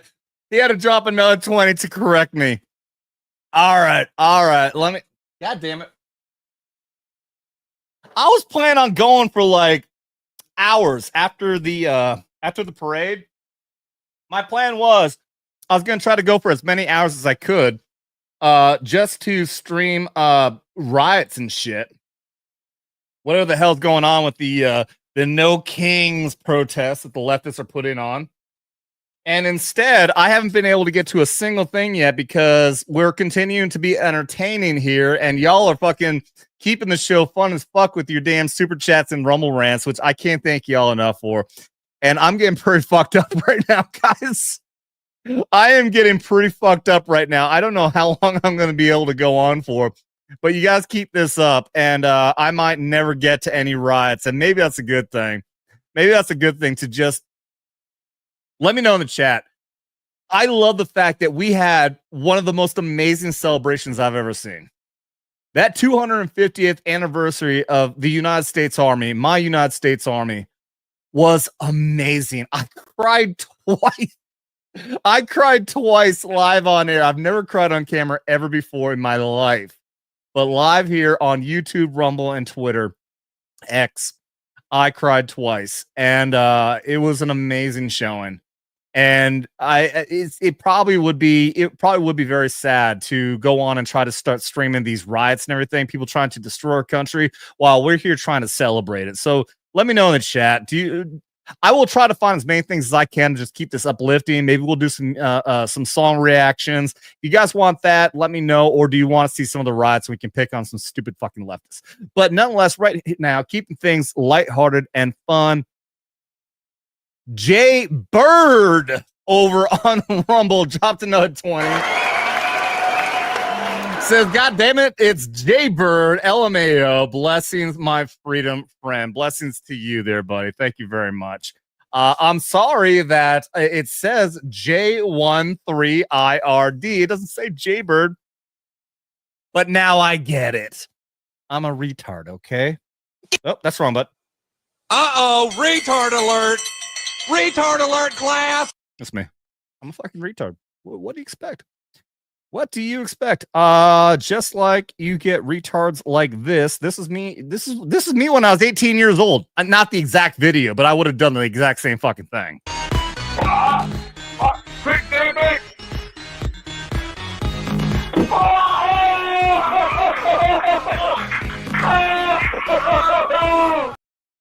Cheers, you, Jaybird.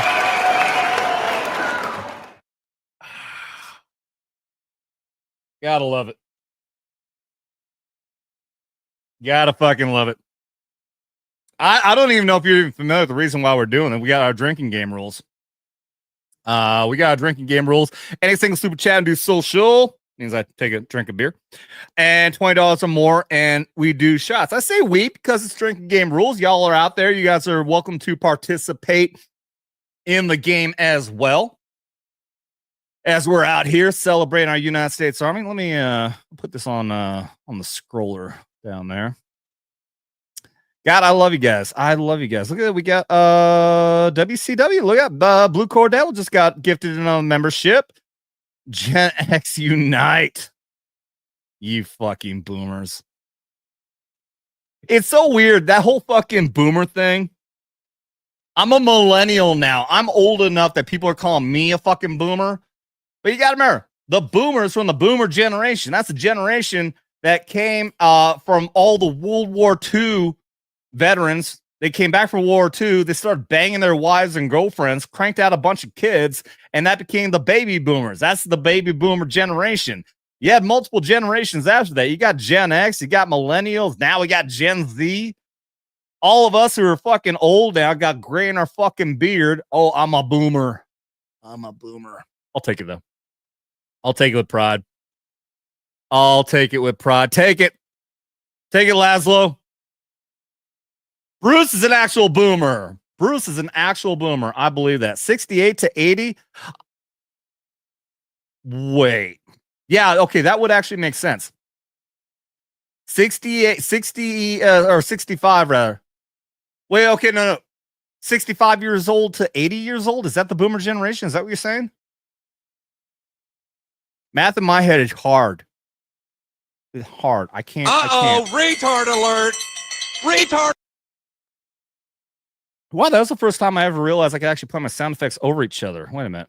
Retard alert. Retard. I didn't realize I didn't realize I'd actually do that. 65 to 80. All right, so people who were born. No, not born. No, Laszlo, that's not right.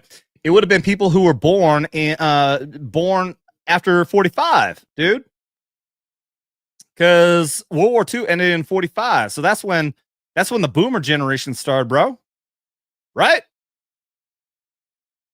Correct me if I'm wrong, but yeah, the boomers were because people who were coming back, they were born in 45, 46 after World War II. Nope, boomers are what? We got multiple numbers here popping in. I don't know. Somebody pull up the actual facts. Somebody give me actual facts here. Somebody give me actual facts here because it should be people who were born immediately after World War II because, like I said, the veterans are coming back from World War II and they're banging like shit, banging like fucking rabbits, and all the kids are being cranked out.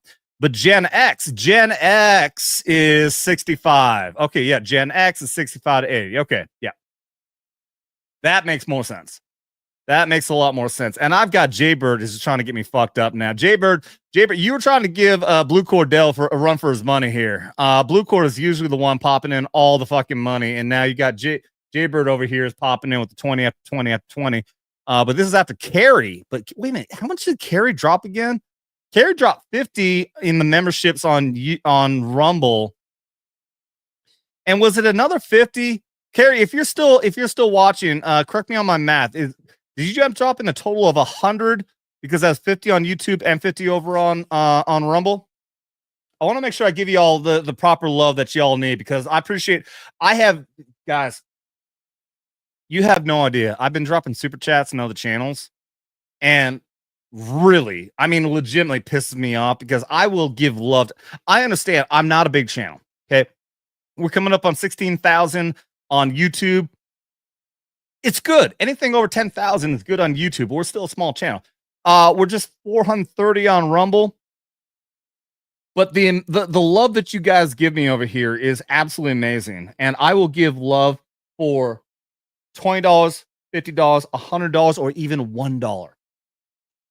And I was blown away by a channel I was watching, and I was dropping $10, and I don't even get it. I like, it just pulls it up and just shows the fucking super chat and no announcement. I'm like, really?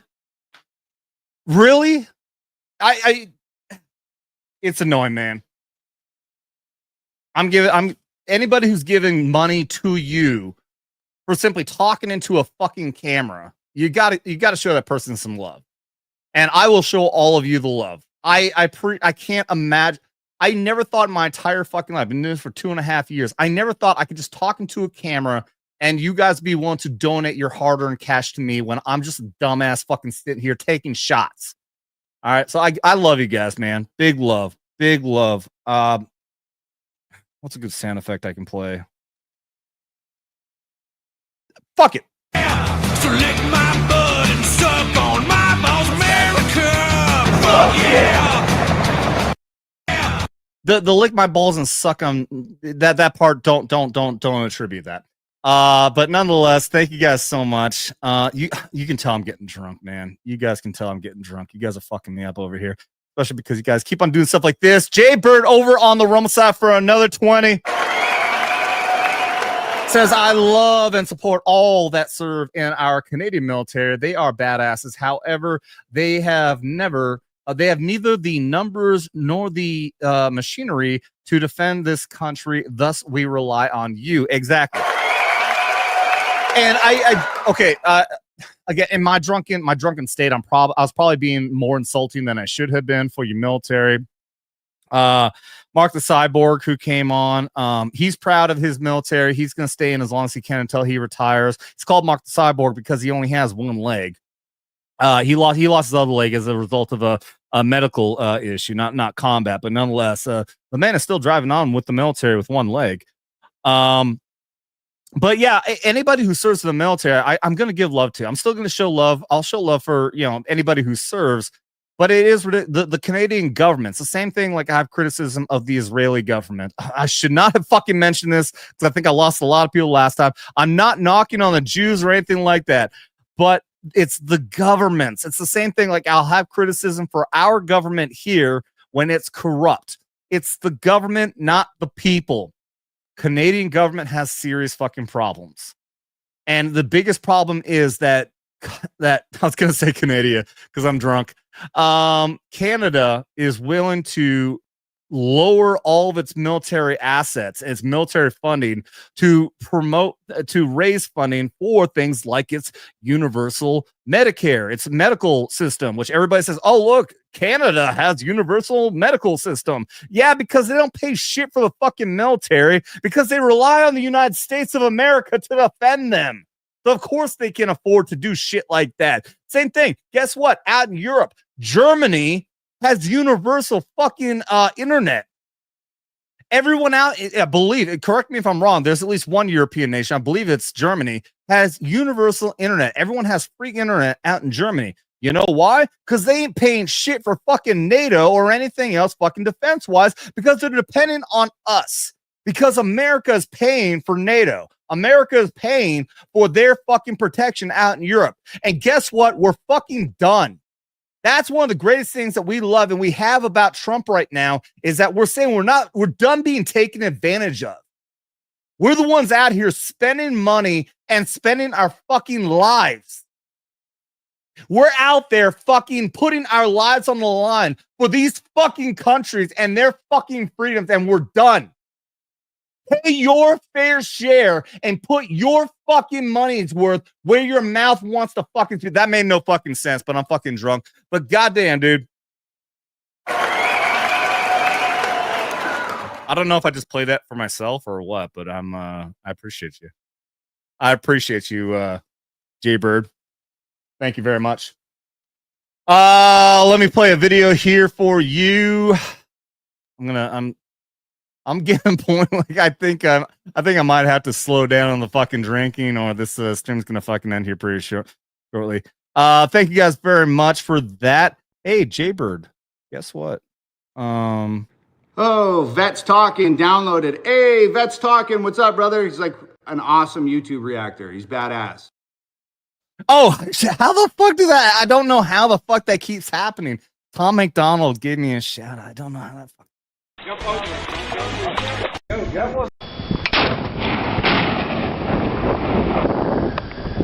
Don't move, Proxy. Don't move. I'm so fucked up right now. I'm playing like all the videos we've already done. Uh-oh, retard alert. Retard alert, class. Jaybird, thank you so much, man. We got B. Oh shit! How the hell? Wait a minute. Let me highlight this. We got somebody else over here just got gifted the membership over on the Rumble side by Carrie. Where is the chat?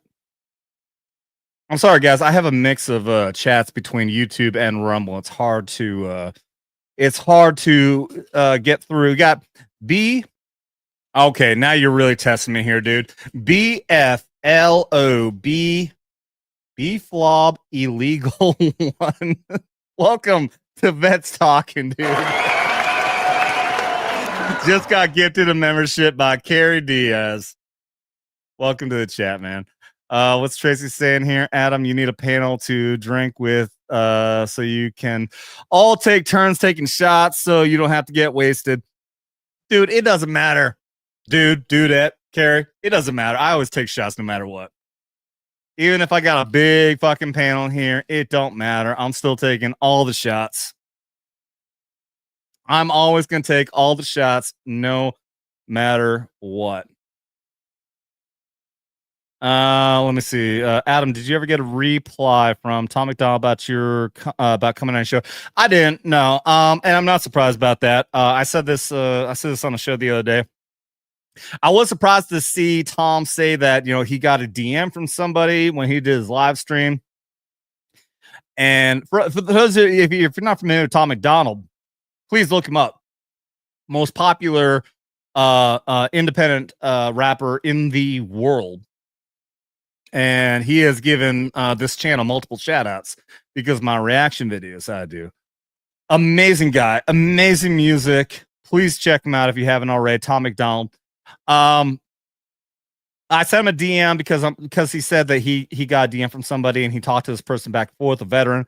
So I sent him a DM, but I guarantee you, he gets like 1,000 fucking DMs. So maybe he'll progressively get through them, and maybe he'll eventually get down to me.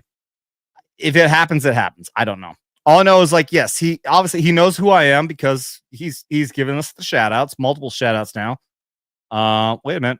Because this is the first one. Somebody said, I just ordered, Vets Talkin says, just ordered the Hunter shirt and the foam finger for my studio background. Bro, shout out to you, man. And if Vets wait, Vets Talkin, are you guys like a reaction channel? I've seen your guys' stuff before. If that's you, regardless, you got vets in your name. I'm sure you're a veteran. Thank you for your service. Salute to you guys. All the love in the world for the sacrifices you've made for the rest of us, man. We all really appreciate it.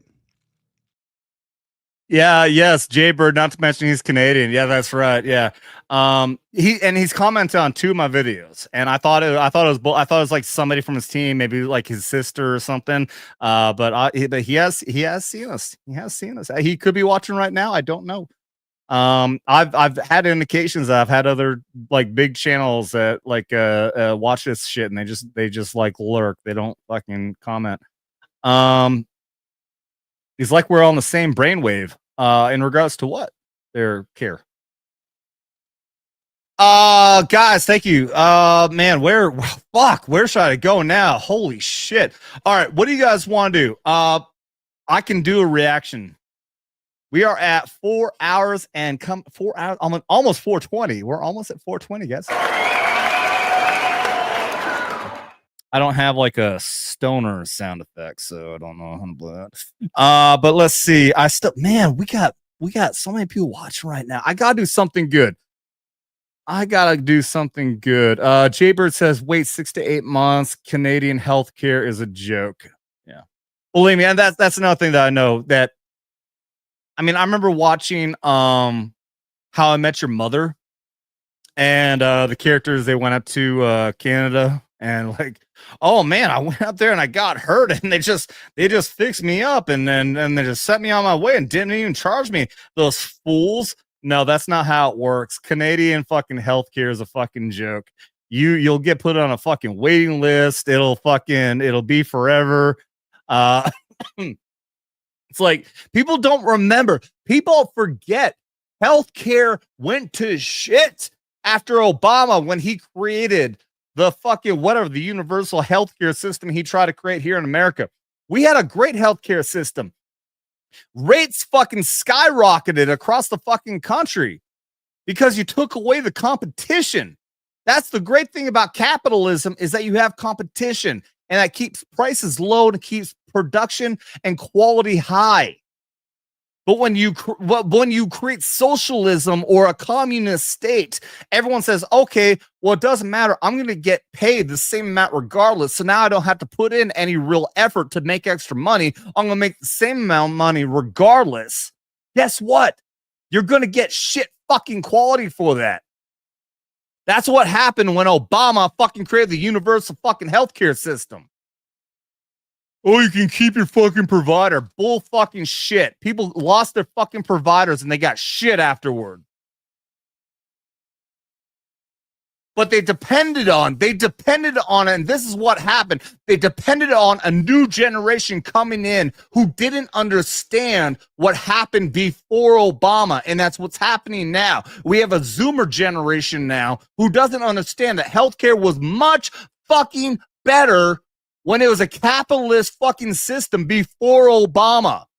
They think that what we have now is fucking great. No, it's not. It's not. I am on my fucking roll here, man. And look at that. We got Jaybirds over here on the YouTube side too. Not to mention he's I apologize. Yeah, I highlighted that earlier. So Jaybird is watching over on YouTube and Rumble. Look at, I'm a fucking retard. Uh-oh, retard alert. I'm overplaying that. I apologize too. That fucking sound effect is not like what I really want. I have websites that I get these sound effects from, and they're not always great. What is great though is Blue Cordell for another 20.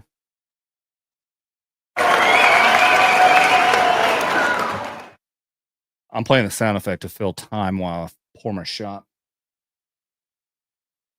I'm a professional. Blue Core Devil over here for $20 says YouTube won't let me send super chats. What? Wait a minute. No, God! Get on to the riots, brother. We have to protect our country. My back is out, but I'll still be on the front line if I have to be. Fuck yeah. Fuck yeah, dude. I know you would. I know you would. We would be standing side by side, back to back if we had to, man. I know you would. I love you, dude. Before have I reacted to Oliver Anthony song yet? New song. Oh, there's new. I have seen Oliver Anthony does have a new song out. I should do a reaction to that. Absolutely. I absolutely should do that. Like I said, I will probably Carrie. I'm gonna try to do reaction videos on a weekly basis, dropping on Fridays. That's gonna be my hope. If I can get the fucking motivation, please, everyone out there, motivate me to do this. If you're on my Twitter, my Instagram, all the social medias at Vets Talkin, fucking harass me. Please drop harassments out there. Like I've had other people on here dropping harassments on here to make me do the fuck around and find out song. Please harass the shit out of me. Hold me accountable if I'm not doing what I'm saying I should be doing. And I will fucking get myself motivated.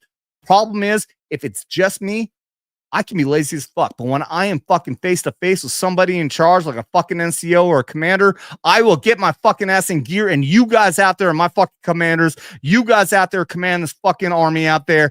Please hold me in check. Blue cord out there. Blue Cordell for WCW 72. Let's get a good one for you there, buddy. Shit. Fucking hell. All right, I'm just going to play a couple of them. Wait a minute.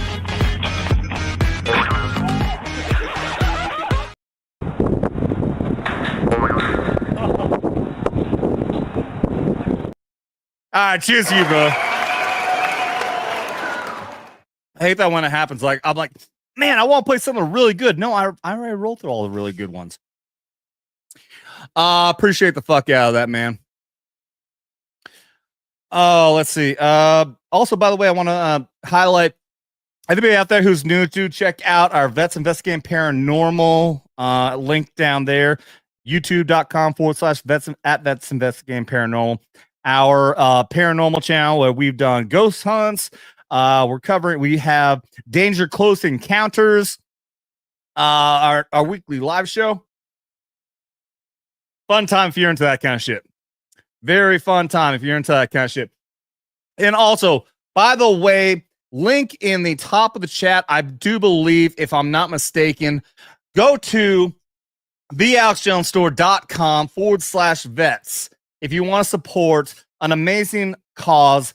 If you want to support an amazing patriot like Alex Jones, who has been the most persecuted man in the world, the most censored man in the world, Alex Jones, hashtag Alex Jones Right, is a sponsor of the show at Alex Jones, alexjones.com/vets. You can get methylene blue, the ultimate methylene blue, the best stuff possible. Believe me, I would not be right now talking the way that I am. I am jacked up right now because of ultra methylene blue. Get this stuff. It is on sale at alexjones.com/vets. You can get this. You'll be supporting Alex Jones. You'll be supporting Vets Talking, and you'll be able to get amazing products like this. You can also get, yes, I am always prepared. I am prepared now because I'm trying to get better. You can even get amazing coffee like Alex Jones signature coffee. This is actually really good shit. I've been drinking this every single fucking day. This bag is empty. I've got a full bag that I've been drinking out. This is just my prop right here. But man, guys, like legit, Alex Jones, whether you like him or hate him, the guy's been right about so much, man. The guy's been right about so damn much. And there was a period of time where actually I ended up drinking the fucking Kool-Aid about the dumb shit who was trying to like diminish him, who was trying to lie about him, say that he's CIA or whatever. He's been right, man, dude. He's proven right about everything. He's been on all the fucking programs, Tucker Carlson, Steven Crowder, everything you can fucking imagine now, because he's been right about everything. The guy actually predicted 9/11 months before it actually happened. That's actually a video that we've got to do as well. I think I brought that up on the paranormal channel. He actually did, no shit, like 3 months before 9/11. He said there was going to be an attack on New York City, likely on the Twin Towers. Man, it's amazing. The guy's been right about everything.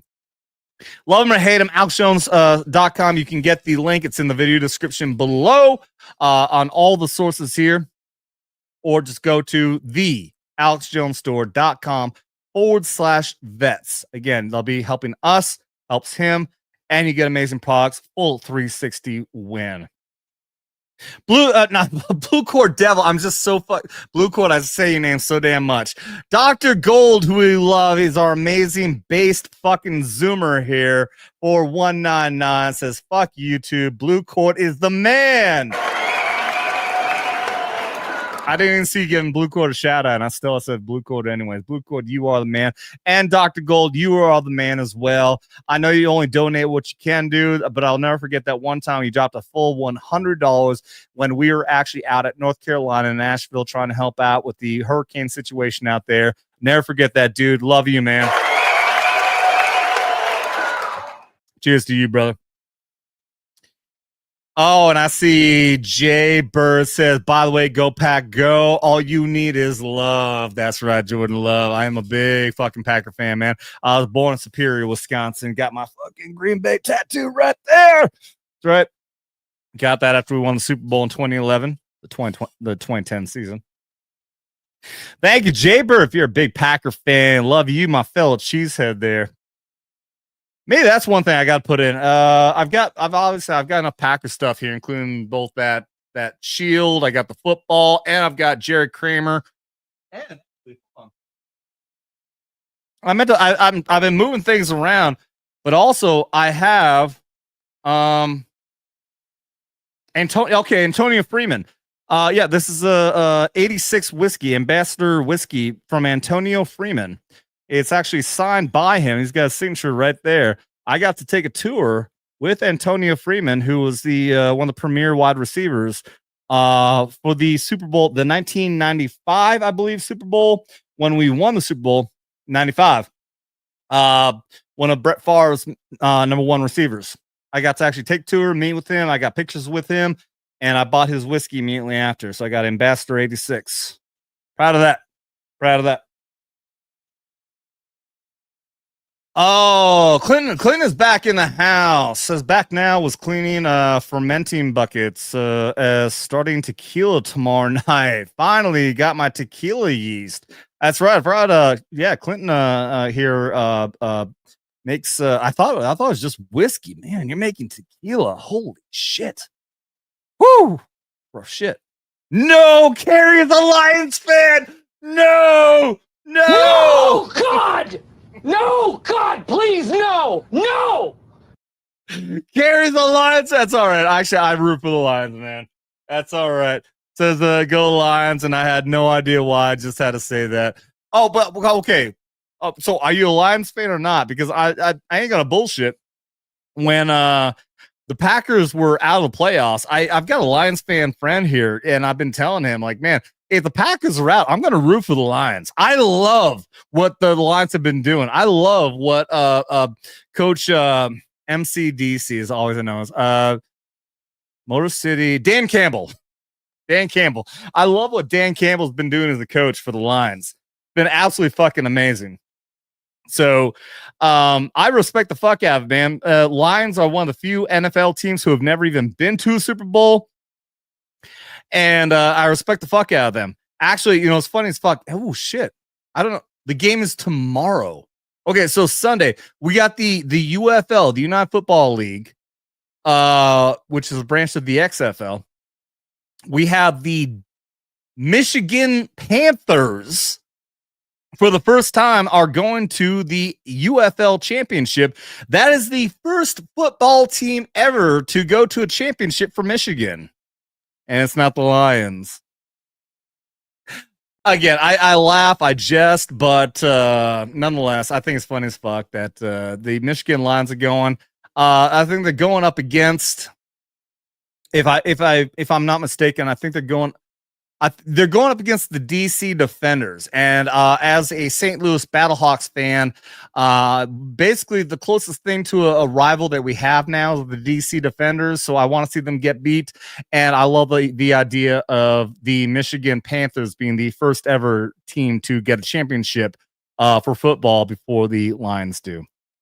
Again, I say that in joke, but I would root for the Lions in the playoffs if the Packers aren't in there. Jaybird says, sir, I'm enjoying some brews and I have a Packers and Lions koozie on them. I can't make this crap up. That's fucking awesome, dude. Okay, so whenever I'm doing these shows,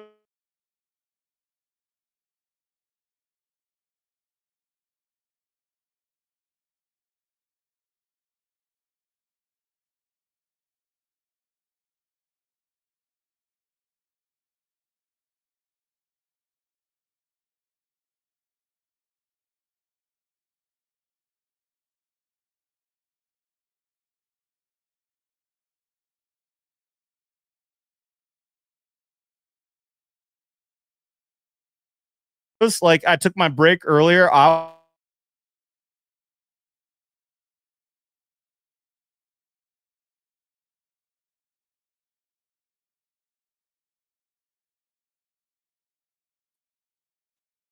Well, I hope everyone's still here. That was What the fuck is happening? I can't do my what the fuck is happening? Hold on. All right, you guys can see me, right? Like, can you guys actually see and hear me? Yeah, Jay Bird, you fucked me up, dude. You fucked me up. What the hell did you do, Jay Bird? I can't do my full screen. What the hell? Oh, but I do this one. This is not actually the full screen layout. Hold on. Now it works right. Wait a minute. Wait a minute.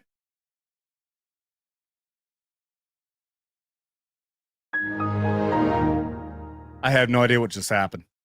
I have no idea what just happened. I have no fucking clue, but that was weird. That was weird. Something weird just fucking happened with the internet. There's a glitch in the matrix, guys. There's a fucking glitch in the matrix. You were able to see two of me? I didn't even see that. Yeah, you better be fucking sorry there, Jaybird. You better be fucking sorry. You clearly fucked me up, you fucking jailbird. That I have no clue what the fuck just happened. I have no clue what the fuck just happened. But yeah, everything just got really fucked. That was weird. Anyways, let's see what the fuck. I didn't remember what the fuck I was talking about. Somebody let me know what the fuck. What I was on a fucking ramble about something. What's up, Hardy Harmonica is back in the chat. I was offline for a while. Thanks for the gifted membership. Oh, Hardy Harmonica got a gifted membership. I swear to you, I'm not drunk. You're drunk. I swear, I'm not drunk. You're drunk. I was talking about we're talking about the Packers and the Lions. You got to be more specific than that because I completely lost track. But I don't think everybody out there really wants to hear me keep on going about the Packers. Even though I love my Packers, I do appreciate the Lions. I love the fact that the Lions, Michigan's getting the XFL team. It's going to be the first one to go the championship tomorrow. Check it out, guys. Tomorrow, I believe it is tomorrow, will be the UFL championship game between the Michigan Panthers and the DC Defenders. It's good, and it'll be here. It'll be here in St. Louis. I'm in Missouri. 2.5 hours away from St. Louis, but I'm in here, Missouri. It's good. It's definitely for spring football. It's good shit, man. These are two very good teams. I would be much happier if my St. Louis Battlehawks were in there. Which, by the way, the St. Louis Battlehawks, there's a lot of people picking on because, there's no such thing as a Battlehawk. Actually, there was a testing of the Blackhawk, a battle version of the Blackhawk that they named the Battlehawk. That was a test, but it never actually came to fruition. So anybody out there wants to talk shit about the St. Louis Battlehawks, there's no such thing as a Battlehawk. There was. It just never actually really went to battle. But there was an actual, look it up. It's actually the Battlehawk, the U.S. Army Battlehawk was actually fucking cool shit. It actually had like all the rockets and everything protruding from the sides like a fucking Apache. It's pretty fucking cool, man. You know what? Fuck it. You know what? No. I live on YouTube here. I live on YouTube here where I can play shit and I can show you guys things. I'm going to show you guys a fucking Battlehawk. All right? I want to show you what a fucking Battlehawk is because this is fucking cool, guys. Oh, of course, the fucking, everything. Yeah, there we go. Yeah, the first videos I pulled up was actually of the St. Louis Battlehawks, which I'm not going to be mad about because the Battlehawks of St. Louis are fucking cool, and people need to recognize how awesome the St. Louis Battlehawks football team is. But this is the actual fucking Army Battlehawk. Sikorsky Aircraft's Black Hawk helicopter is the proven leader in modern military engagements, capable of performing a wide variety of missions. Designed to stringent U.S. military standards, the Black Hawk can be quickly reconfigured and deployed during times of war or Battlehawk, peace, making it a valuable asset anywhere in the world. Now, a scalable weapons kit there is you go. delivered in a new production aircraft, or installed into an existing Look at aircraft. that. Introducing the Battle Hawk, an armed multi-mission variant of the versatile Black Hawk helicopter. How cool is By that? utilizing varied weapons and mission systems, along with multiple fuel carriage options, mission planners can optimize performance on and off the battlefield. Unlike Laszlo's got a attack-only Black Hawk helicopters, boner. The Battle Hawk can be used for utility transport operations during peacetime or in combat. This makes the Battle Hawk a valued asset for nations faced with limited defense resources. Sikorsky Aircraft has developed this unique multi-mission platform by Dude, modifying an existing search and it rescue Black Hawk. didn't work out. By They ended up not incorporating a following through with it, state-of-the-art but I weapons wish suite, they did. This So aircraft cool. has served as the proof of concept demonstrator to test and evaluate the Black Hawk concept. The results are astonishing. Battle Hawk weapons can be scaled to fit your needs. The ARM demonstrator utilizes an advanced Elbit weapons management and helmet display and tracking system. right, the hold head on. tracker includes weapons fire control symbology for pilot and co-pilot weapons targeting. I'm not going to keep on going with this. I It has the promise. Don't capability of fucking, displaying don't flight and fucking mission move away. I'm symbology going to show for something day else. and night conditions. The system facilitates better situational awareness, crew interaction. Fuck it. All right, I would say I was gonna like try to pull up like some badass fucking like football footage from the St. Louis Battlehawks. I'm like, nah, that ain't gonna fucking like. None of you guys are really gonna give a shit. The Apache is poop. Really? You really think the Apache is shit? Oh, that sucks. I mean, I don't know. I have no experience with any of these helicopters, like the attack helicopters. I would assume that the only reason that they did not follow through with the Black Hawk, the Battle Hawk, was because you already have the Apache, which is a significantly a great fucking attack helicopter. So why try to turn the Battle? Holy shit! You get what I'm saying. Why turn the Black Hawk into a fucking attack helicopter when we already got the Apache? What I'm trying to say. Hardy says it looks like a toothless How to Train Your Dragon. I've actually never seen How to Train Your Dragon. I apparently I gotta watch it. Apparently I have to watch the new one. I'll check it out. Let's see. I'm going to wait. Hold on. I know that Black. Holy fuck. Blue Core Devil says that he wants me to get to seeing some of the rides. Let me see if I'm gonna try to pull up some of the rides. Let me try to find some footage of what the hell is going on right now. Watch the animated first, says Clint. Somebody just said like right on FNT. Somebody said they watched the animated version of How to Train Your Dragon first, and then they watched the fucking live action version, and it was basically the same movie, but the second one's better. So, I mean, do I really need to? Should I really? Carrie says, never watch the new when you can watch the old. I'm getting a lot of mixed messages here, guys. I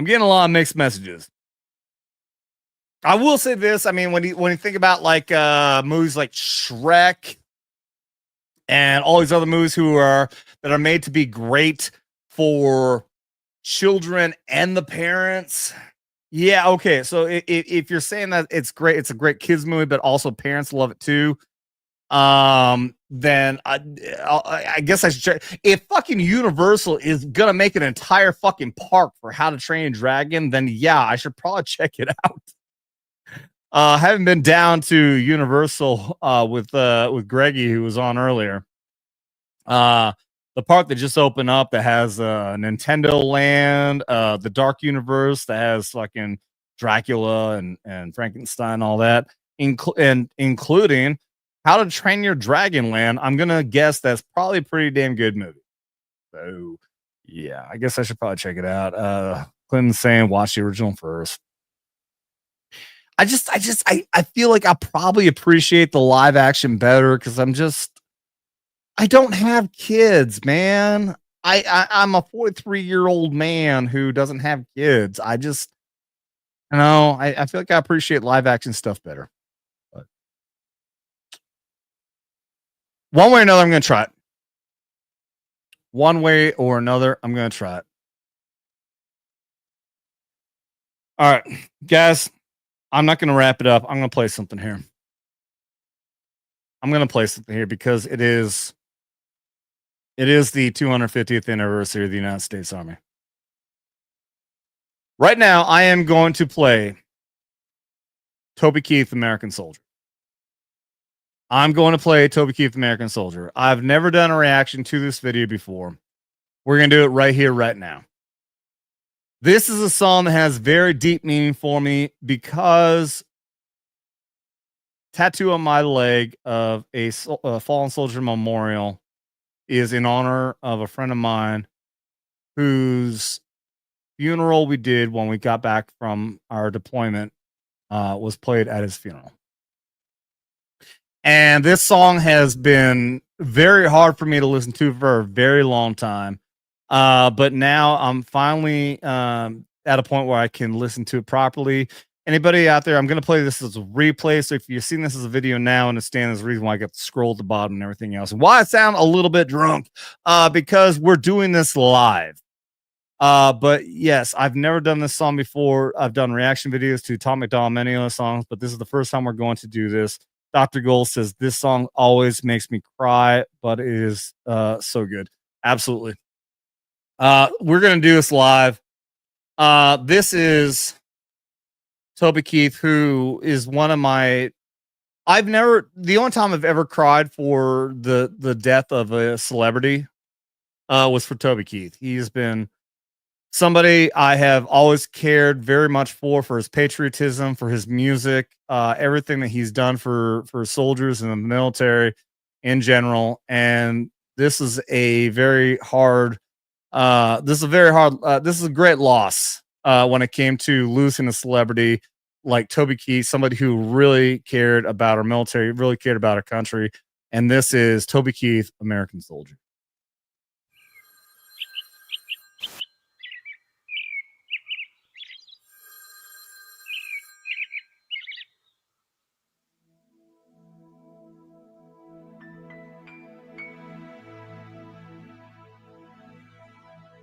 I'm already getting choked up.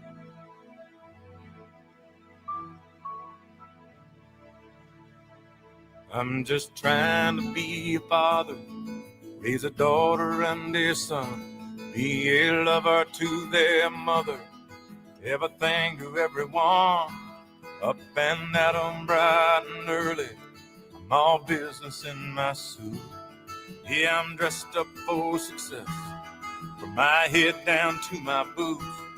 I don't do it for the money, there's bills that I can't pay. I don't do it for the glory, I just do it anyway. I've actually never seen this video. I'm just realized I've never seen this video. I'm getting choked up the way I am because we just watched the Army 250th celebration on this stream. Again, if you're watching this, is on replay. And I cried twice during that celebration, and the second time was as soon as the song started playing, because the song has a lot of meaning to me. I was explaining earlier. We'll keep going. Providing for our futures, my responsibility. Yeah, I'm real good under pressure, being all that I can be. I can't call in sick on Mondays when the weekend's been too strong. I just work straight through the holidays, sometimes all night long. You can bet that I stand ready when the wolf growls at the door. Hey, I'm solid, hey, I'm steady, hey, I'm true down to the core. And I will always do my duty, no matter what the price. I've counted up the cost, I know the sacrifice. Oh, and I don't want to die for you, but if dying's asking me, I'll bear that cross with honor. 'Cause freedom don't come free. I'm an American soldier, an American. Beside my brothers and my sisters, I will proudly take a stand. When liberty's in jeopardy, I will always do what's right. I'm out here on the front lines, sleep in peace tonight. American soldier, I'm an American soldier. I'm here trying to do a reaction video, of which I've done many, and this is the hardest one I've ever tried to do. Next to Tom McDonald when he did his reaction for Memorial Day. I choked up. I was on the verge of crying on that video, but this is I've never actually seen this video before, and I don't know. I do know why, because when this song came out, I was deployed when this song came out, and like I said, when we came home, we immediately had a funeral for a friend of mine who was killed on his very last mission, and they played this song at his funeral. And it's been really hard to be able to listen to the song and not get choked up. But what's funny is that I've managed to get to a point where like I've been singing this at karaoke and everything, but tonight with the amazing celebration that was put on in Washington D.C. today for the Army's 250th anniversary, got me to really get in the feels again for everything that I appreciate about this country and our United States Army, of which I proudly served for 9 fucking years as a paratrooper. I can't get over how much it hits me in the heart of how much pride I have for this country and for my Army and for everyone who served, regardless of the branch. And for everyone who has sacrificed, given the ultimate sacrifice for everything that we have for our freedom. Yeah,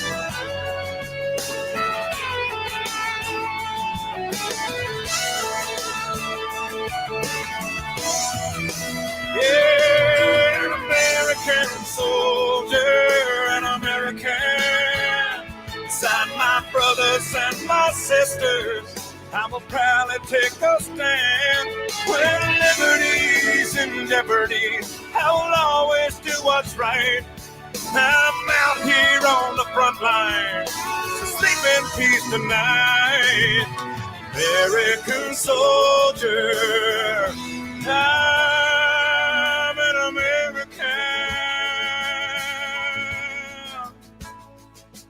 An American. An American soldier.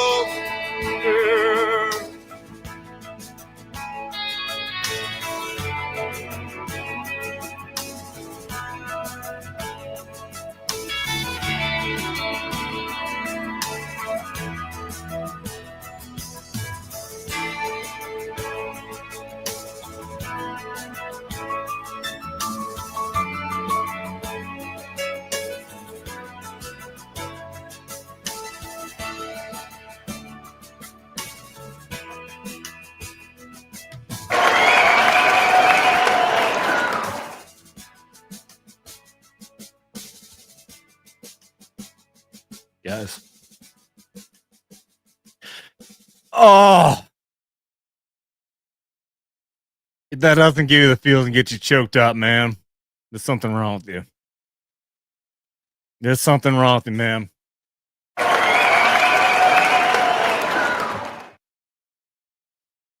Oh, Hydro Flask, big loves out there. Thank you so much for that.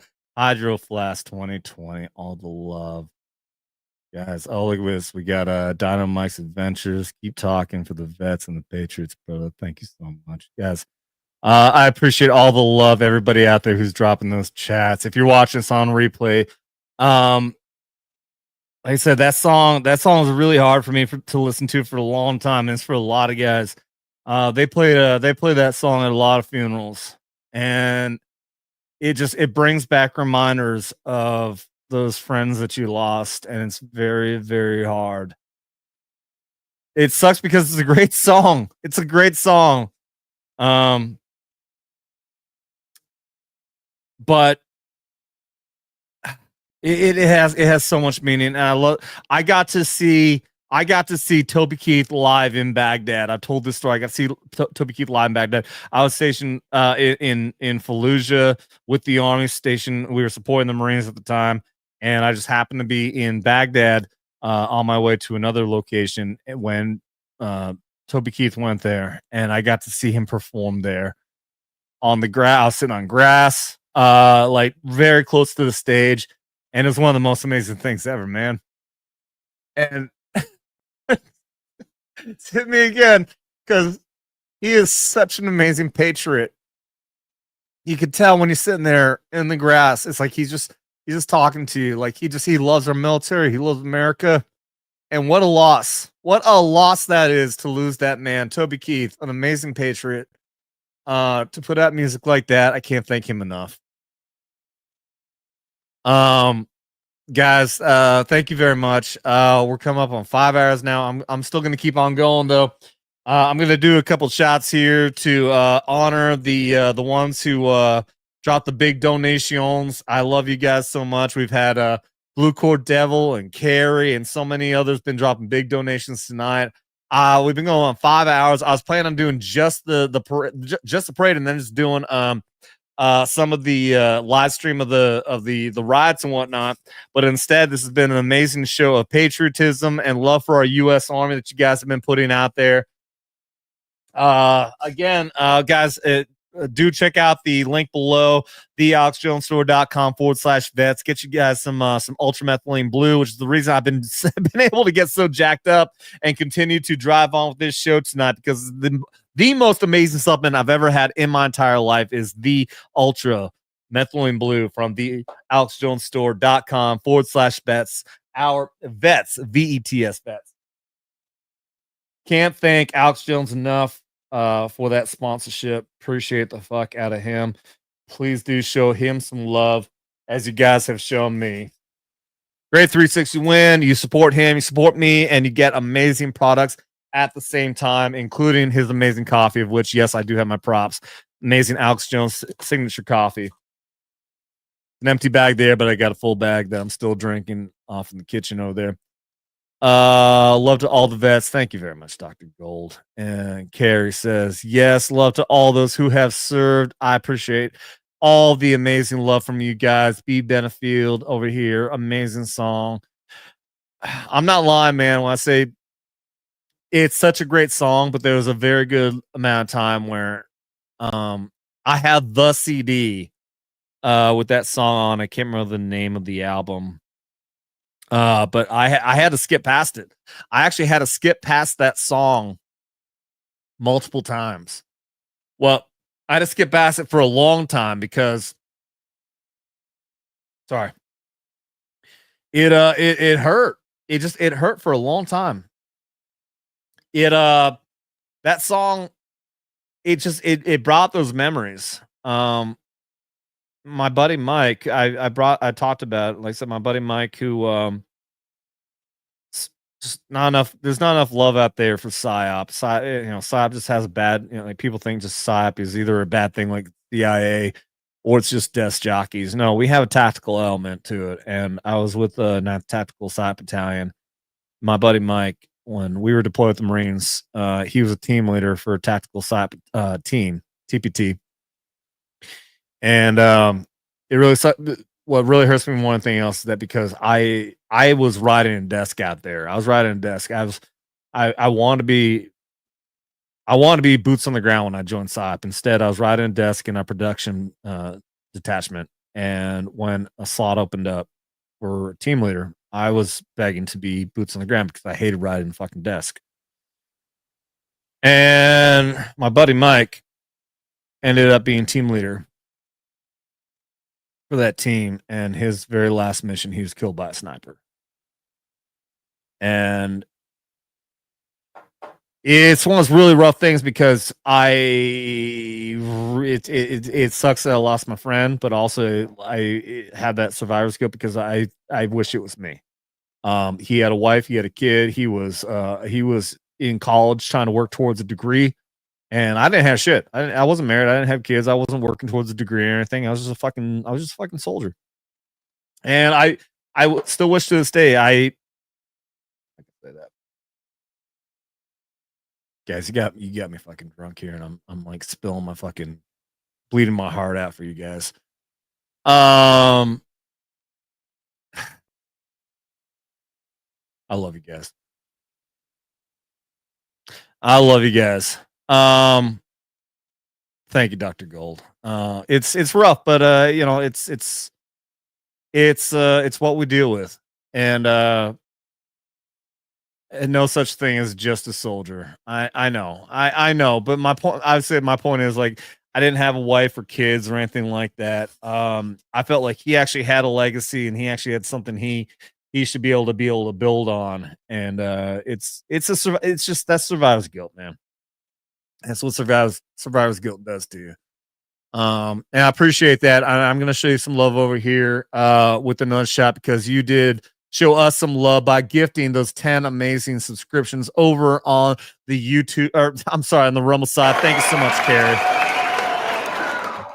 Thank you so much. I appreciate the hell out of you. I know you did both here and on YouTube and Rumble. All the amazing support tonight has been amazing, guys. I can't thank you guys enough. And let's see. What I'm going to try to find a video that we have not done yet. I don't think we've done this one yet. All right, that's a short one. It's a stupid one, but good enough. All right, thank you very much, Carrie. Appreciate the hell out of you.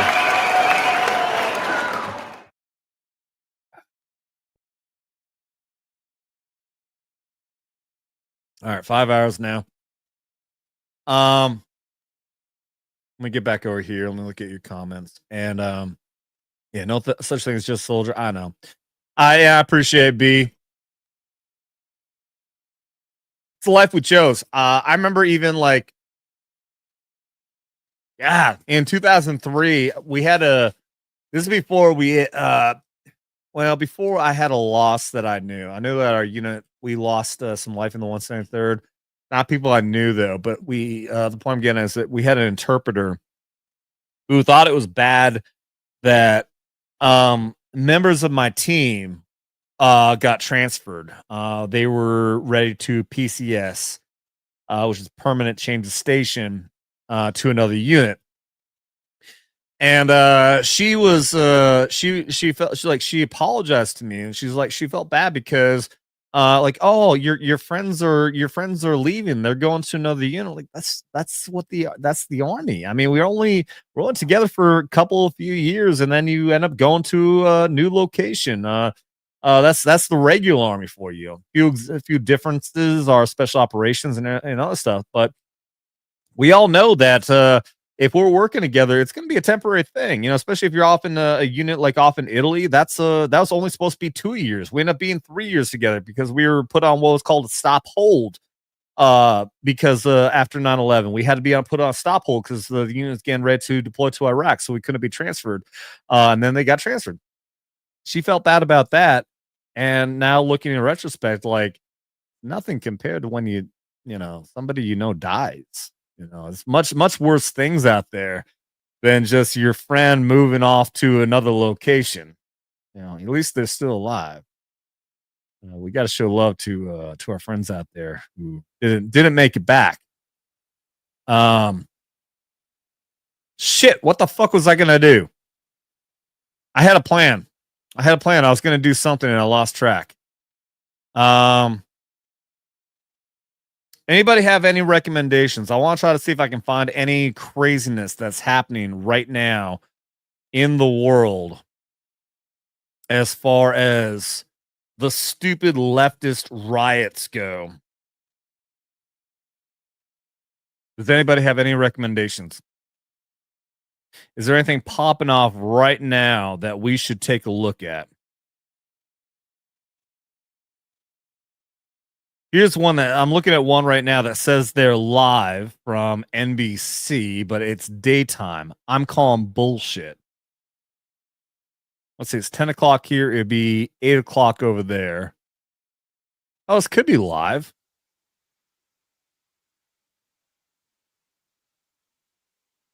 I'm going to pull this one up. Let's listen to this. Instituted, and as we look right now on another night, we have seen the numbers drop significantly. 59 people arrested 2 nights ago, 49 people rather 2 nights ago, and just less than 20 last night. So it's a matter now knowing that this was a very big day across the country, a very big day here in downtown Los Angeles.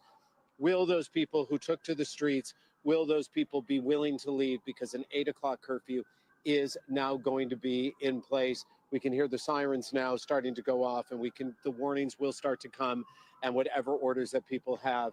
And as we wait right now, and as you look right here, and you stay with us, there is Jim McDonald, the chief of the Los Angeles Police Department. He knows we are waiting. He knows we are here live to speak with him. And again, this is the very first comments that he will have, and he is giving them exclusively to NBC4. Oh, exclusively to NBC4. Okay. After what has been some very tense few hours. Chief. All right. Chief, it's good to see you. Thank you. Let's get right to it. All right. We I are guess it live is right exclusive. now Let's see on what he's got to say. NBC4. First of all, where are we in terms of the skirmish lines and what is happening in the city? Yeah, the day started out very peaceful. We had a lot of people out here, about 30,000. Went very well up until the point where officers started being attacked, LAPD, LASD, and the CHP. When that happened, dispersal orders were given for people to break up and leave the area. Those orders are given multiple times very clearly. Those who refuse to leave then are subject to arrest. Officers started taking rocks, bottles, and missiles at that point from a high ground position over by the LA Mall. At that point, they deployed gas in order to disperse the group and were successful, used some tactical maneuvers as well, flanking movements, and moved the group out of there. But it's been kind of a cat and mouse after that. We have people who are getting more violent and focused on assaults on officers as opposed to any kind of peaceful protest. Really quickly, how the injuries to officers and to deputies, what are we up to? I'm not sure about deputies. Overall, we've had 7 officers hurt. None significant enough to require any kind of hospitalization long-term, certainly. As far as deputies and CHP, I'm not aware of those numbers. I know on both cases they have had injuries. We'll figure, the final tallies out when we get some peace here. But right now, my ask everybody is, young people, please stay away from here. The curfew starts at 8 o'clock. If you're here, you're subject to arrest. Hey, why is There's that no a dispersal curfew? order needed or anything. Everyone's saying on the left that there's no violence. So why is there curfew? Subject to arrest and will be. Chief, you say when we get some peace, where are we right now in terms of the confrontation with protesters and members of law enforcement? Overall, I'd say we're in a good place. We've gotten traction throughout That's the week. pretty amazing. We have a lot of mutual aid partners that have worked with us on this, and I think right now, overall, we're in pretty good shape. Again, as the night goes on and it gets dark, it's hard to predict what's going to happen, but we're ready for whatever happens, and we'll take appropriate action. Anybody who's down here who is not supposed to be here, don't have a reason to be here, they will be arrested for curfew violations. Those that do violence, vandalism, or attack police officers will be arrested. Our NBC4 cameras noticed people were being detained. Do we have a number of arrests today? I don't have the final tally yet. But people are being detained. People have been arrested. Have there been protesters injured as well? I have no tally on that. The poor protesters injured. Skirmish line set up. Is there? NBC's concerned about the poor protesters committing the violence. Right here. Turn right around, chat, and show us as we talk to Chief McDonald. Go ahead, Chief. Yeah, you can see here we're moving resources into place. This looks like a situation where somebody is in need of medical aid of some kind. What you see with the police is force protection for the fire department as they go into what they consider a hot zone. they will always have police with them to protect them, watch their back, and ensure their safety while they treat anybody who's injured. Skirmish line set up right now. Where and what's happening? Yeah, I'd have to check with you. Now, the one was set up when I came down from the office. That has since moved on. And so now it's fluid right now. And these folks that are out here now move from location to location as part of their strategy. How many people are we talking about right now? When you talk about protesters getting ready to confront LAPD? I'm getting a little bit bored by his questions. I don't know about you guys. I don't want to. I don't want to just like bore the shit out of you guys. Probably 1,000 people still out. Chief, this isn't what you wanted to happen. You said things were peaceful. Soylent Green them's. And Wait, then what? was it just, do you blame this on a few agitators? All of a sudden something was thrown? Yeah, no, absolutely. There are agitators who come in for the sole purpose of creating havoc, vandalism, assaults on police officers, assaults on other people here to do peaceful protests. And so our goal is to be able to identify them and hold them accountable for what they're doing. We work with the city attorney and the district attorney to be able to ensure that charges are presented or cases are presented for charges, and they'll be held accountable. Chief, we've got less than a minute left before we have to go off the air, but just tell me right now the plans for the LAPD, for law I guess something enforcement for you guys. going now into these overnight hours. Yeah, we're still heavily deployed. We'll be all night. We'll be tomorrow as well. So we're ready for whatever comes our way. My ask is to people that, hey, this is our city. The eyes of the world are on us. You know, we're better than this. To see people out here doing the things we've seen over the last week, disgusting in some cases. You have some people doing their peaceful protests, most people, that we're here to protect them. But for those who come out, particularly after hours of darkness, to hurt other people, no tolerance for that. Chief Tim McDonald, thank you very much. Let's go back to you. And before we spoke with the chief there earlier, we also spoke All with right. Sheriff of LA County, Robert Lewis. Well, that's that. I mean, from that report, that sounded like a bunch of fucking bullshit. Yeah, that reporter there was obviously like trying to put out the whole fucking but how about all those peaceful protests? Yeah, there's peaceful protesters out there. But basically what the left is saying, hey, ignore this small percentage of the people who are burning the fucking city down and injuring many fucking people, including police officers. Police officers and more. Ignore all of that. Ignore all those people. Only focus on, yes, the people who are getting peaceful protests. Okay, but also, are you talking about the peaceful protesters who are blocking the fucking city streets? Because that may be peaceful, but it's still fucking illegal. It's against the fucking law to obstruct traffic. That's against the fucking law. I don't care if they're not committing fucking violence. They're still committing fucking acts of holy shit. They're still breaking the law. That's what I was trying to say. They're still breaking the law. We've got all these damn videos out there. What would you do in this situation if somebody came out? There's a fucking video where they were streaming, where they showed where they were active, where they started a fucking obstruction of traffic on a fucking highway. People start flagging them down like, hey, just stop. Hey, just stop. Hey, and then they move from one lane, then they move to another lane, and people just stop. Fuck that. If I was one of those fucking people, I'm not fucking stopping. No, there was a giant fucking crowd of 100 fucking people behind them. And I don't know who the fuck has a gun or who the fuck is going to be violent. I ain't fucking stopping. I don't trust these fucking people. I played it on the last damn stream that we had. One after another. People who were being attacked or being in their fucking vehicle, who were being obstructed and said, I don't want to stop. They didn't even injure anybody. They just continued moving forward. And next thing you know, somebody's pulling a fucking gun on them.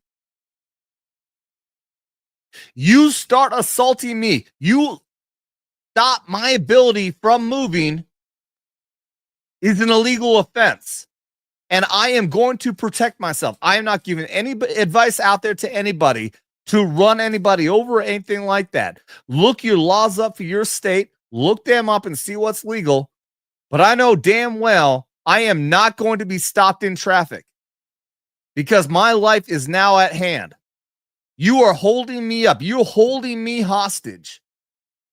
And you very well could take my life for holding me hostage. I'm running somebody over. I am not advocating for murder or anything else like that. But if you're going to hold me hostage, I am going to do what I have to do to get the fuck out of that situation, same as I did in Iraq. All right? Understand that. I am going to do what I have to do to get myself out of dangerous situations, same way as I did in a fucking war zone. Because guess what? You are a fucking war zone. In fucking St. Louis, LA, all these other fucking places, you are creating a fucking war zone of which you want to put your life in your fucking hands. You want to put your life in front of a fucking vehicle. Guess what? You better be ready to fucking face the repercussions, which means you could lose your fucking life. Same as every single person out there who went to a fucking war zone. You are creating a war zone, and you better understand that means that you could lose your fucking life. If that's what you want to do, like I said, I'm going to YouTube censor myself. I'm going to YouTube censor myself. Thank you very much, Dr. Gold. Audio harmonica says earlier, I saw a couple of Mexican dudes stop a dummy from burning our flag. That was cool. Oh, cool. I'd like to see that video. B says, I love the one of the sheriff in Florida says, graveyard dead. Yeah, I played that on a video the other day. I can pull that video up. Thank you. 100%. Thank you. I can pull that video up. I do believe I have that video ready to go.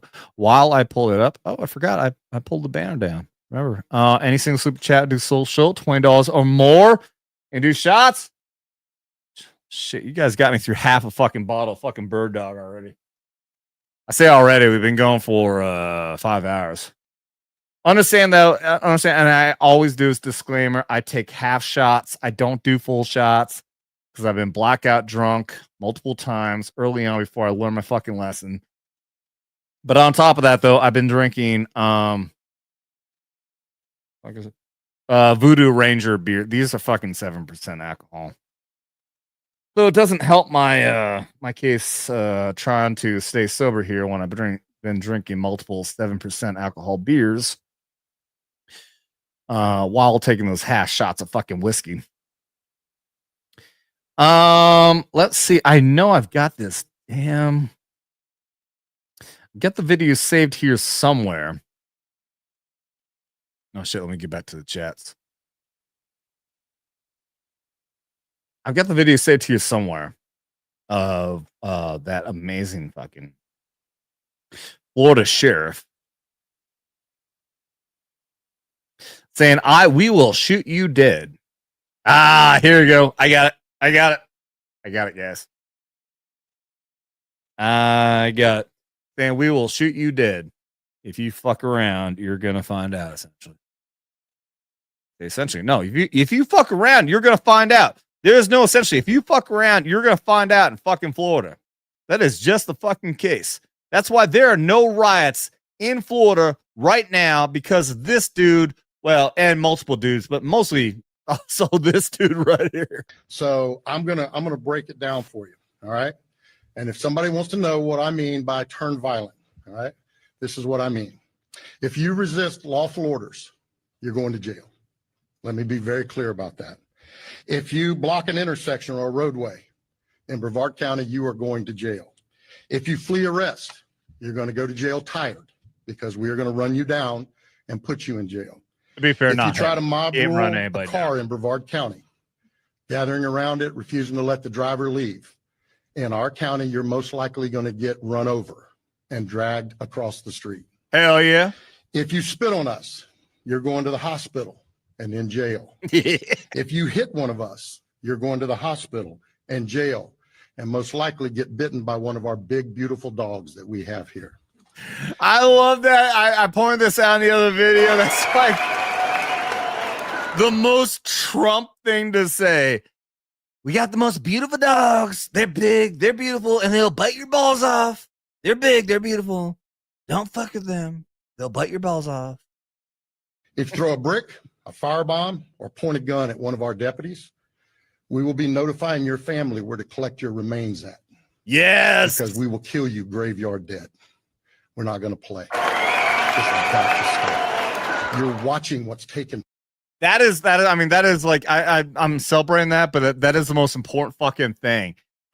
Fuck around and find out. You are committing acts of violence that could be possibly deadly. Understand what that means.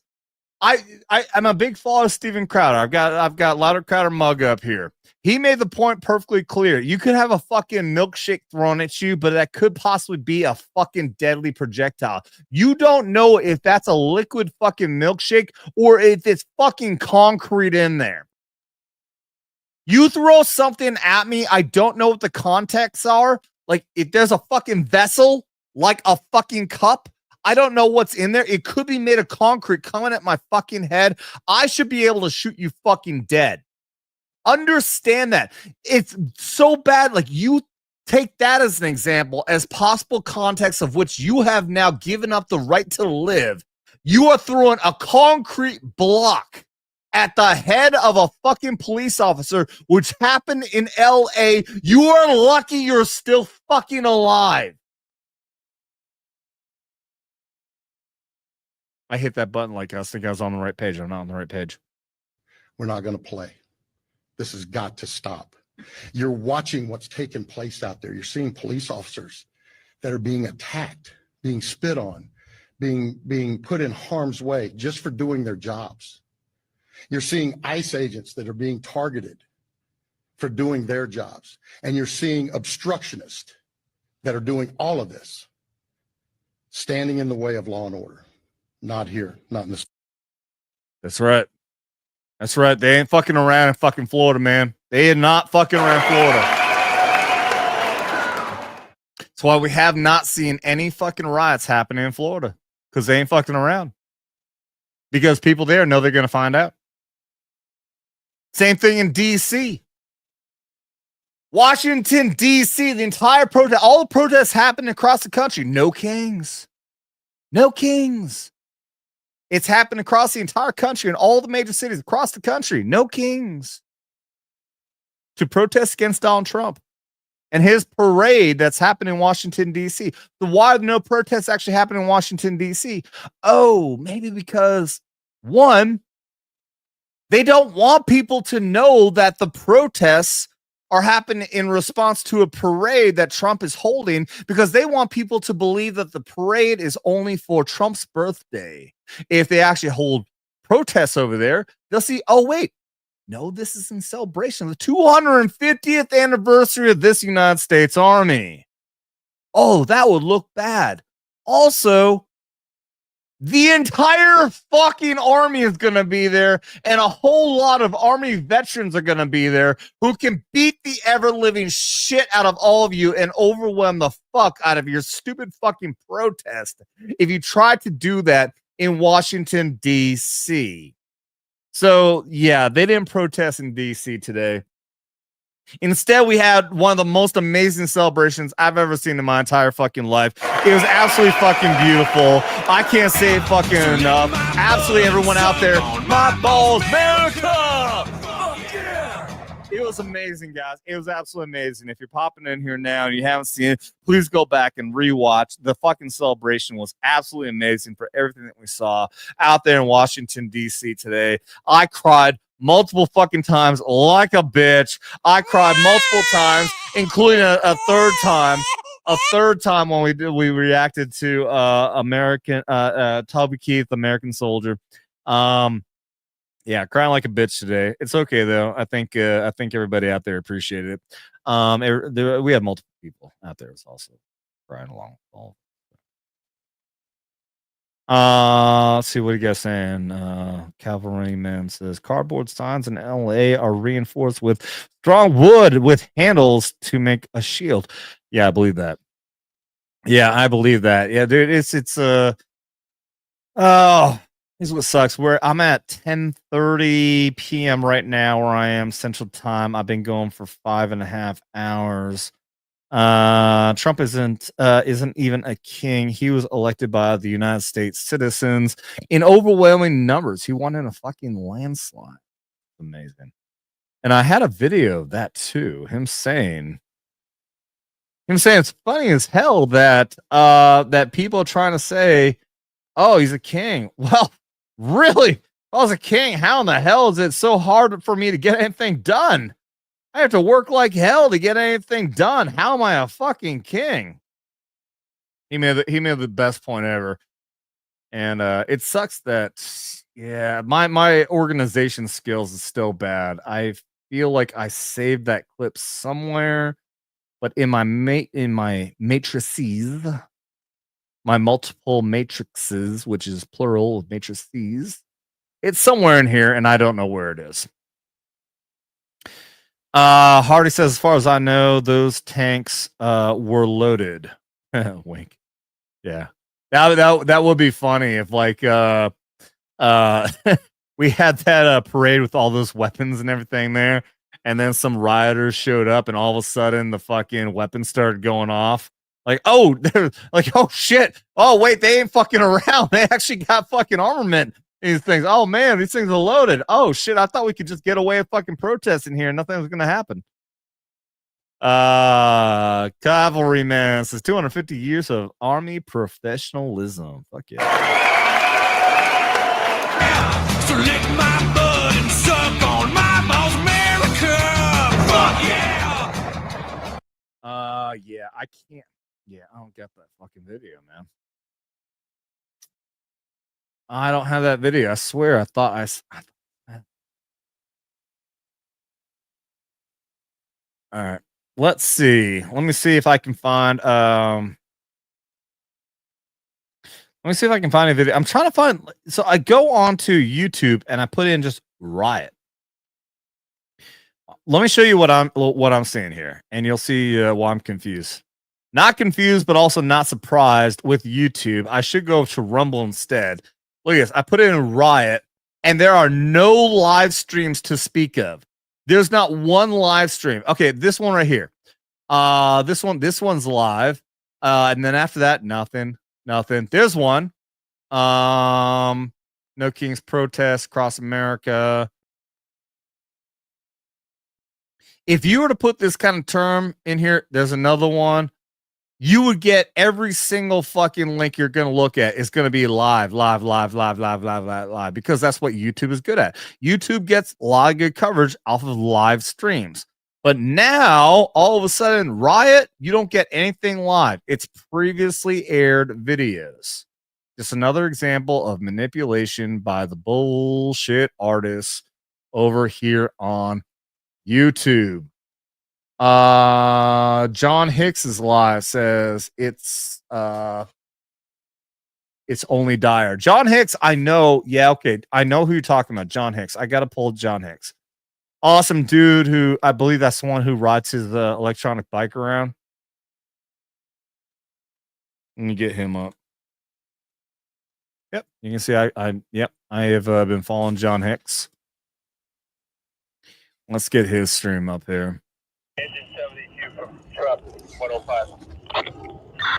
Go ahead. Are you good if I update Metro? Yeah, he's been really good about finding a location where shit's going down. Right now, but I can face the bases. We can get attack back. I haven't even been sure to. I have no idea what his political affiliation is either. So here's what's going on. It's what I love. I think he's up here to the left. There's a small group. I think he's neutral. At least he doesn't show what his affiliation is. We'll go take a look at that. This lady's heckling. Hey, what's up, Bad Take Bojan? Good to see you. She's just trying to get down the street.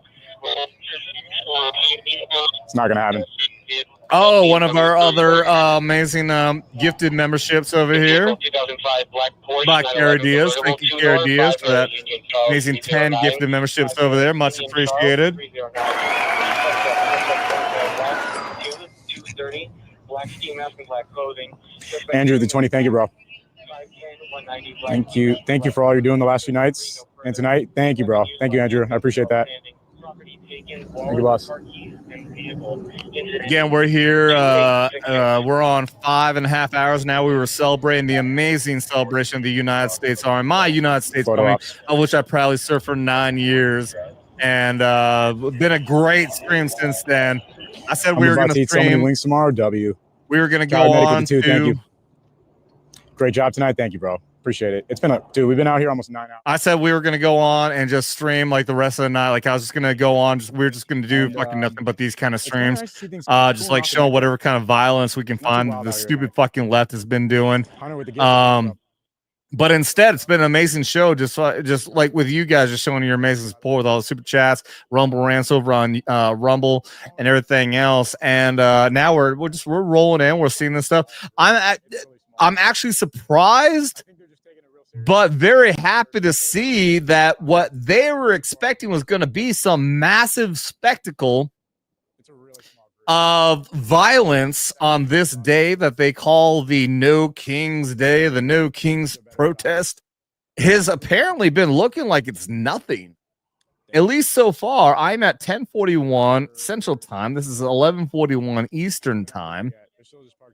Obviously, over in the LA area, that's 2 hours behind. So it's 8:41 over there, coming up on 9 o'clock. Stuff could still happen.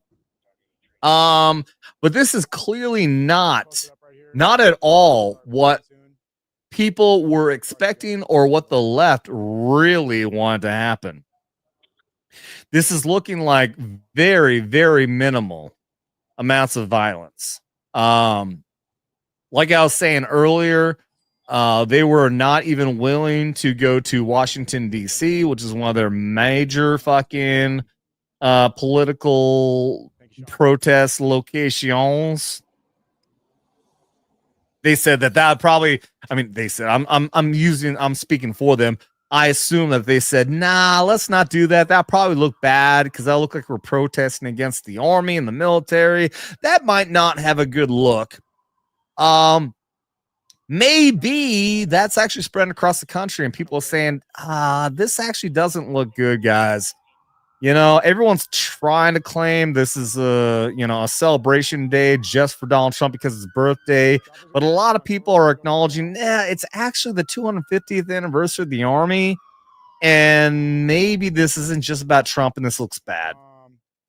Because it does. It looks bad.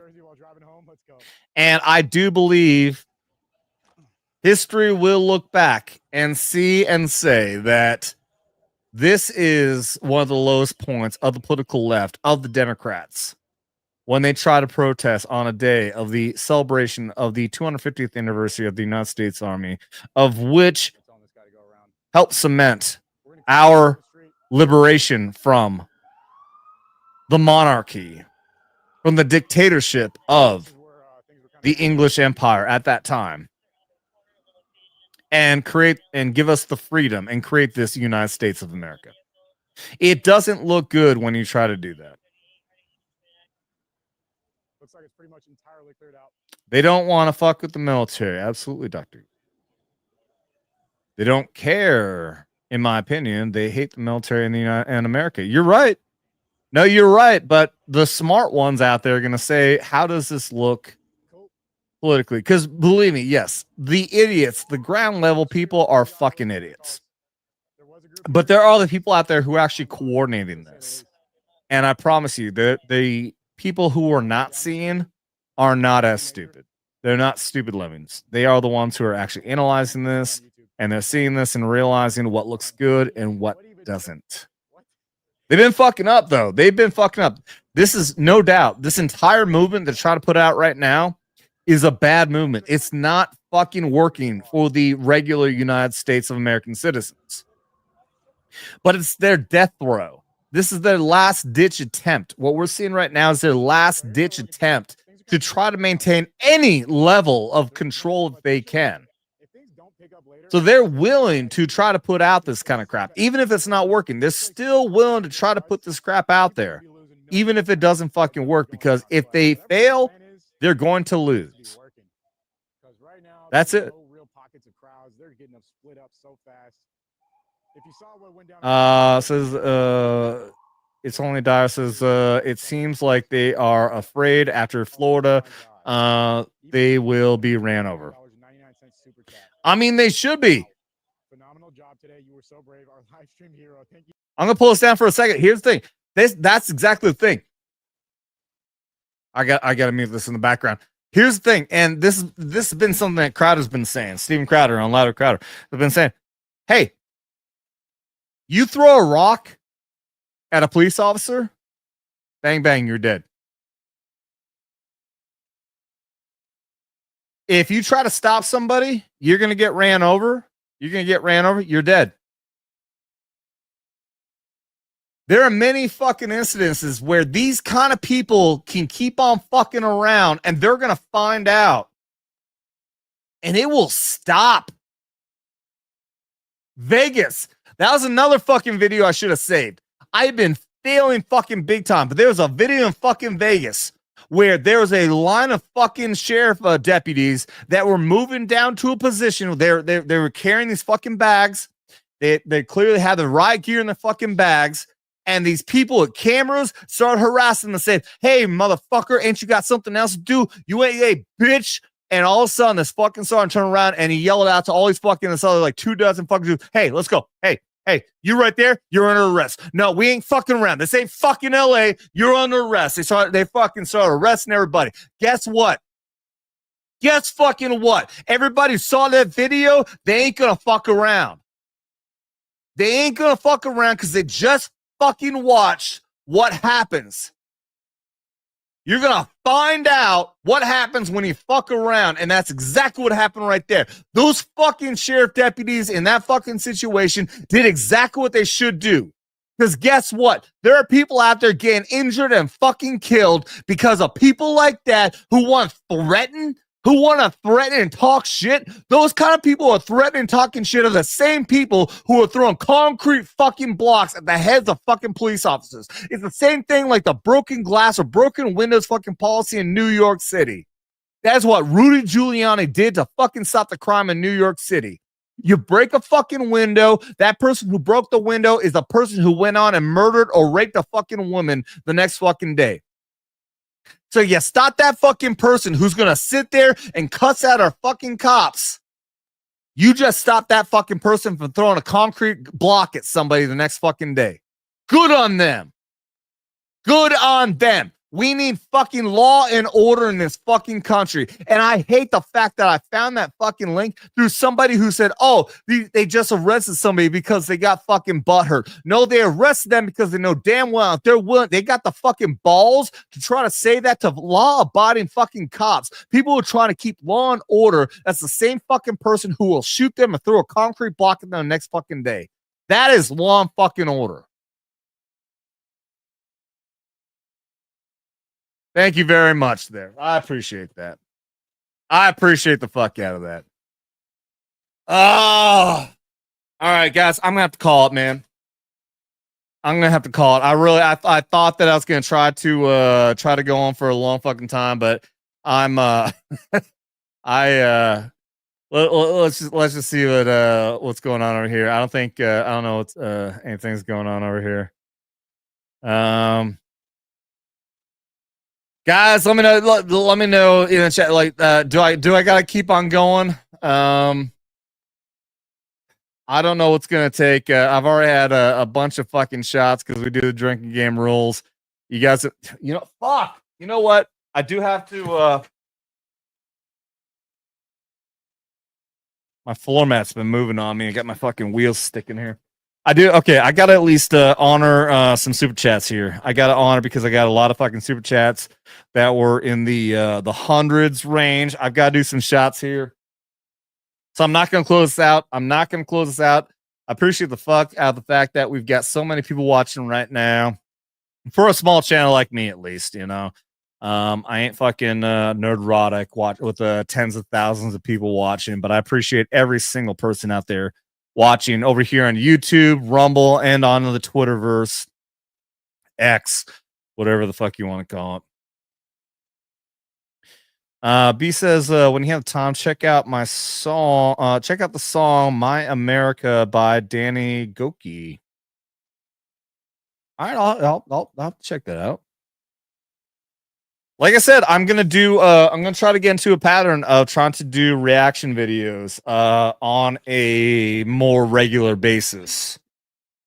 Because one, I want to do them. When I first started doing YouTube, it was just a live stream thing. And then I said, you know what? I want to react to patriotic music.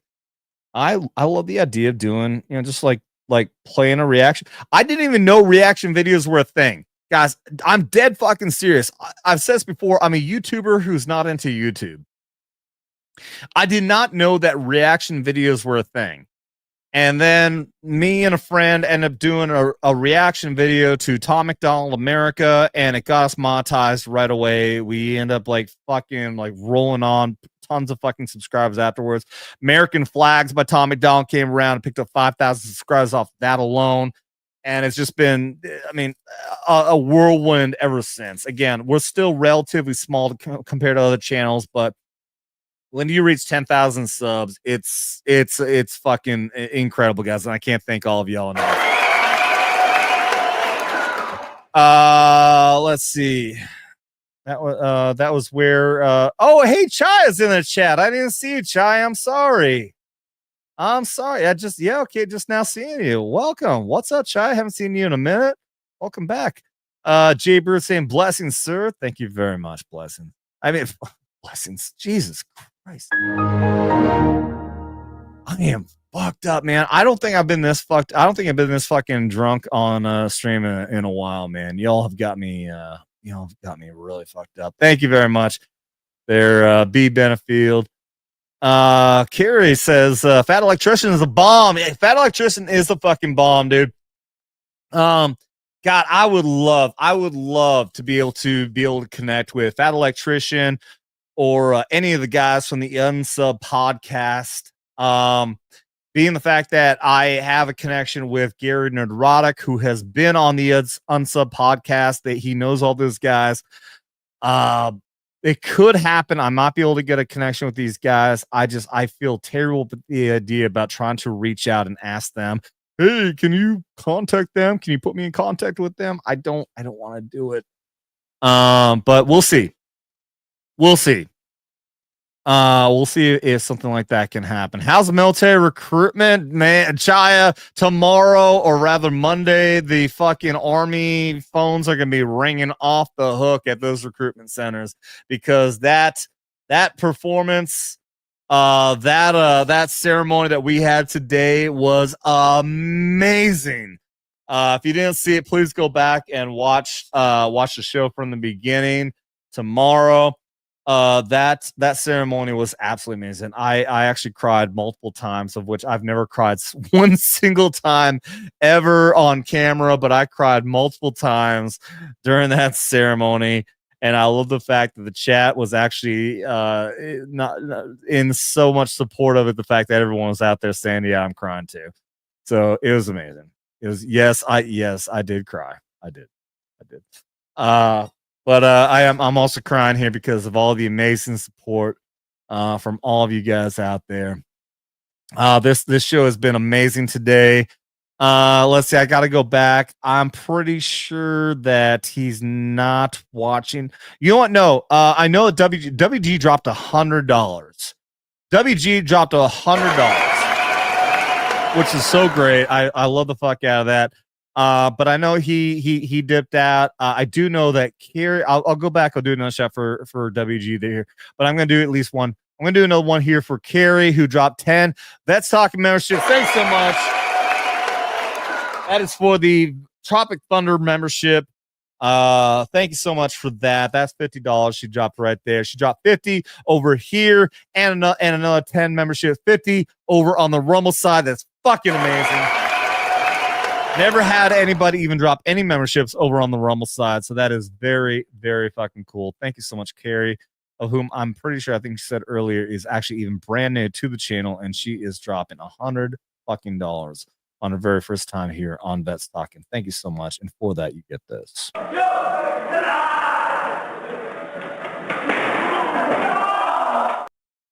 Goofy and stupid, that's what Joes do. Thank you. Appreciate the fuck out of that. Also appreciate the fuck out of that. Y'all over here showing some love, even though I'm just a goofy, drunken, cussing motherfucker. Here's what I do these I've learned to start have to care. Thank you. Says worth it. Love that. Love you guys. You guys are awesome. I go through and I have to do these shorts. Everybody thinks that you gotta fucking edit some videos down now and do shorts. I have a program. It's called Opus Clips. I'll do one like tomorrow. Tomorrow when I first wake up, one of the first things I'll do is I'll take this video, I'll upload it up to Opus Clips, and then the AI program will create like 50 fucking clips. And it'll do all these cool fucking transitions and everything, and it'll show fucking captions and all that. But I have to go through because YouTube is so fucking stupid about their censorship that I have to go through and take out all the F-bombs, all the things that are fucking bad, because otherwise it won't get seen at all. Fuck you, YouTube. Hold on. Fuck you, YouTube.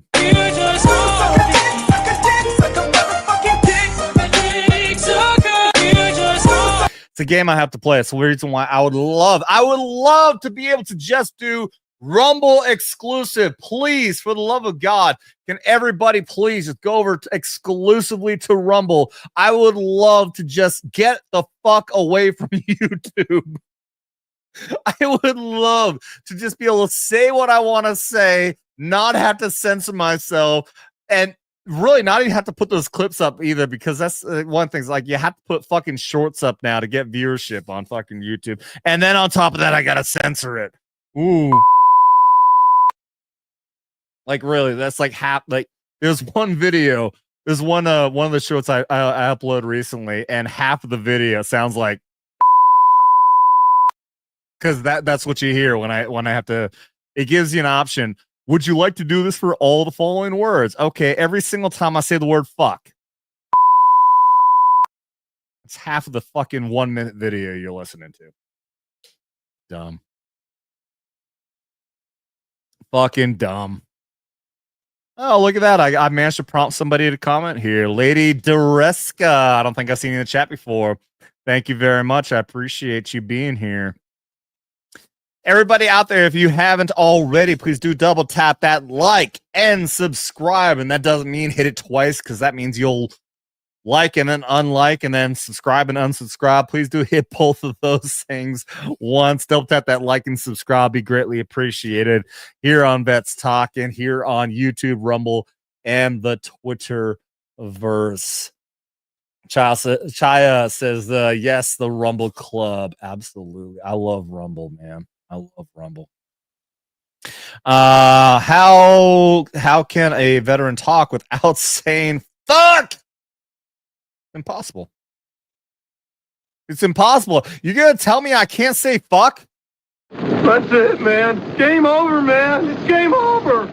That's it, man. My bad. You just can't do it. You can't tell a fucking Army or a Navy or a Marine veteran you can't say fuck. Can't do it.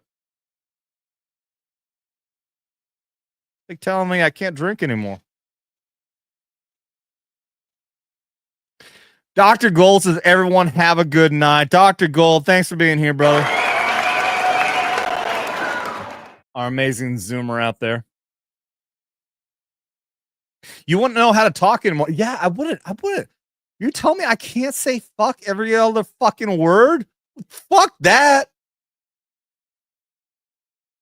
Fuck that. Fuck this shit, I'm out.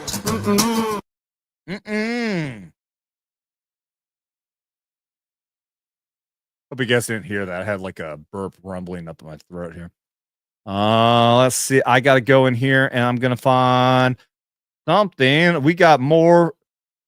Let's see. I just did that for Kira. Thank you. Kara or Carrie? I don't know. I kept on calling it Carrie. I hope that's right. One of the other ones that I had multiple shots to do for, WG dropping $100 fucking dollars. Says happy birthday, U.S. Army, and all the best, Adam. Thank you, WG. Let's get up in here. As you can see it below, if anybody's new here, we're doing shots for every single $20, which I'm trying to honor right now. I'm trying to actually be good and get through all these $20 for every single person. Let's get to this. We're just gonna do something funny here. Put a ticket in, make her name it gay. That was the gay. That was the gay Biden administration, everybody. Thank you, WG, for help with $100 and appreciating the fact that we're no longer a gay army. Cheers. By that, to be clear. To be clear, don't ask, don't tell worked just fine. Don't ask, don't tell worked just fine. We had gay soldiers in our military and it worked just fine. I had a good friend in the Army when I was in the 173rd Airborne Brigade who came out, told me he was gay, and I'm like, oh, cool. All right, we're still good. I said this multiple times. I've told the story. I said, you're not telling me because you think I'm gay, do you? He goes, no, I told you because I thought you'd be cool with it. All right, cool. And we're still friends. We were still friends afterwards. It didn't change anything. Now these dudes are out there fucking doing fucking drag queen story hour and all this fucking bullshit, fucking putting TikTok videos up of them fucking in drag and everything and saying our fucking diversity is our fucking strength and all that. Fuck that. Fuck that shit. Nah, our strength is our strength. I don't give a shit if you're gay as long as you care about this country, as long as I know you got my back, I've got your back, and I don't mean that in a gay way. I mean, we will defend each other in the fucking field if we need to. I will fight for you. I will protect you if you protect me against fucking foreign enemies, foreign and domestic, all that good shit. I feel like that sound, I don't know. You guys got me drunk. You guys got me drunk. The support is beautiful. Thank you, Chai. Thank you very much. All right. What else? Let me get over here. I'm gonna try to see. Do we have any others? Any other big ones out here? Guys, I think I'm gonna wrap this up. I've been going for almost 6 hours now, and you guys got me severely fucked up. Which I love. It's been a long time since we've done that. I can't thank you guys enough.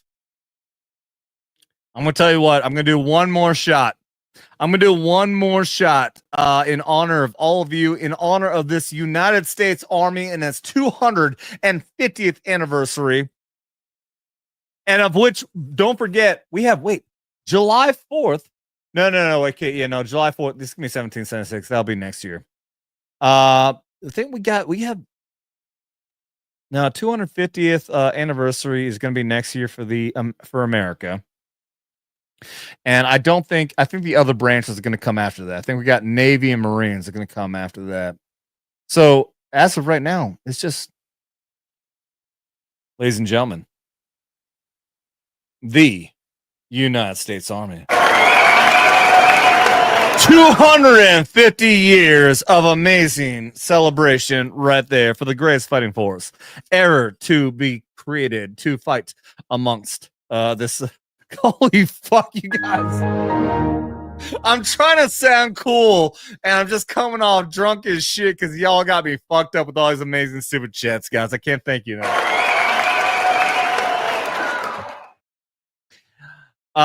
Thank you, B. USA, America. Lick my dog and suck on my balls. America! Yeah!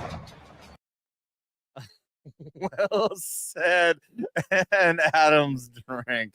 Oh God, thank you.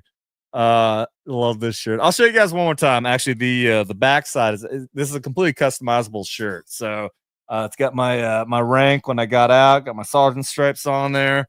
I didn't put my name on there. Instead, I put Airborne, established 2000. This one I joined. And I'll show you on the backside. The backside says, been there, done that. It shows all the locations that I proudly served at, whether it was combat, train, all significant. But there's actually a bunch of places I did not include on there. But I'll show you guys here real quick.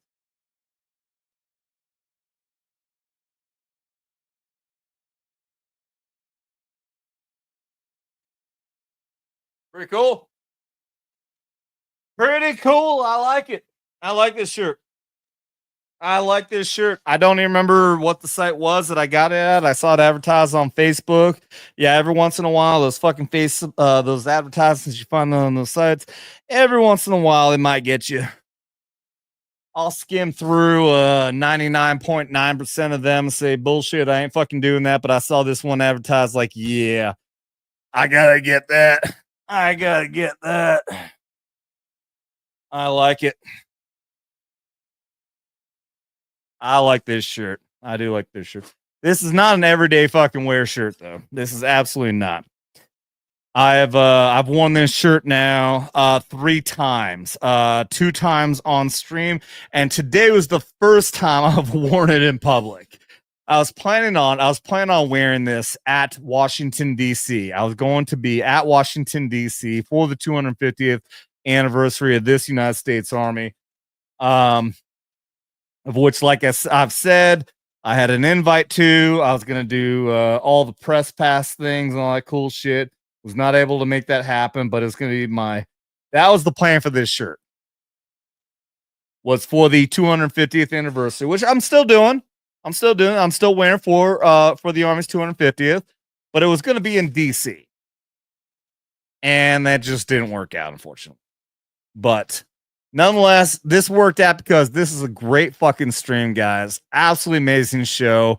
You guys killed it for everybody being here on YouTube and on Rumble, everything else. I haven't got any comments over on Twitter, but I've seen a lot of people have been viewing us. I've seen those comments. And god dang, if it ain't been fucking amazing of everybody getting me fucked up, because this is. Thank you, Chai. I love you too. I think you guys know that I haven't been this fucked up in a while. Mostly because I think my tolerance has grown since I've been doing YouTube and I've been doing this, which is not a good thing. I'm not very proud of that. But nonetheless, you guys have been getting me fucked up tonight, including very largely Blue Cord Devil for another fucking $20.